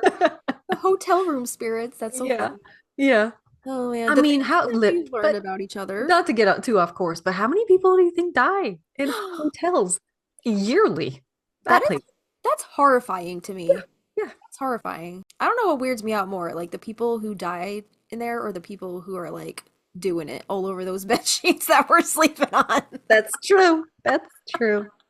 I Oh my guess that's all part of the human experience. It's a mixed bag. You don't know. God. That's the price we pay for wanting to travel and having experiences. Yeah, that's true. I see that I know we're going to talk about Grimm. I want to tell you about the show that I've been watching All real right. quick because I think you would like it. I don't know if you're into shows though that you have to read subtitles. Yeah, Some people aren't. I'll do it, but I don't like doing it while I'm like working on something. So like if Yeah, I'm like working on a craft project or folding gotta laundry be and I zoned keep in. having to look at the screen, if I can sit and just focus on just the screen, then yeah, Okay. I'll watch them. It's on that like Viki TV app I was telling you about. It's like Asian TV. Yeah. And there's two shows. One I can't find on there, but I know you can stream somewhere. It's called Ferryman. And it's basically like a romantic drama about Chiron, the Oh. ferryman for the underworld. Mm. So I think he has like a romantic thing, but the one I'm watching is called Guardian. And it also goes by Goblin, but this guy, he is like, there was so much, every episode is an hour and a half. Oh my God. It's a whole ass movie. Like, how many episodes are there? It's so I don't know. I haven't looked yet, but he is basically like like a goblin spirit. I'm Okay. trying to figure out if their word for goblin means demon Okay. because there's also a grim reaper character and they're both manifesting in like the physical world. Yeah. So you see like this grim reaper show up and basically like have like, oh, so and so, are you so and so, age 20, time of death, whatever, and he has Mhm. to like help them cross over. Oh, And okay. then there was this girl. Okay, so this girl gets hit by a car. She's laying in the snow. She's bleeding out. And then Goblin is like, do I go intervene? Like, what the fuck do I do? So he's like looking over her and she's like, listen, like, I'm just worried for the baby. And so Oh. he's like, well, fuck. So Ugh. he saves them.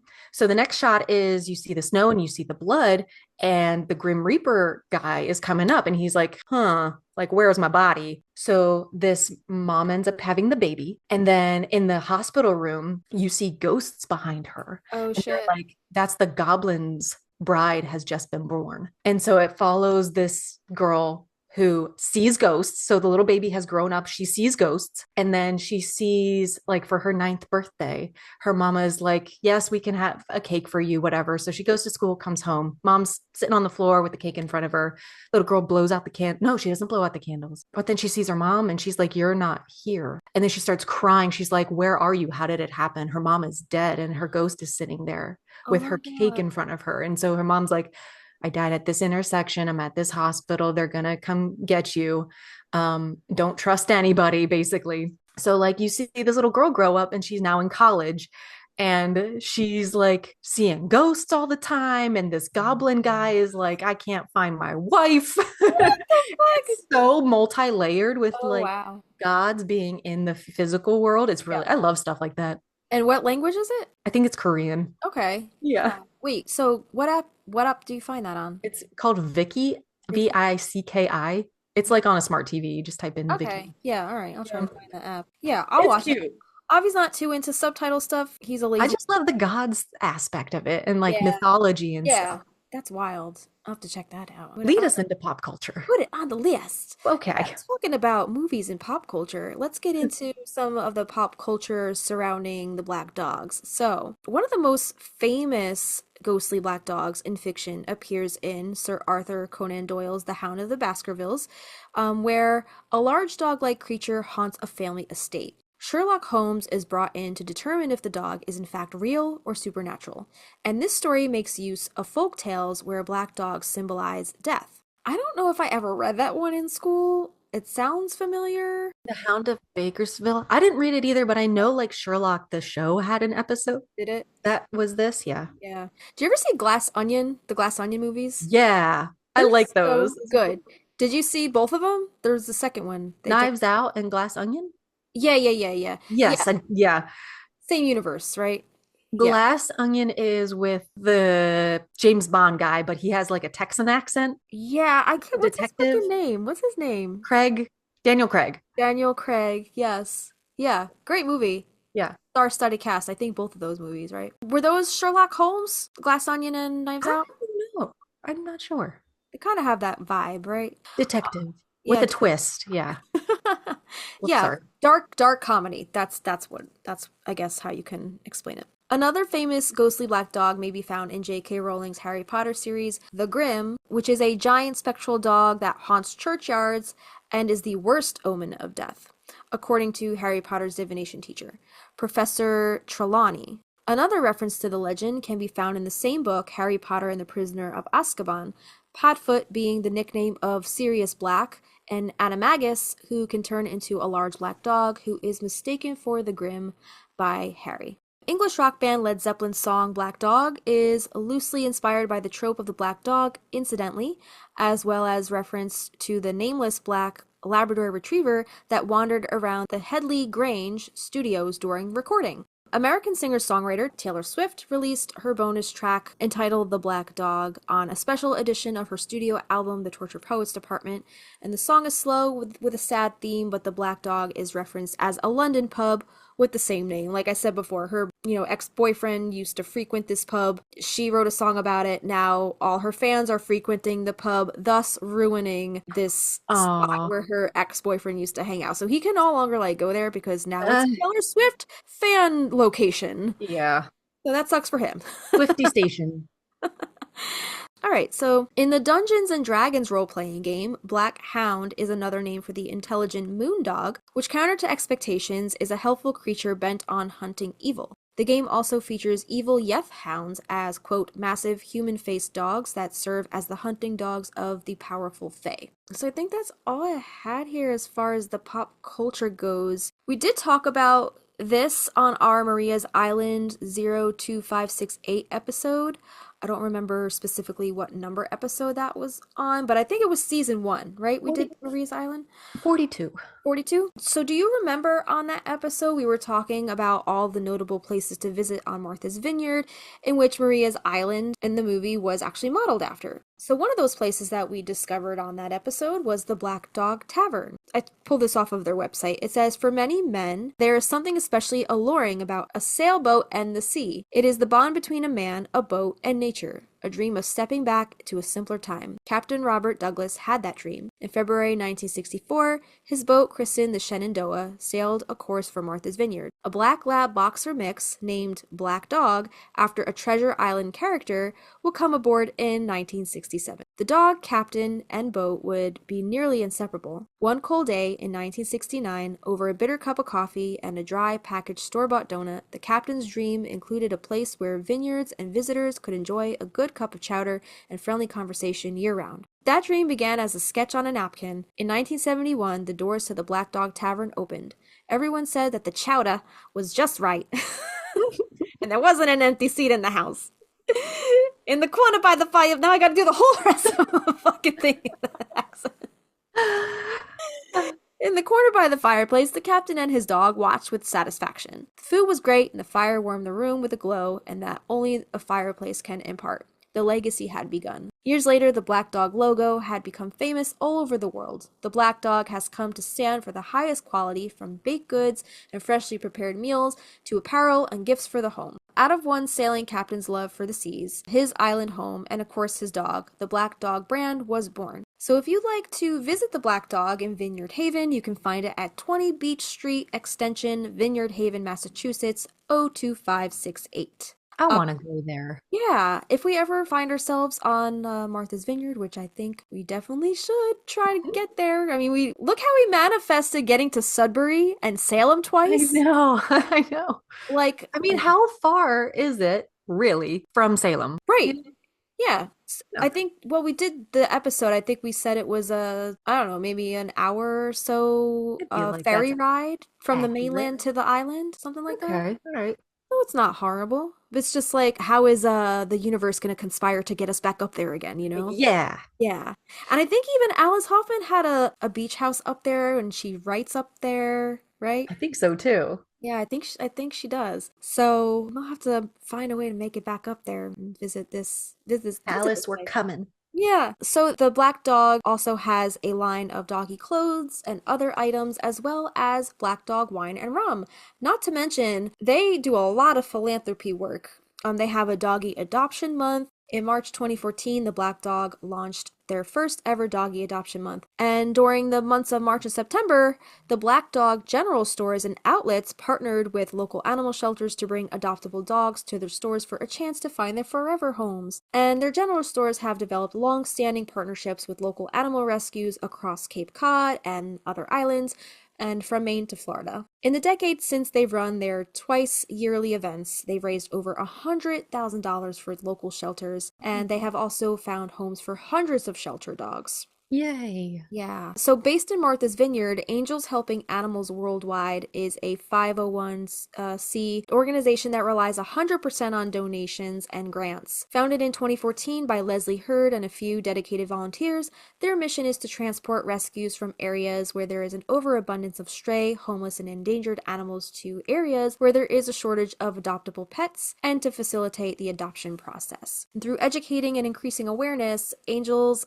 Helping Animals Worldwide strives to build communities where people value and treat them with respect and kindness. Angels Helping Animals Worldwide was the recent beneficiary of their Roundup campaign, whereby their customers, quote, rounded up their purchase total to the nearest dollar to donate the difference to the organization. And if you go to their website, theblackdog.com/pages, there's various other organizations that they've partnered with and worked with, and you can find out all about them over there if you're local to the Martha's Vineyard area and you're thinking about adopting your own little fur baby doggy. Check them out. So yeah, that's all we had for pop culture. Kept it short and sweet this time around, but I'm sure there's tons of stuff we missed. I'm trying to find more of like, because I see you have Hecate down here, and I'm like, oh, we should probably cover Anubis also. Oh, we didn't Like a dog god. Yeah, we don't have any mentions on here. So I'll just get his story. I won't go too heavy. Okay, here we go. All right, yeah. That's a good little bit on him. Yeah. All right, so that's it for the pop culture. Here's a little bit of spell work and ritual and dreams and all the magical good stuff that we'll leave you guys off with. This first, I guess, ritual, or I guess calling in the Hounds of Hekate. This is from pathos.com, and this is titled Wayfaring Woman, Hecate's Hounds, Warders Between Worlds. In ancient times, the goddess Hekate was worshipped as the leader of dogs. Black dogs in particular were sacred to her and were often sacrificed at her temples and sanctuaries. These ghostly hounds and their corporal counterparts were said to herald her comings and goings and to accompany her on her night wanderings. This is a quote from the Aeneid by Virgil. Then earth began to bellow, trees to dance, and howling dogs in glimmering light advance. Ere Hecate came, far hence be souls profane, the Sibyl cried, and from the grove abstain. So in that quote, we receive a hint of magical knowledge regarding the Hounds of Hecate. Not only are they her heralds and escorts, but they also serve as guards and protectors against ghosts and other straying spirits. Like Kerberos, or I guess the Greek Cerberus, maybe? I don't know if that's the same thing. Hecate's hounds can check wayward spirits and keep them far from your home and or spiritual rites. In mundane matters, the Greeks and Romans too were no strangers to employing dogs as protectors. Large black mastiff hounds were essential aids in the work of protecting homes and farms. They were also trained as war dogs, renowned for their bravery and strength in defense. Given these sacred and oh-so-practical associations, the author says, I have begun to incorporate Hecate's hounds into my magical work. In my rites, it is not uncommon for them to appear as mastiffs, though other breeds make appearances, especially greyhounds, which were hunting dogs in ancient Greece and Rome. As the sun wanes and the darkness waxes, the cold, lonely nights harbor many wayward spirits and souls. In these times, I am especially inclined to call upon Hecate and her hounds to guard and protect me and mine. Not too long ago, several witches gathered to adore Hecate, and I was responsible for establishing the protections that would bar us from harm for the duration of the rite. Below is the warding that I created. It centers the Hounds of Hecate. This warding works well as a part of a larger ritual or slightly modified as a standalone ward for one's home or other property. So first, purify and consecrate your space. And once that task is complete, take in hand a bronze sword from the central altar and speak the following lines or something similar with a resounding voice. And this is just the author's words, but you can tailor this to whatever feels right to you. But she says, I call the Hounds of Hecate to avert any evil that may threaten our work. Then go to the north with the sword held point up and say, by the hounds, firm footfall in the north. Proceed slowly to the east and say, by the hounds, keen senses in the east. Walk to the south and say, by the hounds' dreaded bark in the south, and to the west say, by the hounds' deadly bite in the west. Then return to the north, and then walk back to the center altar and say, the ward is set. Raise the point of the sword to the sky, and then bring the point gently down to the ground. Return the sword to its proper place on or near the altar. During the entire warding process, the author says, I use a resounding voice, and I keep rhyme as I speak and walk the perimeter. The rhythm is important to maintain. With regard to the use of the sword, it feels energetically appropriate to hold the sword point up, hilt about heart level, when speaking the line for each direction. And I guess the hilt, is that where you hold the sword? Yeah. On the hilt? So between directions, while walking from cardinal point to cardinal point, turn the blade down to point at the ground and raise it up again when you arrive at the cardinal point and begin to speak. This ward works well when moving slowly, allowing time to reach out to Hecate's hounds and pray for their attendance and acceptance of the charge. Once the ward is set, make an offering of fresh water and quality meat to the hounds. Also pour a libation or give another offering to Hecate in thanks for her hound's service. Intuition may guide you to execute this word differently. So they say, I'll leave that to Hecate, to the hounds, and to you. So again, do what you feel called to do. Add any wordage that you feel appropriate, or take out any that you feel appropriate. It's really all a matter of personal preference. I think that's really beautiful, to like call in her spiritual watchdogs to kind of make sure your space is protected. I like that. That sounds very powerful. I would be very like wary to call in like her hound power. I'd feel very protected. Like, no, this is my gang, Yeah. my horde, tribe. What group of a pack? My pack leader here. It's like that one story that we just read about before, that wanderer that was going through the woods, and there was that spiritual psychopomp kind of guiding him on his journey. And the only reason why that gang of thieves didn't attack him was because he was protected by his spiritual dogs. Yeah. So I like that. I like that a lot. I was just adding one more thing at the bottom. Y'all, the more we look at this, the more we're like, oh, I just want to say one more thing. It's like the opposite of an Irish goodbye. So I wanted to put in Anubis here because I love ancient Egypt mythology. I know Justina does too.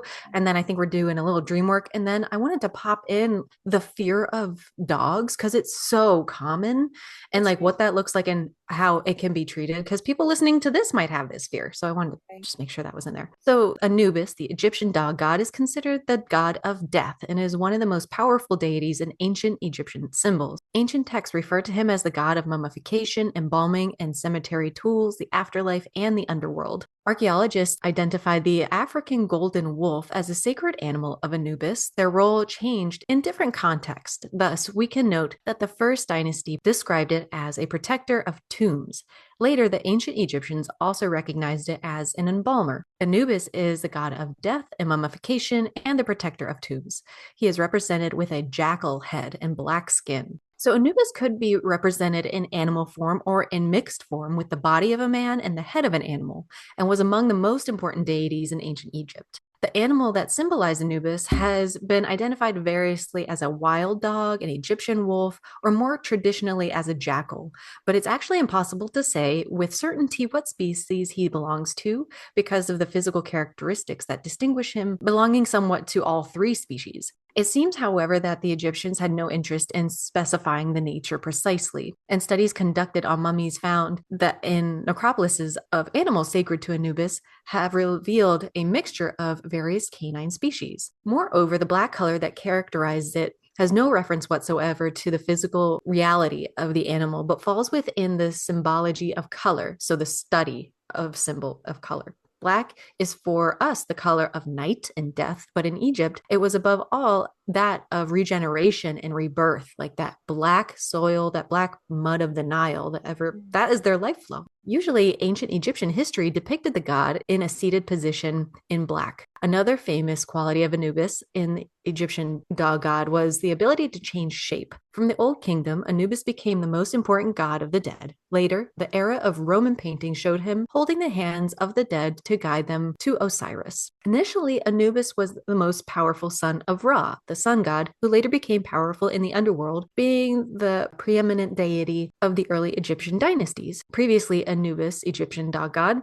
I don't know why they keep using that long title. I think This Egyptian dog god had been considered the son of Ra and Hesat, associated with Hathor. But after being assimilated into the Osiris myth, he was considered to be the son of Osiris and his sister-in-law, Nephthys. He is the Egyptian deity who first appears on tomb walls and was first invoked to ask protection from the dead, and often appears carrying the corpses of kings, presiding over mummification rites and funerals, or standing next to Osiris, Thoth, or other gods, while the heart of the soul was weighed in the hall of truth in the afterlife. A popular image of Anubis is that of a man standing or kneeling with the head of a jackal, holding the golden balance on which the heart of the deceased is weighed against the pen of truth. His daughter, Quebethut, or Kebchet, who brings fresh water to the souls of the dead in the hall of truth and consoles the newly deceased. Anubis' association with Nephthys, known as the friend of the dead, and Kebechet, emphasizes his enduring role as a protector of the dead and guide to the souls in the afterlife. He is currently known as Anubis, Egyptian dog god. However, this is only the Greek deformation of his real name,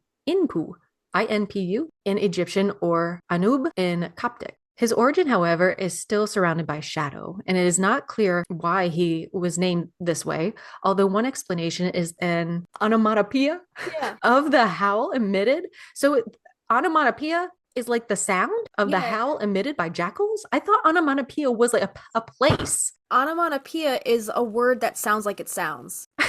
Okay. Yeah. I thought it was a place. Yeah. Yeah. Where's onomatopoeia on the map? Like Ontario. I don't know. Onomatopoeia, Ontario. Okay. I like it. Some of the translations of the hieroglyphs suggest that Anubis had several epitaphs and names that refer to him. So some of these epitaphs include Lord of the Necropolis, Lord of the Sacred Land, Lord of the Sacred Country, Lord of Rosetio, he who stands upon his mountain, Lord of the Caves, he who presides over the divine chapel, the one who is in the chamber of embalming, Lord of the embalmers, he who is over the bandages, he who counts hearts, ooh, that I like that one, the Lord of Nubia, and one who eats his father. So some facts here about Anubis, often depicted as a god with the head of a jackal or dog-like creature in ancient Egyptian mythology. Number 1, Anubis and the weighing of the heart. Only after the body has been mummified and placed inside the sarcophagus and tomb closed and sealed did the soul's journey to the afterlife begin. It was a journey fraught with dangers and trials to overcome, for going to the afterlife was not easy and one had to earn it. The Egyptians were among the first people to think that after death, the deeds done in life stand before the deceased like a mountain, impossible to erase them, impossible to make them go unnoticed. The last test the soul faced was the most important and final one, because if it was not passed, the dead person would be denied access to the afterlife, or the blessed, and would instead find himself in a place of eternal damnation, a kind of hell. The trial was an actual process in heaven and was called the weighing of the hearts. The Greeks called it psychostasia, weighing of the soul. The soul of the deceased was led by the god of death Anubis by the hand inside the hall, called the Hall of the Double Truth, where the process would take place. In the center was a 2-pan scale, a kind of lie detector, in front of the god Osiris enthroned, and at his side 42 deities who constituted the jury. Anubis was in charge of checking the scales, checking that they were perfectly calibrated and working properly, and then proceeding to weigh them. On one plate, he would place an ostrich feather or a statuette of the goddess Mut wearing an ostrich feather on her head, a symbol of truth and justice. On the other plate, the heart of the deceased, representing the feelings of the dead person, his goodness or his badness. If the heart, the feelings weighed more than the feather, the truth of the dead man's soul would be condemned and go among the damned. If, on the other hand, the heart weighed like a feather, the dead person would go to paradise. He would go with the god Osiris, since the truth is as light as a feather. Stiff as a board. Is that where the game came from? Maybe. You're being lifted up to heaven. Crazy. So the second myth that goes along with Osiris is the god of mummification. In the cycle of myths related to the death of the god Osiris, Anubis played a pivotal role, as he gave him the opportunity to be reborn in the afterlife and become his god. Osiris, in fact, had been barbarically murdered by his brother Seth, who dismembered his body into 14 pieces and scattered them throughout Egypt, also throwing his penis into the Nile. What? That legend is bananas. What? I I don't know that one. Isis, his wife, the wife of the murdered god, managed to find all of the pieces of her husband's body and handed them over to Anubis. The latter, with extreme skill, reassembled Osiris's body and wrapped it in bandages, thus creating the first mummy that the history of ancient Egypt remembers. Not the first mummy, the first scavenger hunt ever. Is that where they came? Is that where scavenger hunts It's came funny. from? It's so funny. Yeah, apparently she was putting him back together. And I don't know if she like the penis was like the last thing. She Yeah. wouldn't tell anybody like where it was because if they knew, then Seth would come again and kill him. But somehow, motherfucking whoever his wife was told her sister, and the sister blabbed, and all this conundrum continued. The drama. The drama, the ancient drama. So, thirdly, Anubis is the companion for souls. Statues and paintings of the Egyptian dog god Anubis are very often encountered inside tombs of kings and nobles, since, as guardians of the necropolis, he had to defend the tombs from thieves, evildoers, and any demonic presences. A splendid sculpture of Anubis comes from the tomb of the pharaoh Tutankhamun and was placed to guard the case of the canopic jars, the vessels that contain the entrails or the organs of the dead, so called the treasure chamber. Another type of depiction of Anubis that can be encountered inside tombs is that which depicts him in his capacity as the guide for the dead. In these images, the god is depicted holding the hand of the deceased and preceding him on the path through darkness of death. It is an emotional image of the deceased being afraid of what he will have to face, but the god Anubis is near, encouraging him and infusing him with the energy by holding him firmly by the hand. Anubis is his guide and protector. I think there were photos that probably went along with this article. Anubis is commonly depicted with that jackal head or the dog-like creature in ancient mythology. He is one of the most well-known and widely recognized gods associated with death, mummification, and the afterlife. So why use the divine figure of a dog or a jackal to accompany the dead into the afterlife? This asks. It must be said that the Greeks and the Romans also made this choice. The god Hermes, Mercury, made his journey to the underworld accompanied by a dog. We're going to have more on Hermes in a couple weeks when we talk about snakes. I'm really excited. This animal was chosen because of the great attachment and devotion to man. They're loyal. Because of his highly developed sense and ability to see at night, who would be a better guide than he in the darkness of death? So this says Anubis versus Osiris. I guess in ancient Egyptian mythology, Anubis and Osiris are two distinct deities, each with their role and significance. Osiris sounds more like top Zeus daddy god, and Anubis sounds like kind of like a Hades. Yeah, I don't know. Okay. Anubis is commonly associated with the afterlife mummification. He played the funerary rites role in ancient Egypt, overseeing the weighing of the heart, and his attributes are as a guardian and a guide of the souls of the deceased, and he helps preserve and protect the bodies during the process of mummification. Osiris, it says, is one of the most important deities in the Egyptian pantheon and is often considered the god of the afterlife. Okay, and the underworld and rebirth. Okay, let me pause. Let me rewind. Osiris sounds like Hades, and then Anubis sounds like Thanatos, which is like the Grim Reaper. Okay. So he's like helping them cross over, and Osiris is hanging out down there waiting for them, I guess. The god of the afterlife, the underworld, and rebirth. He is also associated with fertility, agriculture, and kingship. In his mythology, he's the central figure in the myth of Osiris and Isis. According to the myth, Osiris was murdered by his brother Seth, but his wife Isis managed to reconstruct him temporarily to conceive their son, Horus. Okay. Osiris then became the ruler of the afterlife, and his story symbolizes death, resurrection, and eternal life, that cyclical nature. In summary, Anubis and Osiris are both associated with the afterlife, but their roles are distinct. Anubis is more clearly related to the practical aspects of death, such as mummification and guiding souls. At the same time, Osiris is a more complex figure, associated with the broader concepts of life, death, and rebirth. I like that. Yeah. Cool. I was just looking up Osiris. I was like, okay, so Anubis is the dog head figure, but I forget what Osiris was. So I looked it up. It says Osiris is not a dog, but he's associated with canines in Egyptian mythology. Thought that was interesting. So I'm like, okay, so what the hell is Osiris then? Like, I don't. It looks like he has a dog head. Oh wait, no, never mind. That's the statue of Anubis. So then, like, I don't know how Osiris is usually depicted. You know? Yeah. Here he looks more human, and he has like two tools crossed and one of those little beards and Okay. a very specific hat. Got it. Okay. Oh, there he is. Let me see. Osiris. Oh, yeah. All right. So he's got like the green head, and then Ra and Thoth are birds. I guess. Interesting. And Seth, He looks like a rabbit. yeah. Fuck Seth. Fuck that guy.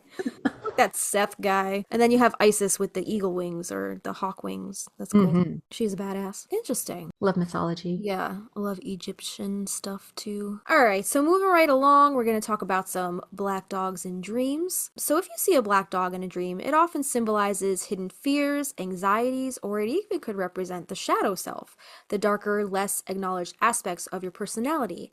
However, depending on the dream's context, it can also represent intuition, protection, or loyal companion, with the color black signifying the unknown or subconscious aspects of your psyche.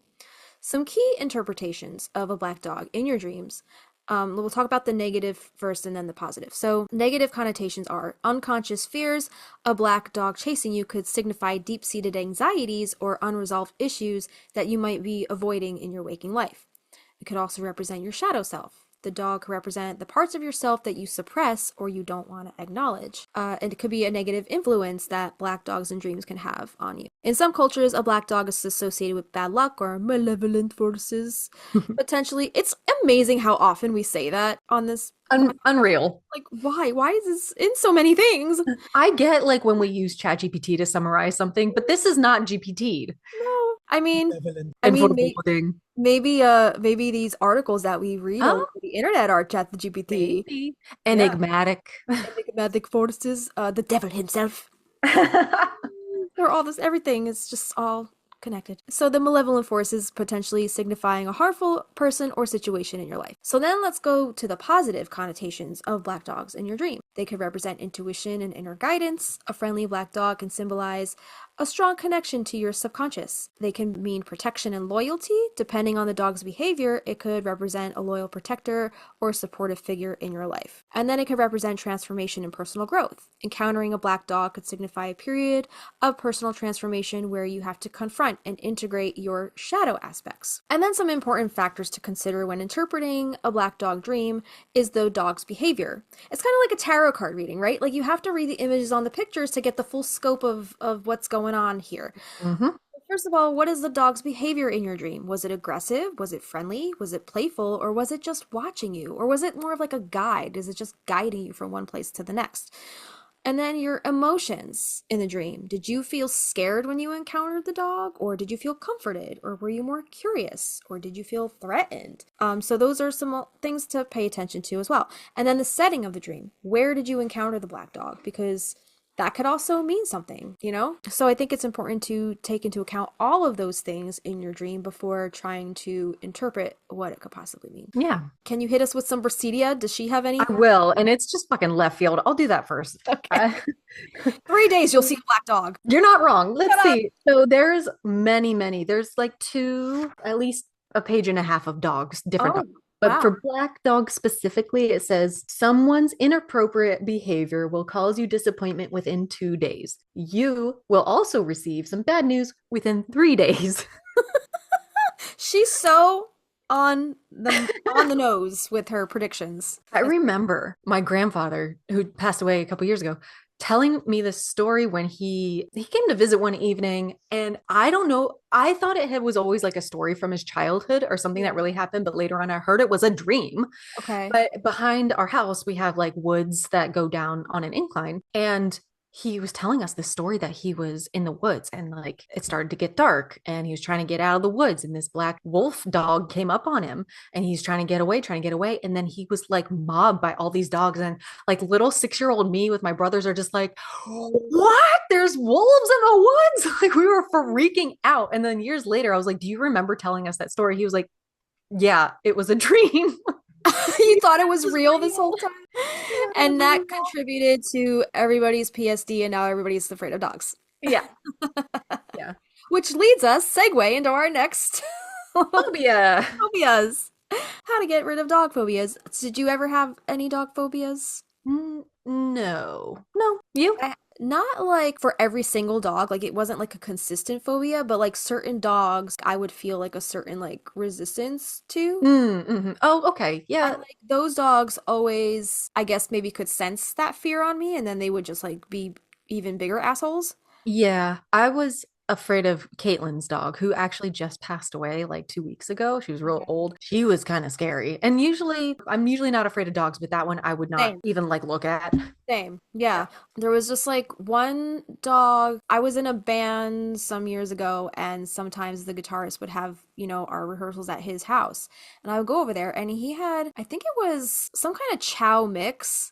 Hmm. Like, I think it might have had the blue tongue. I don't remember. That was like a significant characteristic of like a chow chow dog. Oh, I didn't know But that. it wasn't like big and fluffy and had all that fluff like a chow had. So I think it was some kind of mix. But I would go over there, I would walk in, like, I would let it sniff me out and, and don't go to pet it right away. Mhm. But like it sniffed me out and it didn't like me, I guess. So then it was like, and I was like, oh my God. Like, so from then on, I was like horrified of this dog. And every Yeah. time I would walk in, I was like, can you just put the dog away till I get downstairs? And then like, Yeah. Yeah. and that was like the only dog that I can really remember that I really had beef with, like Yeah. for no reason. I'm like, why does this dog not fucking like me? I'm usually fine with like any dog. I can usually just walk in and be fine.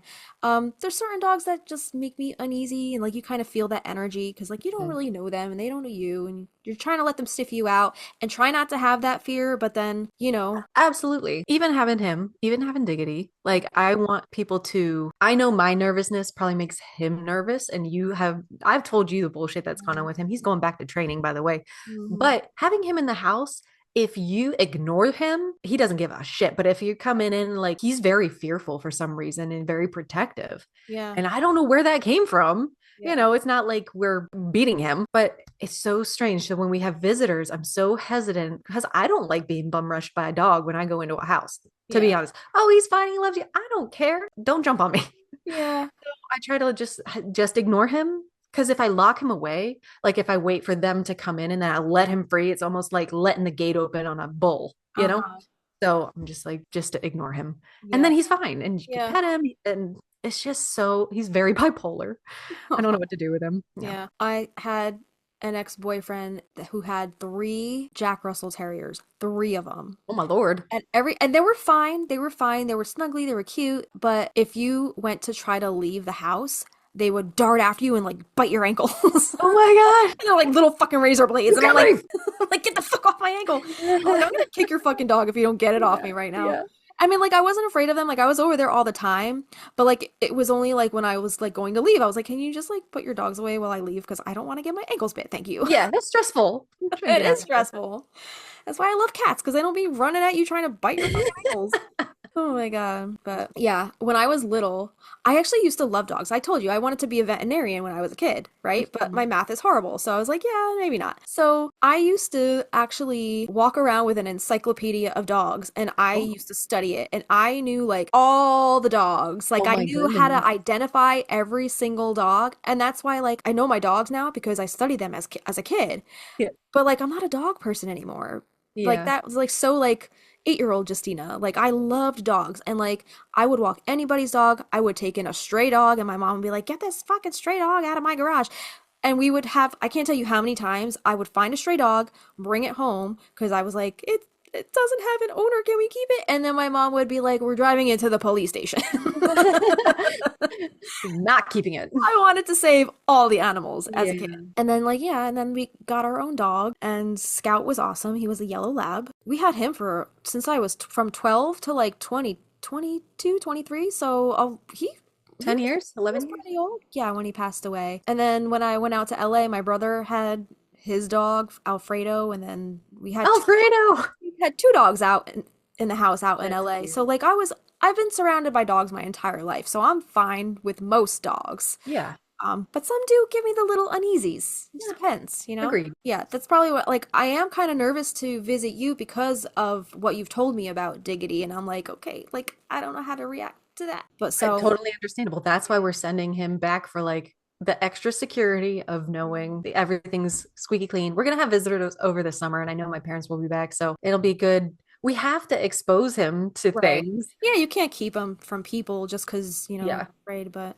Yeah. it's just And when people like precious. right now, when people are around, I'm very aware. I'm like, I make sure I'm present and he's controlled. Yeah. That's all. It always like freaks me out seeing those stories of like dogs like turning on their owners, or have you ever heard of, what are they called? Walrus eyes or Yes. Yeah. yeah, it's like if the dog looks at you a certain way, it's like get out of my face or he's gonna Yeah. attack. It's like the big cow eyes. Like it's like Yeah. Uncomfortable. I'm being submissive, but I'm about to crank your shit. Yeah, and like some people don't know how to read those signs, Hmm. and that's how they get, cranked, so to speak. Cats kind of have the same thing, but like you can kind of tell with a cat because they'll start like the Their tail will start tail. going. Yeah. Yeah, I try to be respectful of my cat's personal space. When they don't want me around them, I let them go off and do their own thing. I doesn't know how to read those signs. And he just keeps like nagging them until I'm like, dude, he's gonna like Punky's gonna fuck your shit up if like, and he has before. Yeah. And Avi he's like, what? He doesn't like me. I'm like, well, yeah, because you're fucking with him. Like, what do you expect? What do Get you off be your doing to those cats to make them hate you? step. It's like the same Exactly. thing with all animals. You just gotta show them the respect and then they'll show it back. Yeah. You know? Yeah. So you want to take us through, I guess, some. No, you go ahead. Oh, you want me to? Okay. That's why So it's purple. So, how do you say this? Cynophobia? Cynophobia. So, that is an extreme fear of dogs. The name of this phobia comes from cyno, the Greek word for dog. So, children and adults with this disorder go out of their way to avoid dogs. They may even have severe anxiety or a full blown panic attack when hearing a dog bark, or watching a movie about a dog, or going to a place where a dog might be. In severe cases, people with this disorder avoid friends or stay indoors because they worry about meeting a dog. Several types of therapy can help people with this phobia. How do providers treat cynophobia? So the primary treatments for this are therapy and medication. There are several types of therapy that can help people with an overwhelming fear of dogs, and these include exposure therapy. Your provider gradually exposes you to dogs. Yo, sidebar real quick. Talking Okay. about irrational fears. Did you ever see that clip of TikTok of Maury Povich? I think it's Maury, with the girl that was like deathly afraid of olives. I don't think, does she run to the back or Yeah, something? yeah. So she's like sitting there and he's like, "Bring out the olives." Yeah. And she Yeah. freaks the fuck out and she's like, "No, no." And she's Yeah. like running off the stage and like somebody's chasing her with a jar of olives. They're like That's fucked up. pursuing her with olives and she's like, Wow. fuck the olives, and he's like, bring them out. And I was just like so sometimes when me and Avi like when something comes up about like an irrational fear, we'll be like, bring out the olives. I'm gonna have to send you that She's clip. like, fuck the olives. I'm gonna have to like insert a clip here of the bring out the olives because it's so Oh fucking my funny. God. That's intense. But Woo. like, yeah, talk about irrational fears. I mean, it all comes from somewhere though, is the thing. Like Yeah. something happened, whether a child or at some point in your life where something traumatic happened that ties you to that thing. Yeah. And that's where it stems from. And sometimes it doesn't always make sense. But That's the phobia life, we baby. can't control those things that we're afraid of, right? Sometimes.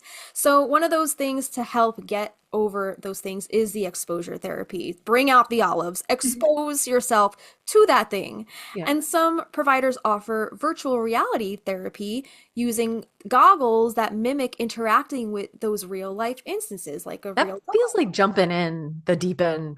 Oh, Compared to some of these other dude, things. Like, talk about immersive. yeah. Yeah. I would do That some of these other things first. Yeah, I would dip the toe in the jacuzzi, baby, before you even put on those goggles. Because let me tell you, my brother bought virtual reality goggles over Christmas break and he brought them to like the family's house for us to do together. He bought the Walking Dead game and you Oh have to God. fight zombies with these goggles on.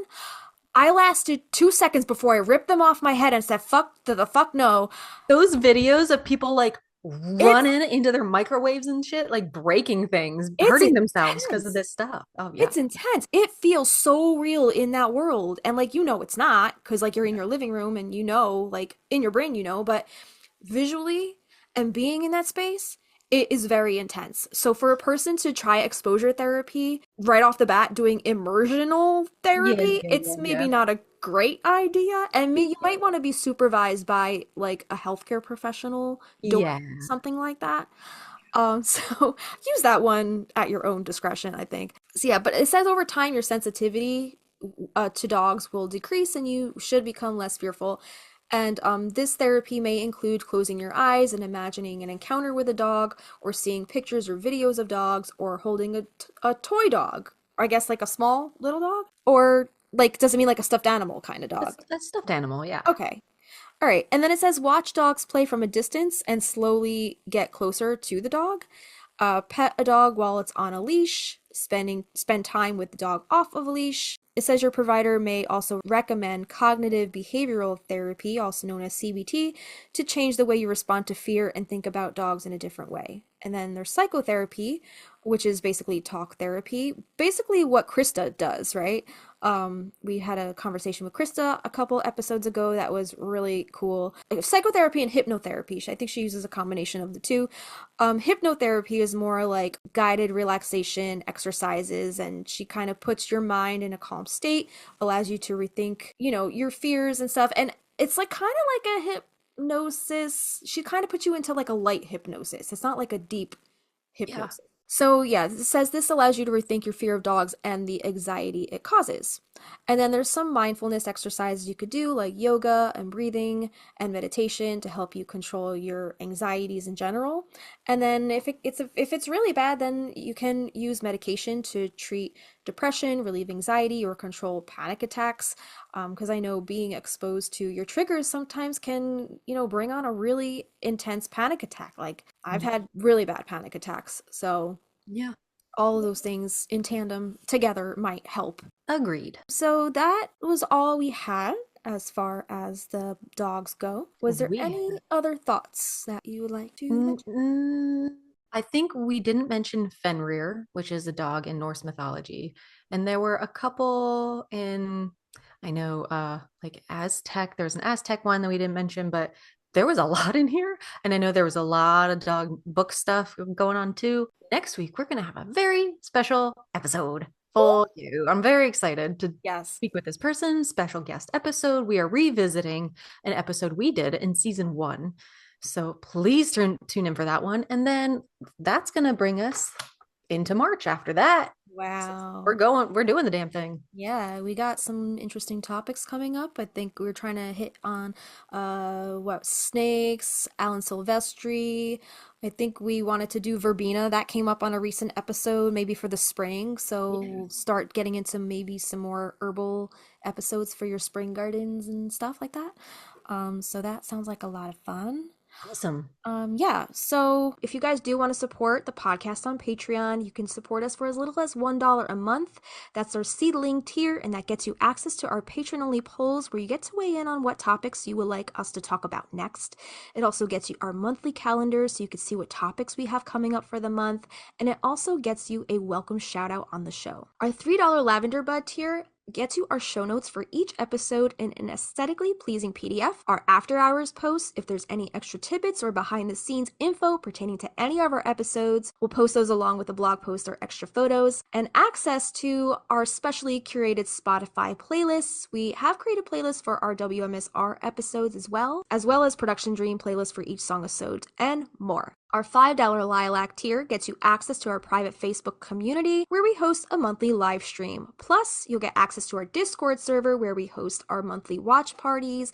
And also on the Discord, you can join in on the discussion with other Magnolia Street neighbors via the various interesting channels and threads. And then here's the $8 Rose tier. This gets you access to extra audio-visual content such as a once a month full-length video episode, unlimited bonus videos, uncut footage, cutting room floor footage, bloopers, outtakes, meditations, exclusive interviews, and old home videos from the vault, or spell or ritual videos, and more. It also gets you bonus content to coincide with our song-episodes, such as full-length demo streams of our original Practical Magic inspired music, plus lyric sheets, guitar chords, and original scratch demos, or bonus video performances of our songs and more. Lastly, we have our $15 Wisteria Vine tier. Just like a twisting wisteria vine, there's a way for you to stay connected with us, the Stinas. In this tier, we invite you to join our private Marco Polo video messaging app. The app is totally free for both Android and iOS. Sign up with your phone number or email, and we will help you do the rest. This is a great way to chat with each other in a more intimate group setting, face-to-face via video recording. We love to show each other our pets, our gardens, or anything else you'd like to share. And just a reminder that the higher the tier you sign up under, the more rewards you get, because you get all of the rewards of the tiers below it. You can upgrade or downgrade or even cancel at any time. So to support the podcast, head to patreon.com/Magnolia Street Podcast. Yeah, and there are additional ways to support us and our podcast that don't cost you any money. If you do listen on Spotify, please give us a star rating. If you listen to us on Apple Podcasts, please give us a written review. We love sharing those on our Instagram. And if you're on Instagram, we would really appreciate any reposts or blurbs about our podcast. And make sure to tag us at Magnolia Street Podcast in your feed, posts, stories, and share us with your practical magic loving friends. Anything else? I think that's it. When this comes out, Avi's birthday will be in a couple days. Right. So hop on Magnolia Street's podcast Instagram and give Lee a happy birthday. Lee, yeah. And yeah, sit tight because we are working on our music, trying to put the final touches on that. And I gotta look through all of our footage and, start editing that together. And we have some perks for everybody, digital perks. Like we sent out most of our posters and our thank you cards and stuff, but we do have some digital perks still coming your guys' way. So be on the lookout for that too. I think that's all we have for today. All right, man. Good. Thank you. I didn't know there were so many dogs in Practical Magic. All the dogs go to heaven. All the dogs. Oh. So sad. Did I tell you about the last TikTok video I ever saw? Yes. TikTok was closing. Oh my God. When TikTok was closing down, that last video that I saw was so sad. It was that last scene in All Dogs Go to Heaven when she's like, goodbye, what was his name? I don't remember his name. Jack. Charlie. Goodbye, Charlie. Oh my God. So I was like, TikTok's name was Charlie. What a roller coaster of emotions it's been those 2 months. Because then we got TikTok right back. And then we had it back in 12 hours. Yeah, and now we're going to war with Canada. I only said my goodbyes. And then it got revived like Jimmy. It's kind of dark and unnatural these days, to be honest. It is feeling a little like that resurrection spell. And I'm convinced, like, I've been seeing people comment on things like, is this because I took sand from Hawaii, a volcano in Hawaii in like 2019? And I'm thinking to myself, and I'm like, oh my God. I was in Greece in 2019, and I did take a rock from a volcano in Greece. Wait, are they saying if you take something from a volcano, then you've done a baddie? Well, you're not supposed to take like elements from like natural wonders. Like it's like I do now. It's supposedly a no-no, and like everybody does it though. But like everybody's like, is that why we're in the Matrix right now? Like we messed up as we're in the upside down. Help, get us out. I'm gonna go back to timelines. Greece. I'm gonna go back to Greece and put my rock back on the volcano. Well, hopefully Justine and Christine in this timeline make a musical, a Practical Magic musical, and they're in Practical Magic too. That'd be great. All right. I think that's a good place to leave this off on. I'm gonna go positive note. Lunch. All right, everybody. I'm Justina. I'm Christina. And we'll see you next time. At the house on Magnolia Street, would you go down to Magnolia Street with the wisteria grow out? At the house of magic and mystery, so would you go down to Magnolia Street? What's the matter? There's no olives. What? There's no olives near me. There are no olives here. There are no olives here. Olives? Please. Bring out the olives.